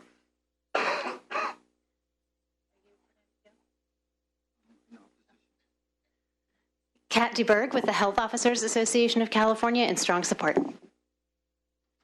Amber King with the Association of California Healthcare Districts in support. Nicole Wertelman on behalf of the Alameda County Board of Supervisors in support. Michael Radigan on behalf of the Board of Supervisors, Santa Clara County in support. Dr. Norval Hickman, California licensed clinical psychologist with 12 years of experience treating seriously nicotine-addicted people with mental illness. I strongly support this bill. Thank you. Anyone in opposition? State your name and position. Yes, Edward Wolf. Senator Leno has no right to define renormalization or normal from the government. And name and opposition only. Thank you. Opposition. Thank you. Please state name and position only. No comment. My name is Michael Mullins from Sonoma County, small business owner of the state of California, taxpayer, voter, and I oppose. Doug Hughes from Torrance, California, co-president of the Southern California SFATA, Smoke-Free Alternative Trade Association, strongly opposed. Rick Griffiths, smoker of 25 years, non-smoker now for 3, and I strongly oppose. Keith Butler from Rohnert Park, California, and I strongly oppose. Marcus Blackstone from Orange County, California, 27-year pack-a-day smoker, quit a year ago, and I strongly oppose. Jesse Hanks, Vacaville, California, haven't smoked a cigarette in 3 years, and I strongly oppose. Itai Suez, small business owner out of Santa Cruz, California. I was a smoker for 23 years, quit for 2 years, and I strongly oppose. Agent DeReich, small business owner, Santa Clara County, California. I used to be a smoker for 28 years and no longer smoke. Please, I oppose this bill. Jonathan Mospleck, Santa Rosa, I oppose. Eddie Walsh, Rohnert Park, California, small business owner, strongly oppose. Billy Vernetti, business owner, Davis, California, I oppose. My name is Sally Getch. I've never smoked. I've never vaped. I'm not employed by the industry. Vaping saved my marriage. I'm strongly in opposition to this bill. Angel DeLeo with the Vapor Spot and the Vaping Education Council, and we strongly oppose. Corey Paravano with the Vapor Spot and the Vapor Education Council, and I strongly oppose. Wade Atterbury, San Jose, small business owner, strongly oppose. Landon Long, small business owner out of Fremont, California, strongly oppose. Andy Vo with Vape in Peace. Please don't classify apple juice as gasoline. I strongly oppose. My name is John Jenkins. I own 3 Los Angeles vapor bars, the Vapor Spot, and I also own one on 2700 J Street here in Sacramento, the Vapor Spot. I strongly oppose this. No sampling in vape bars, people. Strongly oppose. Jordan Middleton, strongly oppose. Jason Broses from Solano County, highly oppose. Jim Audi from Apple Valley, California, small business owner, and I strongly oppose. Michael Duncan from Apple Valley, California, former 2-pack-a-day smoker. I'm also employed in the industry. I strongly oppose. Frank Compson, Santa Maria, California, employed in the industry, strongly opposed. Sylvia Maxon, South County Vapors, strongly opposed. Frank Comston, former 24-year smoker, haven't smoked in over 2.5, small business owner, taxpayer, employer, I strongly oppose. Katie Dunn, employee of Smokeless Smoking, part of the Vaping Education Council, and I strongly oppose. My name is Brian Gage. I'm CEO of Firebrand, an e-liquid manufacturer based out of Los Angeles. We are certified members of the American E-Liquid Manufacturing Standards Association. I also happen to be an internationally published children's book author, and I am strongly opposed to this. Thank you. Nathaniel Punty from Vallejo, and I oppose this bill. Robert Jones, owner of Smokeless Smoking, strongly opposed. My name is Eric Lund, small business owner out of San Jose, California. Heavy taxpayer. I employ quite a few people, and I definitely oppose this bill, and I think you guys should too. Hello, my name is Lisa Kellett. I'm the owner of Villain Vapors from Santa Fe Springs, California, and I strongly oppose this bill. Angela Bagalba, on behalf of all the family-owned vape shops in Southern California and all of California, I strongly oppose. Chris Bautista at Costa Vapors, Burbank Boulevard, California, and I strongly oppose. Joey Mariano, United Vapors, not vaping. This bill doesn't allow vaping in a vape shop, and that's like no drinking at a bar. It doesn't make any sense. I oppose. Chris Hawley with the CKS brand. I was a smoker for 10 years, and vaping helped me quit. Strongly opposed. Chris Neary from San Jose, California, ex-smoker for 16 years, 2 packs a day. I strongly oppose. Felicia Garfield from San Jose, and I strongly oppose. Spencer Oberlin, ex-smoker for 10 years. I'm employed by the Department of Homeland Security in my business, Elevate. I strongly oppose. Neen Garcia, ex-smoker, owner of Vacaville Vaporium. I strongly oppose. My name is Carrie Hess. I'm from Redding, California. I'm a small business owner. I'm an employer. I vote. I'm a member of the Consumer Advocates for Smoke-Free Alternatives, and I strongly oppose this bill. Jeff Hess, small business owner. Electronic cigarettes are not big tobacco. I strongly oppose. Taxpayer, voter. Eric Beal, Santa Rosa, representing Digital Cigs on our over 9,000 customers. I strongly oppose. My name is Cassidy Miller. I'm smoke-free, and I strongly oppose this bill. Nicholas Brown, Tracy, California. Vaping saved my life, and I'm a cancer survivor. I strongly oppose. Camille Winans from Local Vape. I strongly oppose. Jason Fader of Vape Daily, and I strongly oppose. Jacob Johnson of Buckshot Vapors, Inc., and I strongly oppose. Tyler Frost, small business owner, employer, taxpayer in Stanislaus County, Sacramento County, and Amador County, and I strongly oppose.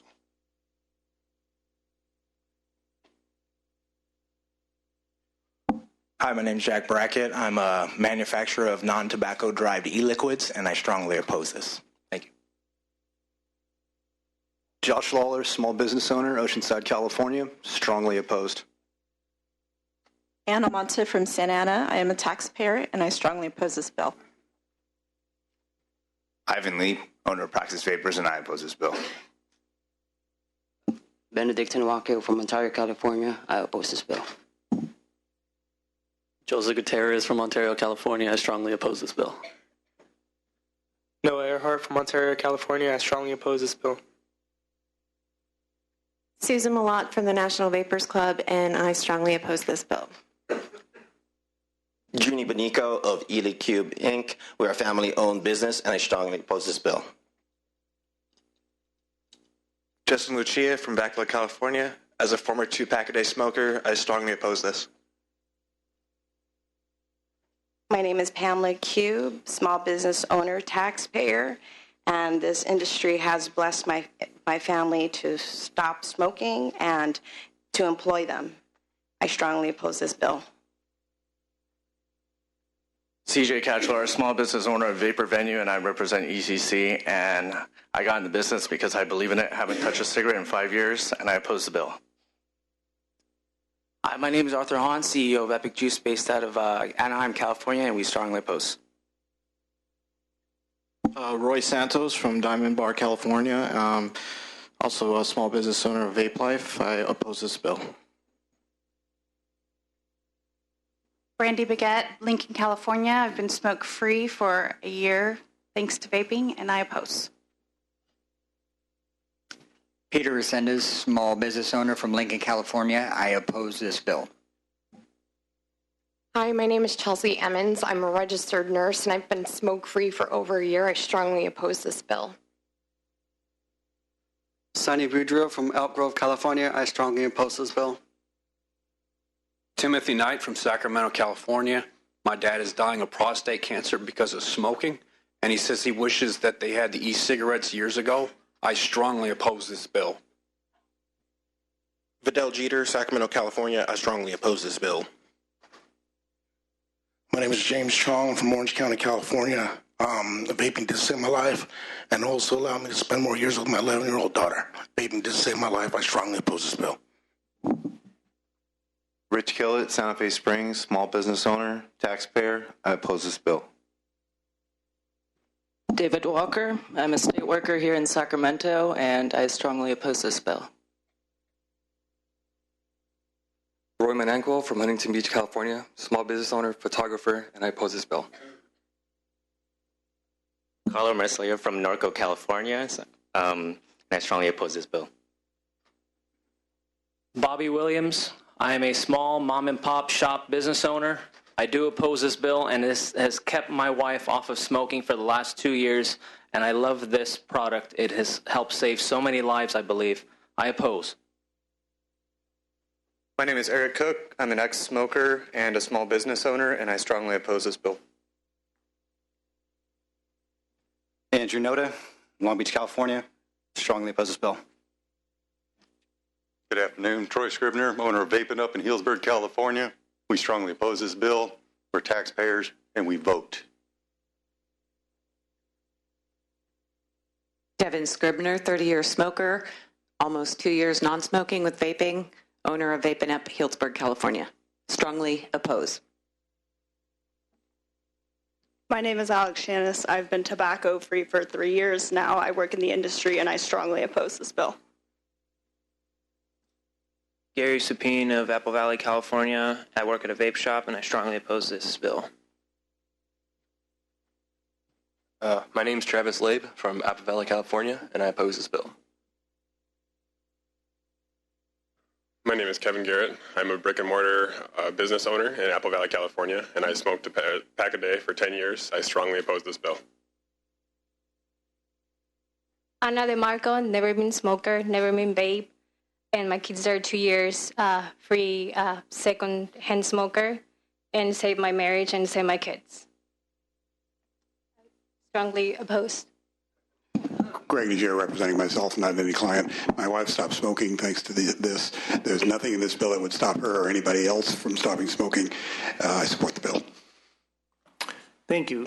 Seeing no other comment from the audience, question, comment, Senator Monning. Thank you, Mr. Chair. A couple of questions. First, for the author, does your bill prevent an adult from acquiring and using e-cigarettes? Certainly not. Certainly not. And I'm really a bit shaken by some of what I've heard now, because I know everyone spoke in opposition very sincerely and very intently, and I don't know where they've gotten their misinformation. But this will... Well, hold on. First of all, no public comment, and that was totally inappropriate. Sergeant, find out who made that comment. Okay, please leave. That is totally inappropriate. So if I could please continue. I'm really concerned. I don't know where they got their misinformation. From what I heard, this bill is going to close down vape shops. What I heard is this bill is going to require that those who are still addicted to nicotine, who are now getting it through their vaping, will have to go back to smoking cigarettes. This bill will do nothing of the sort. I also heard that this bill will prohibit vaping in vape shops. It specifically does not. Our bill does not prevent the smoking of e-cigarettes in vape lounges. Current law allows for an exemption to smoking in enclosed workplaces for, quote, private smokers' lounges and tobacco shops, such as hookah lounges and cigar bars. This is in the Labor Code section of current law. I'm going to ask the gentleman who brought this to public light that this will prohibit vaping in vape shops to show me where he found that in the bill. Actually, it's fairly simple. Vape shops are currently not licensed. The tobacco shops and smoking lounges you're referring to, those are under a specific license, which vape shops are not. So you'll have to be licensed, and you don't want to be regulated or licensed, and that's your argument? Not specifically in the way that you're seeking it. Very good. So I do admit that the bill will require licensing. It will require licensing. It will allow adults to acquire e-cigarettes if they choose to use them. Of course. Thank you. And then if I could ask a question, the first witness, could you repeat your name again? Edward Anselm. And your affiliation?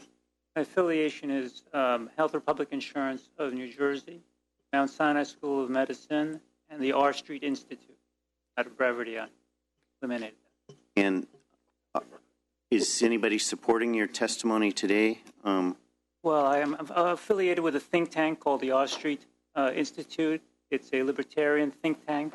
My position on harm reduction has been in the public record for a decade, and I've only recently been engaged with this institute. Thank you. Well, I appreciate your presence today. And I just did add a question. Did I correctly, did I understand your testimony to suggest that there are benefits to nicotine? For the individuals who use it, certainly there are benefits. I wouldn't promote it, but young people experiment with all sorts of drugs, and they're bound to try alcohol, marijuana, nicotine. Only a small fraction of people who try nicotine become habituated to it and begin to use it to manage their mood. And they tend to be disproportionately individuals who have underlying mental illness, such as those who have a tendency towards depression, schizophrenia, or attention deficit disorder. And for them, you recommend the use of nicotine as a beneficial product? It certainly would be a preference if they had the least harmful form of nicotine available. The harm reduction strategy that I developed with my health plan promotes the use of off-label use of nicotine for tobacco use reduction, as the National Health Service of Great Britain has done. Clearly, we would prefer to use FDA-regulated products to help people quit smoking. But nonetheless, as you've heard from this group, lots of adults have adopted the use of electronic nicotine delivery systems to either curb or eliminate their tobacco use, and I certainly think that that's an important public health consideration. And do you have any data that shows how many who use the vapor product switch to that for nicotine acquisition or use it to totally stop using nicotine? There's only 3 studies that have attempted. It's a very difficult subject to study because you're calling up people or random dialing people or doing computer surveys. So there's only 3 studies that have asked the question about whether or not individuals have cut down or quit smoking. Certainly there's a prevalence of dual use. I don't remember the exact statistics, but I can tell you that a substantial number of individuals have adopted e-cigarettes in replacement of cigarettes. One anecdote, in Great Britain, the reports of referrals to smoking cessation programs have gone down because vaping has gone up. But you don't know, in answer to my question, how many of those are vaping to quit the addiction to nicotine versus replacing? We don't have good data on that. Okay, thank you. And then I didn't get all the titles, but I think they're all doctors. They're all doctors. Okay. Any one of you, do you consider nicotine, when delivered in electronic fashion, to be a harmless to one's health? Nicotine is a highly addictive substance. As I think Senator Leno said, it's on the Prop 65 list of known reproductive toxicants. And while there is some argument that it might be used to treat certain diseases, certain mental illnesses, that would be done by prescription, and we already have mechanisms to do that. I think to advocate self-administration of a highly addictive substance with a toxic delivery system is not a good idea. But and also there are 11 high-quality studies, population-level studies, looking at the effect of e-cigarette use on smoking, on quitting smoking. And while there's no question that some people have successfully quit smoking using e-cigarettes, and you just met a bunch of them, on average, smokers who use e-cigarettes are about a third less likely to quit smoking than smokers who don't use e-cigarettes. And probably one of the reasons for that is that they're promoted to use in places that you can't smoke. And Senator Leno's bill would solve that problem. It would say, I mean, the bill doesn't ban e-cigarettes. As Senator Leno said, the bill doesn't say adults can't buy e-cigarettes. It simply says you can't use an e-cigarette any place that you can't smoke a conventional cigarette. And a final question, would it be fair to say that an e-cigarette is a path to nicotine addiction absent any prior use of traditional tobacco products? Yes. For some, as you heard from, I think, Dr. Gardner's testimony, the e-cigarette use among youth, both in California and nationally, is exploding. There are now more kids initiating nicotine use with e-cigarettes than cigarettes. Our work has shown that kids who experiment with cigarettes and use e-cigarettes are 8 times more likely to become established smokers. So there's no question that e-cigarette use is increasing nicotine addiction among youth in California and in the country. Thank you very much. Thank you, Mr. Chair. Thank you. Any other comment, question? See none, do we have a motion? Moved by Senator Roth. Would you like to close, Senator Leno? Thank you for your time, for your consideration, and for all those who attended today on both sides of the issue, and I ask for your aye vote. Thank you. This is item number 4, SB140 Leno. Electronic cigarettes do pass as amended to appropriations. Chair is recommending an aye vote. Call the members, please. Hernandez. Aye. Hernandez, aye. Nguyen. Hall. Mitchell. Monning. Aye. Monning, aye. Nielsen. No. Nielsen, no. Pan. Aye. Pan, aye. Roth. Aye. Roth, aye. Wolk. Wolk, aye. Currently has 5. We're going to place that bill on call. We're going to now move on to. Thank you. Thank you, Mr. Senator. Chair and committee members. Item number 9, I believe Senator Hill. You're welcome. Senator Hill here? Okay. And thanks for moving Force the Music up.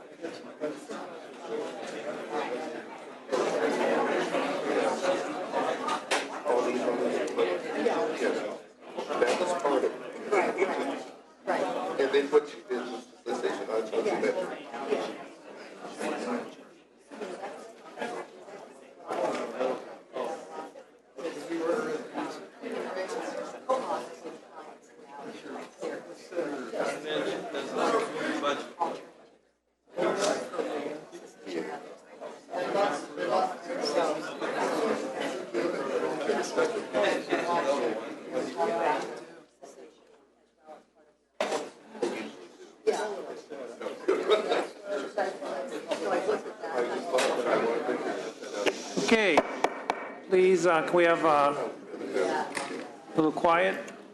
We're now at item number 9, SB 361, Hill Skilled Nursing Facilities, Antimicrobial Stewardship Guidelines. It's my understanding that there is no opposition, support on both sides. I'd appreciate if we can make it brief, and if you have individuals that like to speak in support, that they do the same as well. Senator Hill, thank you. I appreciate it, Mr. Chair. Thank you, and good evening. I want to accept the author's amendments in comment 7 of the analysis, and there's a mock-up that we'll be handing out right now. This just reduces the consequences of antibiotic resistance, a growing public health threat. I think all of you are aware of this. I had similar legislation last year that applied to California's hospitals. This now applies to those who were infected in healthcare facilities and skilled nursing facilities. And I would ask for your aye vote, members. Thank you. Thank you. Any comments, questions from any of the members? Is there any support? Any support? Any opposition? Seeing no comments, yes, we have a motion by Senator Manning to move the bill. Did I see somebody? She wanted to do a B2. We do have a support. My apologies, Senator Hernandez. Misty Johnson, on behalf of the California Optometric Association, in support. Thank you. So we have a motion by Senator Manning. Chair's recommendation aye. Item number 9, SB 361 Hill, do pass as amended to appropriations. Call the members. Hernandez? Aye. Hernandez, aye. Nguyen? Aye. Nguyen, aye. Hall? Mitchell? Manning? Aye. Manning, aye. Nielsen? Aye. Nielsen, aye. Pan? Aye. Pan, aye. Roth? Aye. Roth, aye. Wolk? Aye. Wolk, aye. 7. Thank you. We're at item number 11, SB 658 Hill, automated external defibrillators. Please proceed. Thank you, Mr. Chair. In 1999, the legislature mandated that building owners comply with a laundry list of requirements in order to be exempt from liability stemming from the use of AEDs placed in their buildings. Technology has obviously advanced in the last 16 years. AEDs are now much more fail-safe and easy for bystanders to use. These devices now have voice commands that tell Good Samaritans what to do.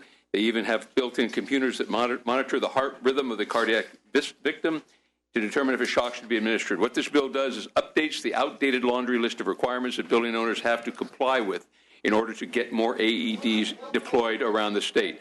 The facts are clear. When more AEDs are available, more lives are saved. Sudden cardiac arrest kills nearly 1,000 people per day in the U.S. A study by Johns Hopkins University found that Samaritan access to AEDs doubles the survival rate in sudden heart attacks. So existing law has several requirements. Physician has to be involved with the placement. AED must be checked every month. AED use must be reported to a physician. Employees must be trained in AED use, and building owners must have a written plan for AED use. Information must be made available on best practices, and tenants have to be annually notified about the AED. This bill makes changes. Three things: annual testing and maintenance of the AED, notification to the local EMS agency about the location of the AED so first responders know where it's located. And this is important because obviously ambulance on the way, they want to know where to go, and compliance with all regulations governing the place of these AEDs. We've got nothing to lose, and only 10% of victims who suffer a cardiac arrest outside of a hospital setting survive. So I can go into more details, Mr. Chair, but I believe this bill will save lives in the long run, and making these changes, we'll see more AEDs in buildings around California. Thank you. We'll do the support. Anybody in support, please state your name and position. Yes, Greg Herner on behalf of El Camino Hospital. Unfortunately, Brenda Tossig was here, but she had to go back, as I'm sure you can understand, given the late evening.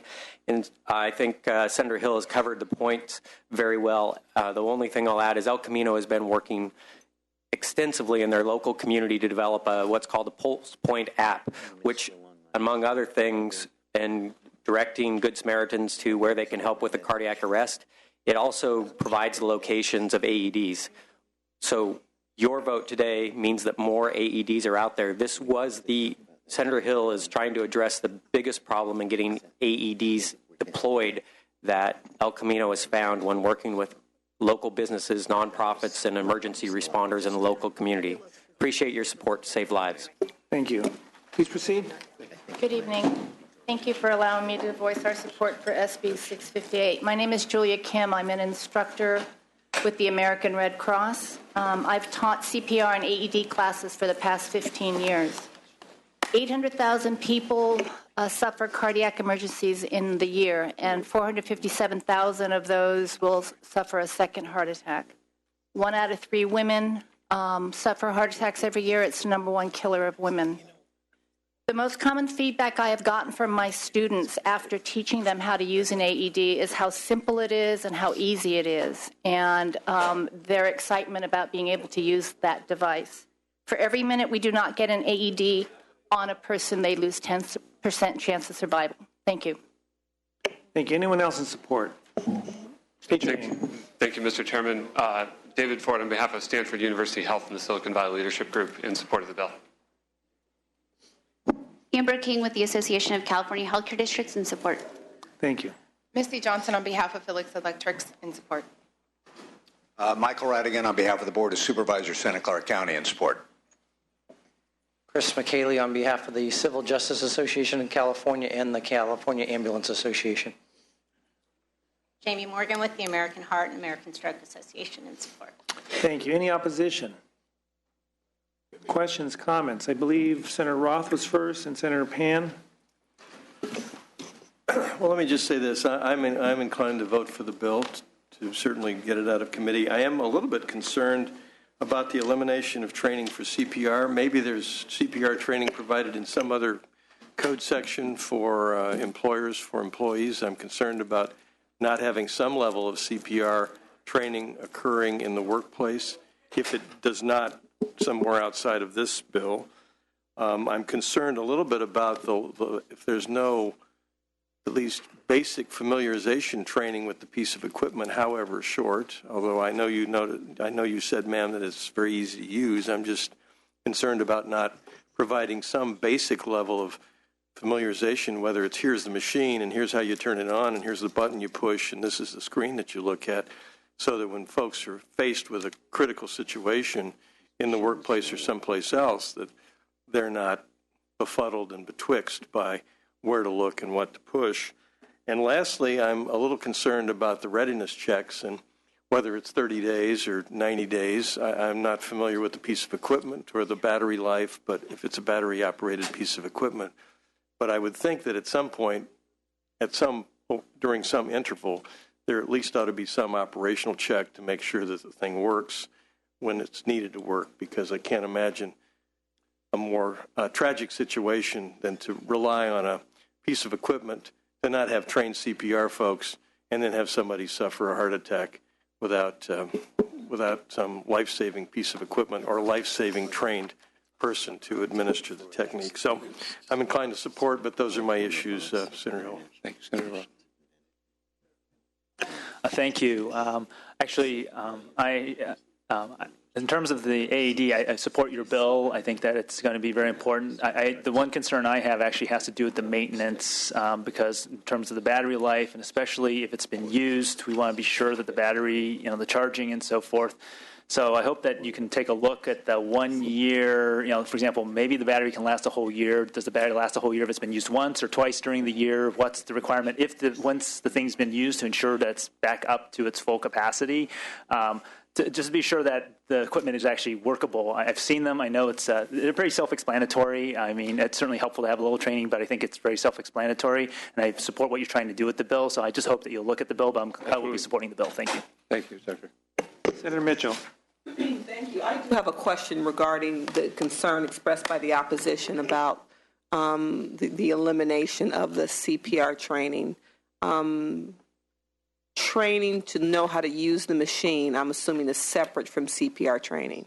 Is that expressed opposition because to fully assist the potential victim, you have to use the machine and CPR? What's the correlation between the machine and CPR?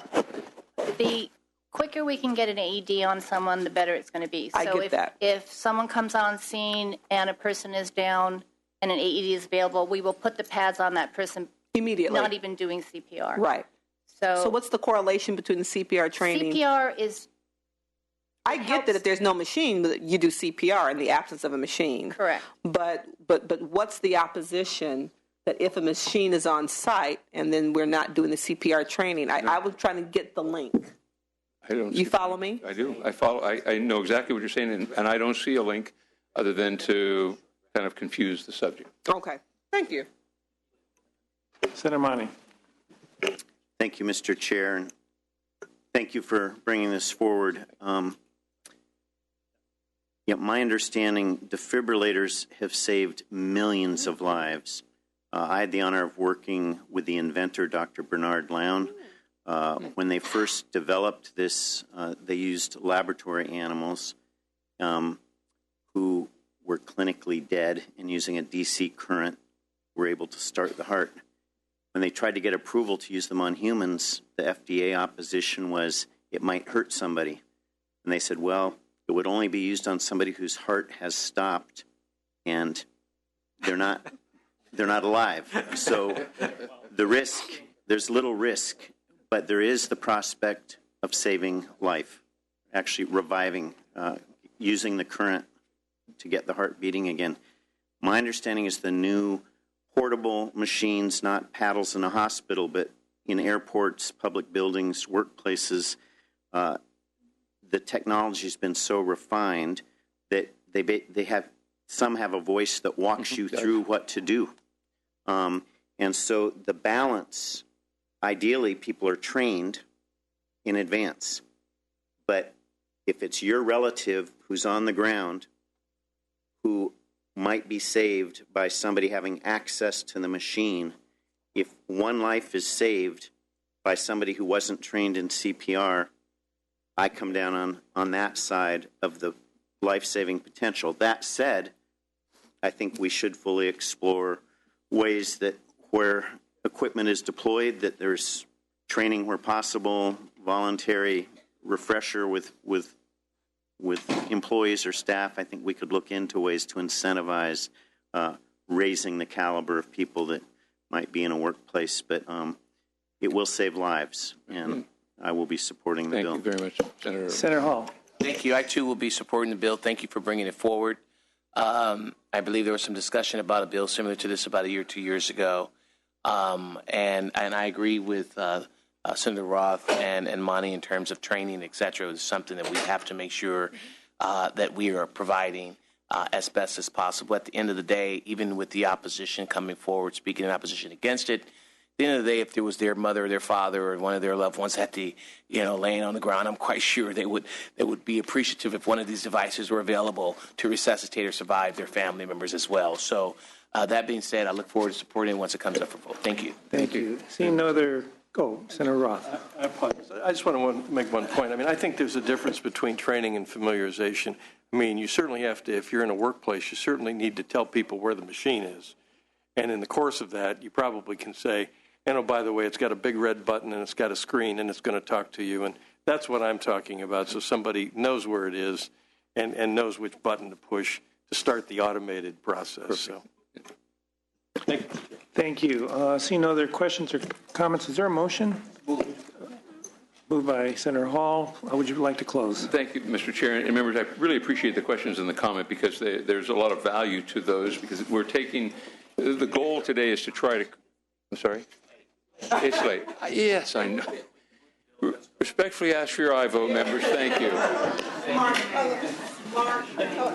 Thank you. Item number 11, SB 658, due pass to judiciary. Call the members. Aye. Hernandez? Aye. Hernandez, aye. Nguyen? Nguyen, aye. Hall? Aye. Hall, aye. Mitchell? Aye. Mitchell, aye. Monning? Aye. Monning, aye. Nielsen? Nielsen, aye. Pan? Aye. Pan, aye. Roth? Aye. Roth, aye. Wolk? Aye. Wolk, aye.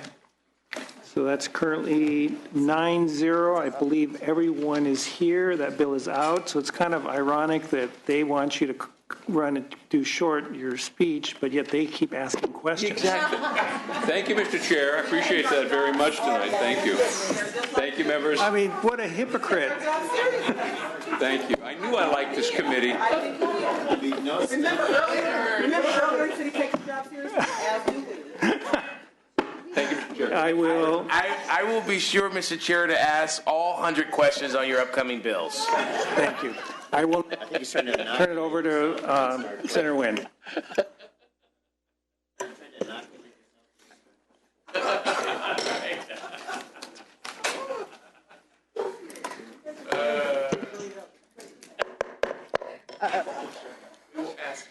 The first bill would be Senator Hernandez, SB 36.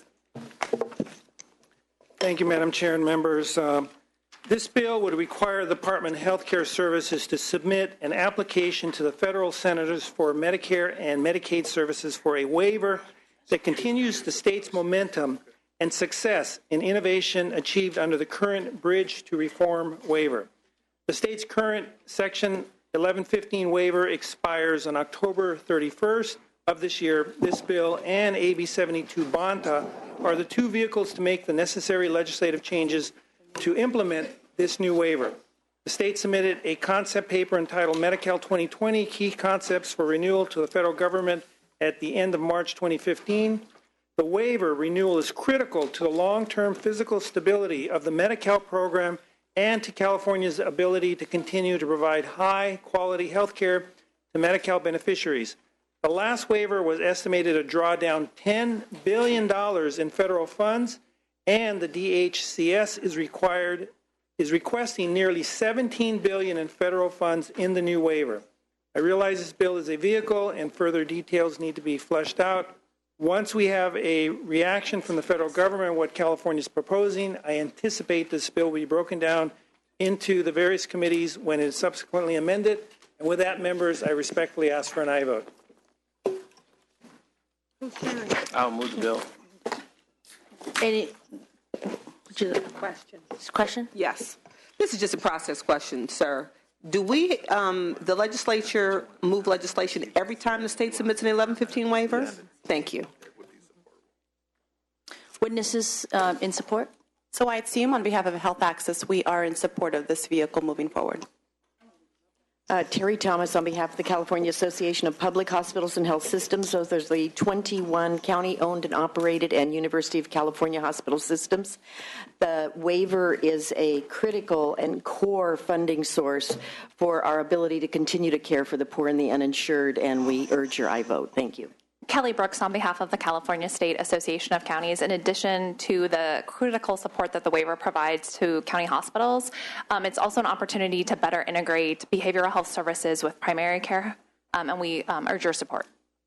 Michelle Cabrera on behalf of SEIU California. We're in full support of the state's Medi-Cal waiver proposal and ask your support for this legislation moving forward as well. Amber King with the Association of California Healthcare Districts, also in support. Greg Chair with the Arkin United Cerebral Palsy. We support the bill. Any other support? Any witnesses in opposition? Any questions from members? You're going to let him go that easy? Wow. There was a motion, but actually I just want to one question, Senator. Yes. So the bill will come back to this committee when specifics are amended to the bill. I don't know if it's going to come. I don't know if it'll come back to the committee. We will amend it through the process. You'll be able to see it on the floor as we get information from the federal government. But this is a kind of a work in progress. Okay. Thank you. We have a motion. Would Senator Hall please call for the vote? Do pass to appropriations. Oh, thank you. I'm sorry. Hernandez? Aye. Hernandez, aye. Wynn? Aye. Wynn, aye. Hall? Aye. Hall, aye. Mitchell? Aye. Mitchell, aye. Monning? Aye. Monning, aye. Nielsen? Aye. Nielsen, aye. Pan? Aye. Pan, aye. Roth? Aye. Roth, aye. Wolk? Aye. Wolk, aye. That passes to 9-0 to appropriation. Thank you. Next one, Senator Hernandez, SB 151. Thank you, Madam Chair and members. The truth, as Henry Waxman once stated, is that cigarettes are the single most dangerous consumer products ever sold. Tobacco remains the leading cause of preventable death, killing 480,000 individuals annually in the United States, 34,000 of which are California residents. According to the CDC, this product kills more people per year than alcohol, murder, illegal drugs, AIDS, and motor vehicle accidents.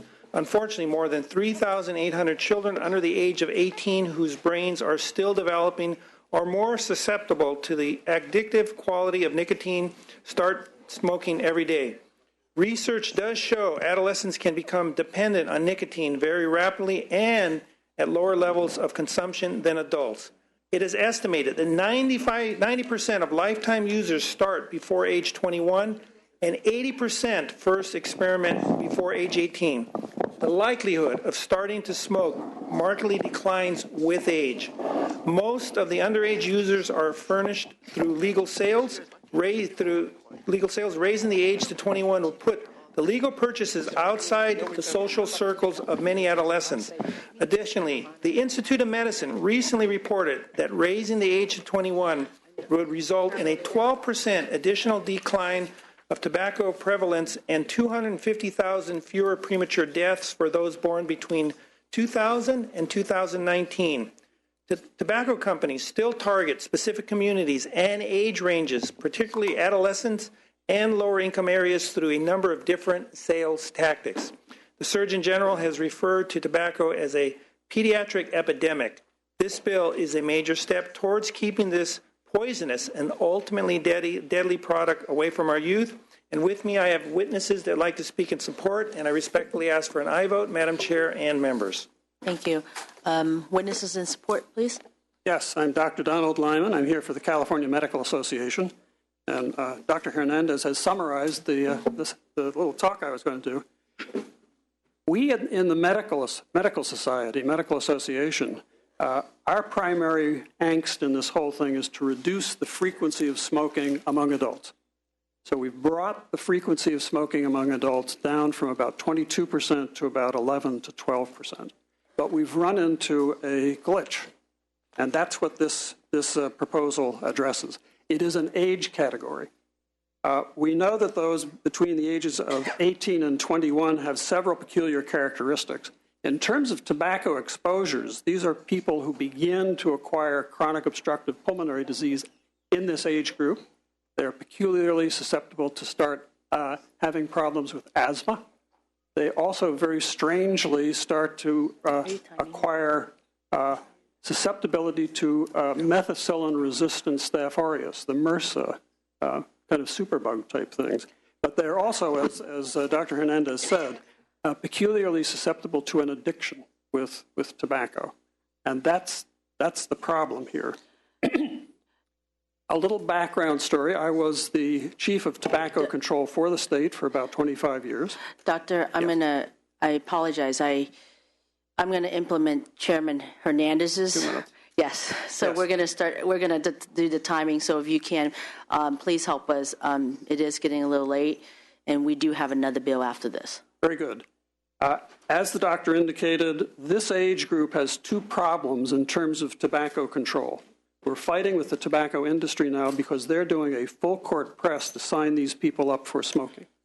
And the tobacco control activity wants to keep them away. This group has a peculiarly high frequency of addiction capacity if they start smoking in this age category. They are also the source of tobacco for their younger friends. And the source of tobacco for a lot of younger people under 18 comes from these people. So we would like to address these by raising the age limit. It will help them in their addiction problems, and it will help keep the tobacco away from their younger friends. Thank you. My name is Robert Bender. I'm a high school senior at Folsom High, and I'm also president of Breathe California's Youth Advisory Board. I'm 18 years old, so I see firsthand the effect tobacco has on youth, and I speak in support of this bill. Raising the legal age of tobacco products is an important step in ensuring that youth don't start using these dangerous products. An all too common scenario I've seen involves students who are 18 providing tobacco products to younger students. Whether it is at a high school sporting event, a party, or even a study group get-together, this issue is becoming more and more prevalent. Many teens and young adults spend time hanging out in or around smoke shops to purchase these products for themselves or to have a friend purchase them. In fact, when I was in 6th grade, I remember being offered a cigarette by my friend's older brother, something I didn't even ask for.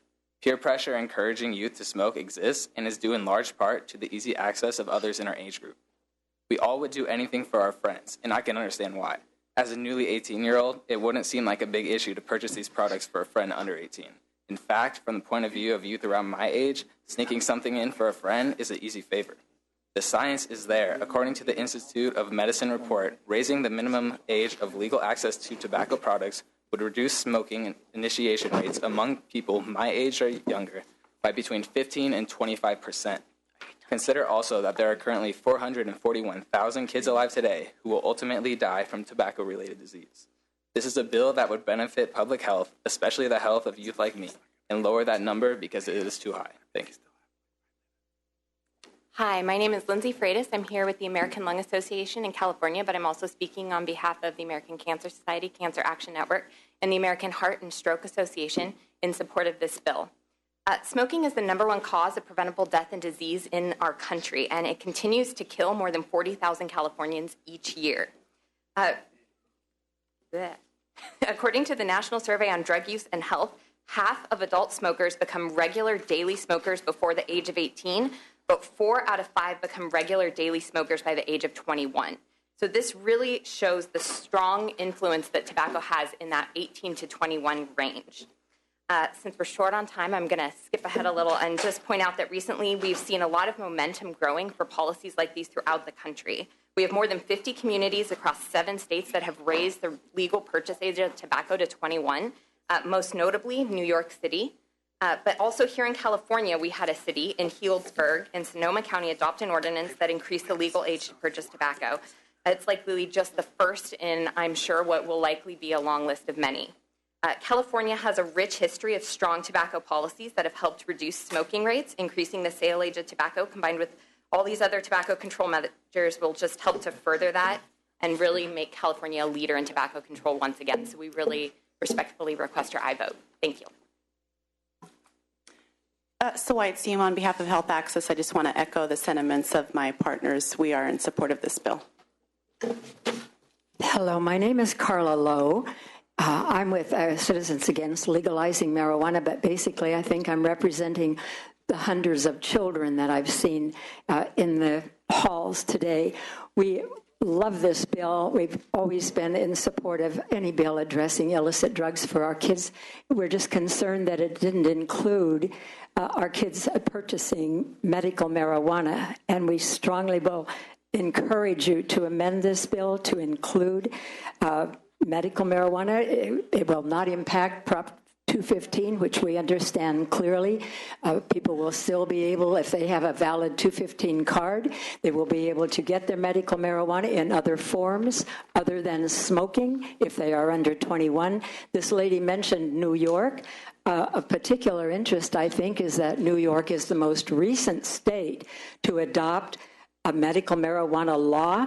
Governor Andrew Cuomo explicitly, in order to get his support, requested that it ban or exclude smoked products totally for all ages, not just young people. But they obviously recognize all the dangers of smoking that have been mentioned today. I would just like to add that more of our kids are smoking marijuana than they are tobacco. There are 50 to 70% more tars and carcinogens in marijuana than there are in tobacco. You've heard all this wonderful testimony. I think you could just understand that one marijuana cigarette is equal to about 10 tobacco cigarettes. We would ask you to take a leadership role, as has been said. Other states have raised the tobacco age to 21. No one has been concerned about raising the age to 21 for this highly potent, long-acting, mind-altering drug that our kids are using, and the development of their brain at 18, 19, 20, 21 is crucial. And I'll just close by saying Joseph Califano once said, and he's with Columbia University, if we can keep our young people from using any illicit drug until 21, they most likely will not start. I ask that you support this bill and amend it to include medical marijuana. Thank you. Thank you. I see we have others waiting. If you can, at this time, please state your name and affiliation, whether you support or oppose the bill. Yes, Lydia Bourne, American Academy of Pediatrics. We are in support of this bill. Misty Johnson on behalf of the California Pharmacists Association in support. Amber King with the Association of California Healthcare Districts in support. Michael Radigan on behalf of the Board of Supervisors, Santa Clara County, in support. Teresa Stark, Kaiser Permanente in support. David Ford, Association of Northern California Oncologists, Medical Oncology Association of Southern California, in support. Tiffany Whiten on behalf of the Campaign for Tobacco-Free Kids in support. Jody Hicks with the California Academy of Family Physicians in support. Brendan Tillig on behalf of the California Center for Public Health Advocacy in support. Callie Hampt on behalf of the American Heart, American Stroke Association in support. Tim Gibbs with the American Cancer Society Cancer Action Network in support. Matt Reed, Breathe California and the Breathe California affiliates in support. Mistia Islam, 16-year-old high school junior, Vice President of Breathe California's Youth Advisory Board, definitely in support. Thank you. Shivani Parikh, on behalf of the Breathe California Youth Advisory Board, I'm in support. Thank you. Justin Garrett with the Marshall Dimes in support.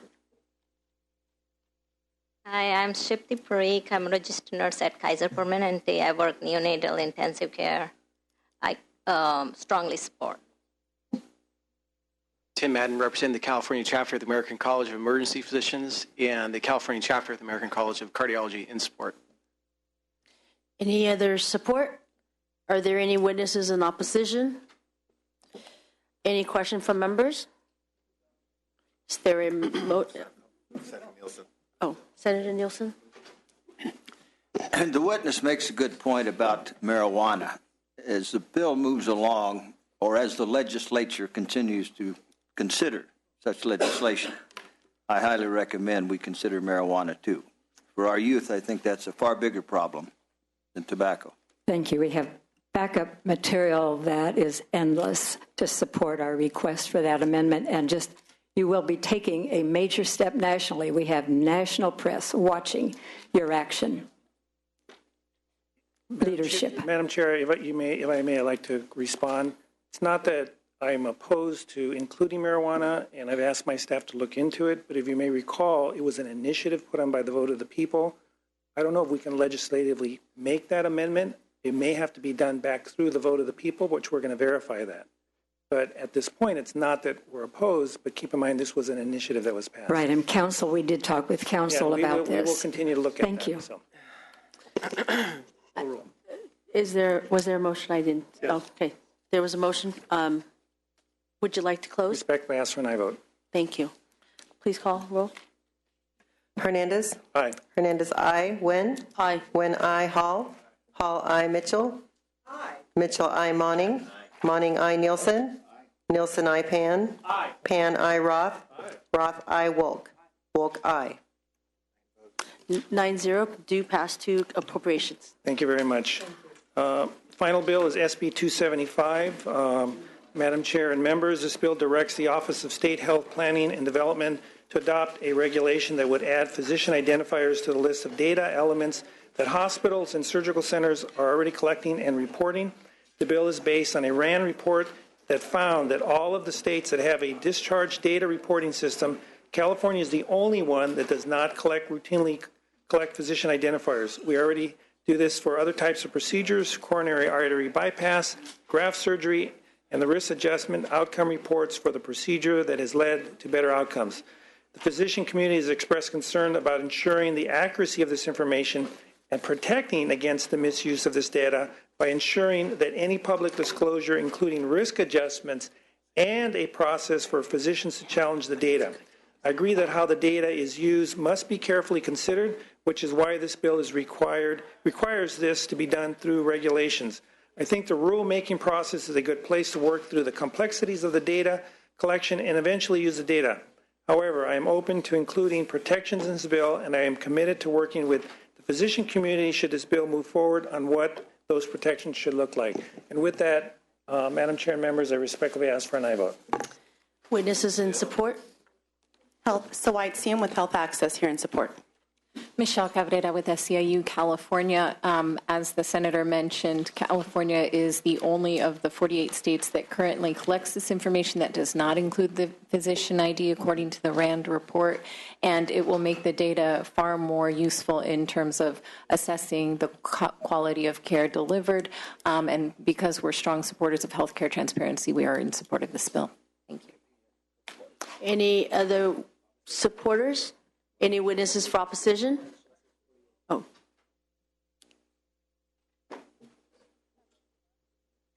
Sorry. Just caught me off guard with your hair.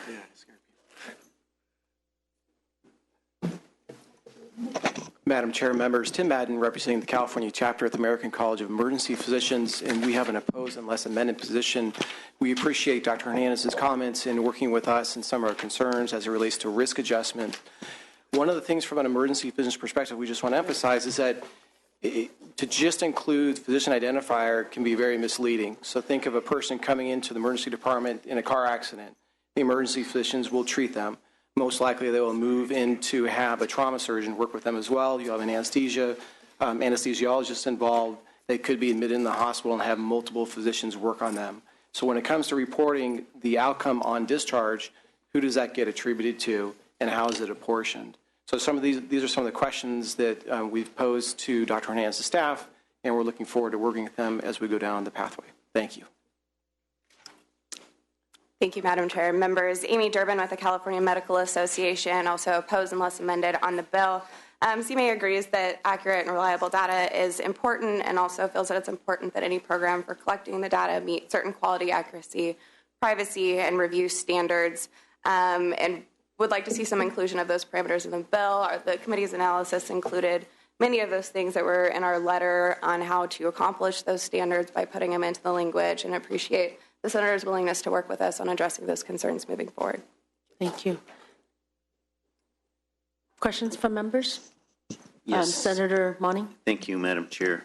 I'm supportive of the goals of this, and I guess just one question I had for the author, consistent with some of the concerns raised, but mine goes more, it's confidentiality of patient information, but also are you open to exploring safeguards against the sale, the data mining of this information for profit generation? In other words, we've seen it with pharmaceuticals where data is collected, repackaged, and sold to try to direct and influence prescribing habits. And I would just like to see some safeguards that the use that it's intended for, that it's restricted to that use.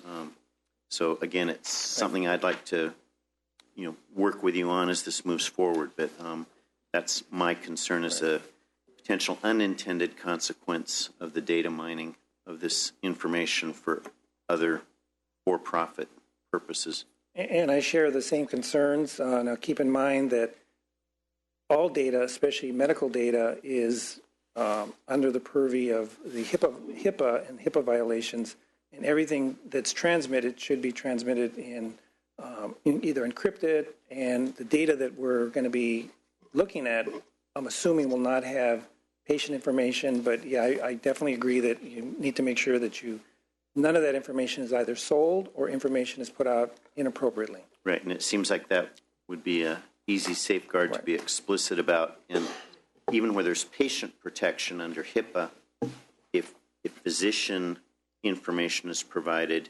if somebody's looking at a physician's engaging in certain surgery practices, then they become a target for the marketing of the latest equipment. So anyway, that's the concern, and look forward to working with you as this moves forward. Thanks. Thank you. Senator Pan? Yes, I want to thank you first, Senator Hernandez, for bringing this bill forward. I do support your goals of increasing transparency. I think one of the things we need to be sure that we have mechanisms in place, and I appreciate that your statements about working with the medical community and the rulemaking process is that that actually people have access to what I call meaningful information. So there was data, and then we're talking about risk adjustment. And if the risk adjustment isn't done correctly, you can have unintended consequences. And actually one of the potential unintended consequences I'm sure we avoid, and I've seen this in other times when people have disclosed data on, quote, physician performance, is that high-risk patients, if the risk adjustment isn't done correctly and you don't have stakeholders all weighing in to figure out how to do it correctly, you could actually discourage providers from wanting to see high-risk patients, because not in a case in the emergency room, you just have to see everyone who comes in. But, for example, other types of procedures where people say, well, all it will do is make me look bad on the score, so I'm going to try to avoid those patients and try to get them to somebody else and so forth. So I do think that we have to be sure that the data actually represent accurate information, that there's a process in place to be sure that the risk adjustment is done appropriately, that there is a wide stakeholder input into that development, that methodology, so there's agreement on the methodology, so that it actually becomes useful information and that doesn't create disincentives for taking care of particularly high-risk patients. And I know that you're going to be working on that, so I hope I can be helpful there. And certainly I'm going to support the bill because I think it's very important to move this conversation and to move this idea forward. But I'm hoping that we can that we can try to address that as the bill moves forward. Senator Roth? Well, I just wanted to say I appreciate the willingness of the author to work to make sure that we have accurate data, because without accurate data, the data is worthless. And also, I'm sure you're going to work to make sure that we don't diminish the number of healthcare providers who are willing to see patients, given what we're trying to do with the Affordable Care Act. But I guess for the Medical Association, I'm just curious, how does adding physician identifiers to the data file allow a user to re-identify patient-level data? I'm talking from our analysis, so you may not have it. Yeah, and that was actually a concern that we had raised as well in our letter. It was actually in, I believe, the RAND study itself that they had discovered and thought that there would be a concern that by now, including the physician identifier data, that you could be able to link in certain instances that data to the patient data that was de-identified when it was released publicly. So just the concern on how, certain things will be identified and how it's going to be released, the distinction between the collection and the release on how you make sure in that process that there wouldn't be anything to compromise the privacy of the patient. I see. Well, we certainly need to work to make sure that privacy is protected, and I know the author will do that. I'll be in support of the bill. Thank you. Thank you. Any closing? Respectfully ask for an aye vote. Okay, there is a motion by Senator Roth. Please call roll. Do pass to appropriations. Oh, thank you. Hernandez. Aye. Hernandez, aye. Nguyen. Hall. Hall, aye. Mitchell. Mitchell, aye. Monning. Monning, aye. Nielsen. Pan. Pan, aye. Roth. Roth, aye. Wolk. Wolk, aye. 7. 0. So it do pass to appropriation. Thank you. Thank you. We're going to go ahead and lift the calls. We're going to start off with a consent item. Item number 7, SB 299, Monning. Call the absent members. Hall. Hall, aye. Roth. Roth, aye. 9. That has 9. That bill is out. Item number 2, SB 19, Woke, do pass to judiciary. Call the absent members. Hall. Aye. Hall, aye. Mitchell. Aye. Mitchell, aye. Pan. Aye. Pan, aye. Did you get me on Monning. that? Aye. Monning, aye. So it's 9. That has 9. That bill is out. Item number 4, SB 140, Leno, do pass as amended to appropriations. Call the absent members. Nguyen. Hall. Mitchell.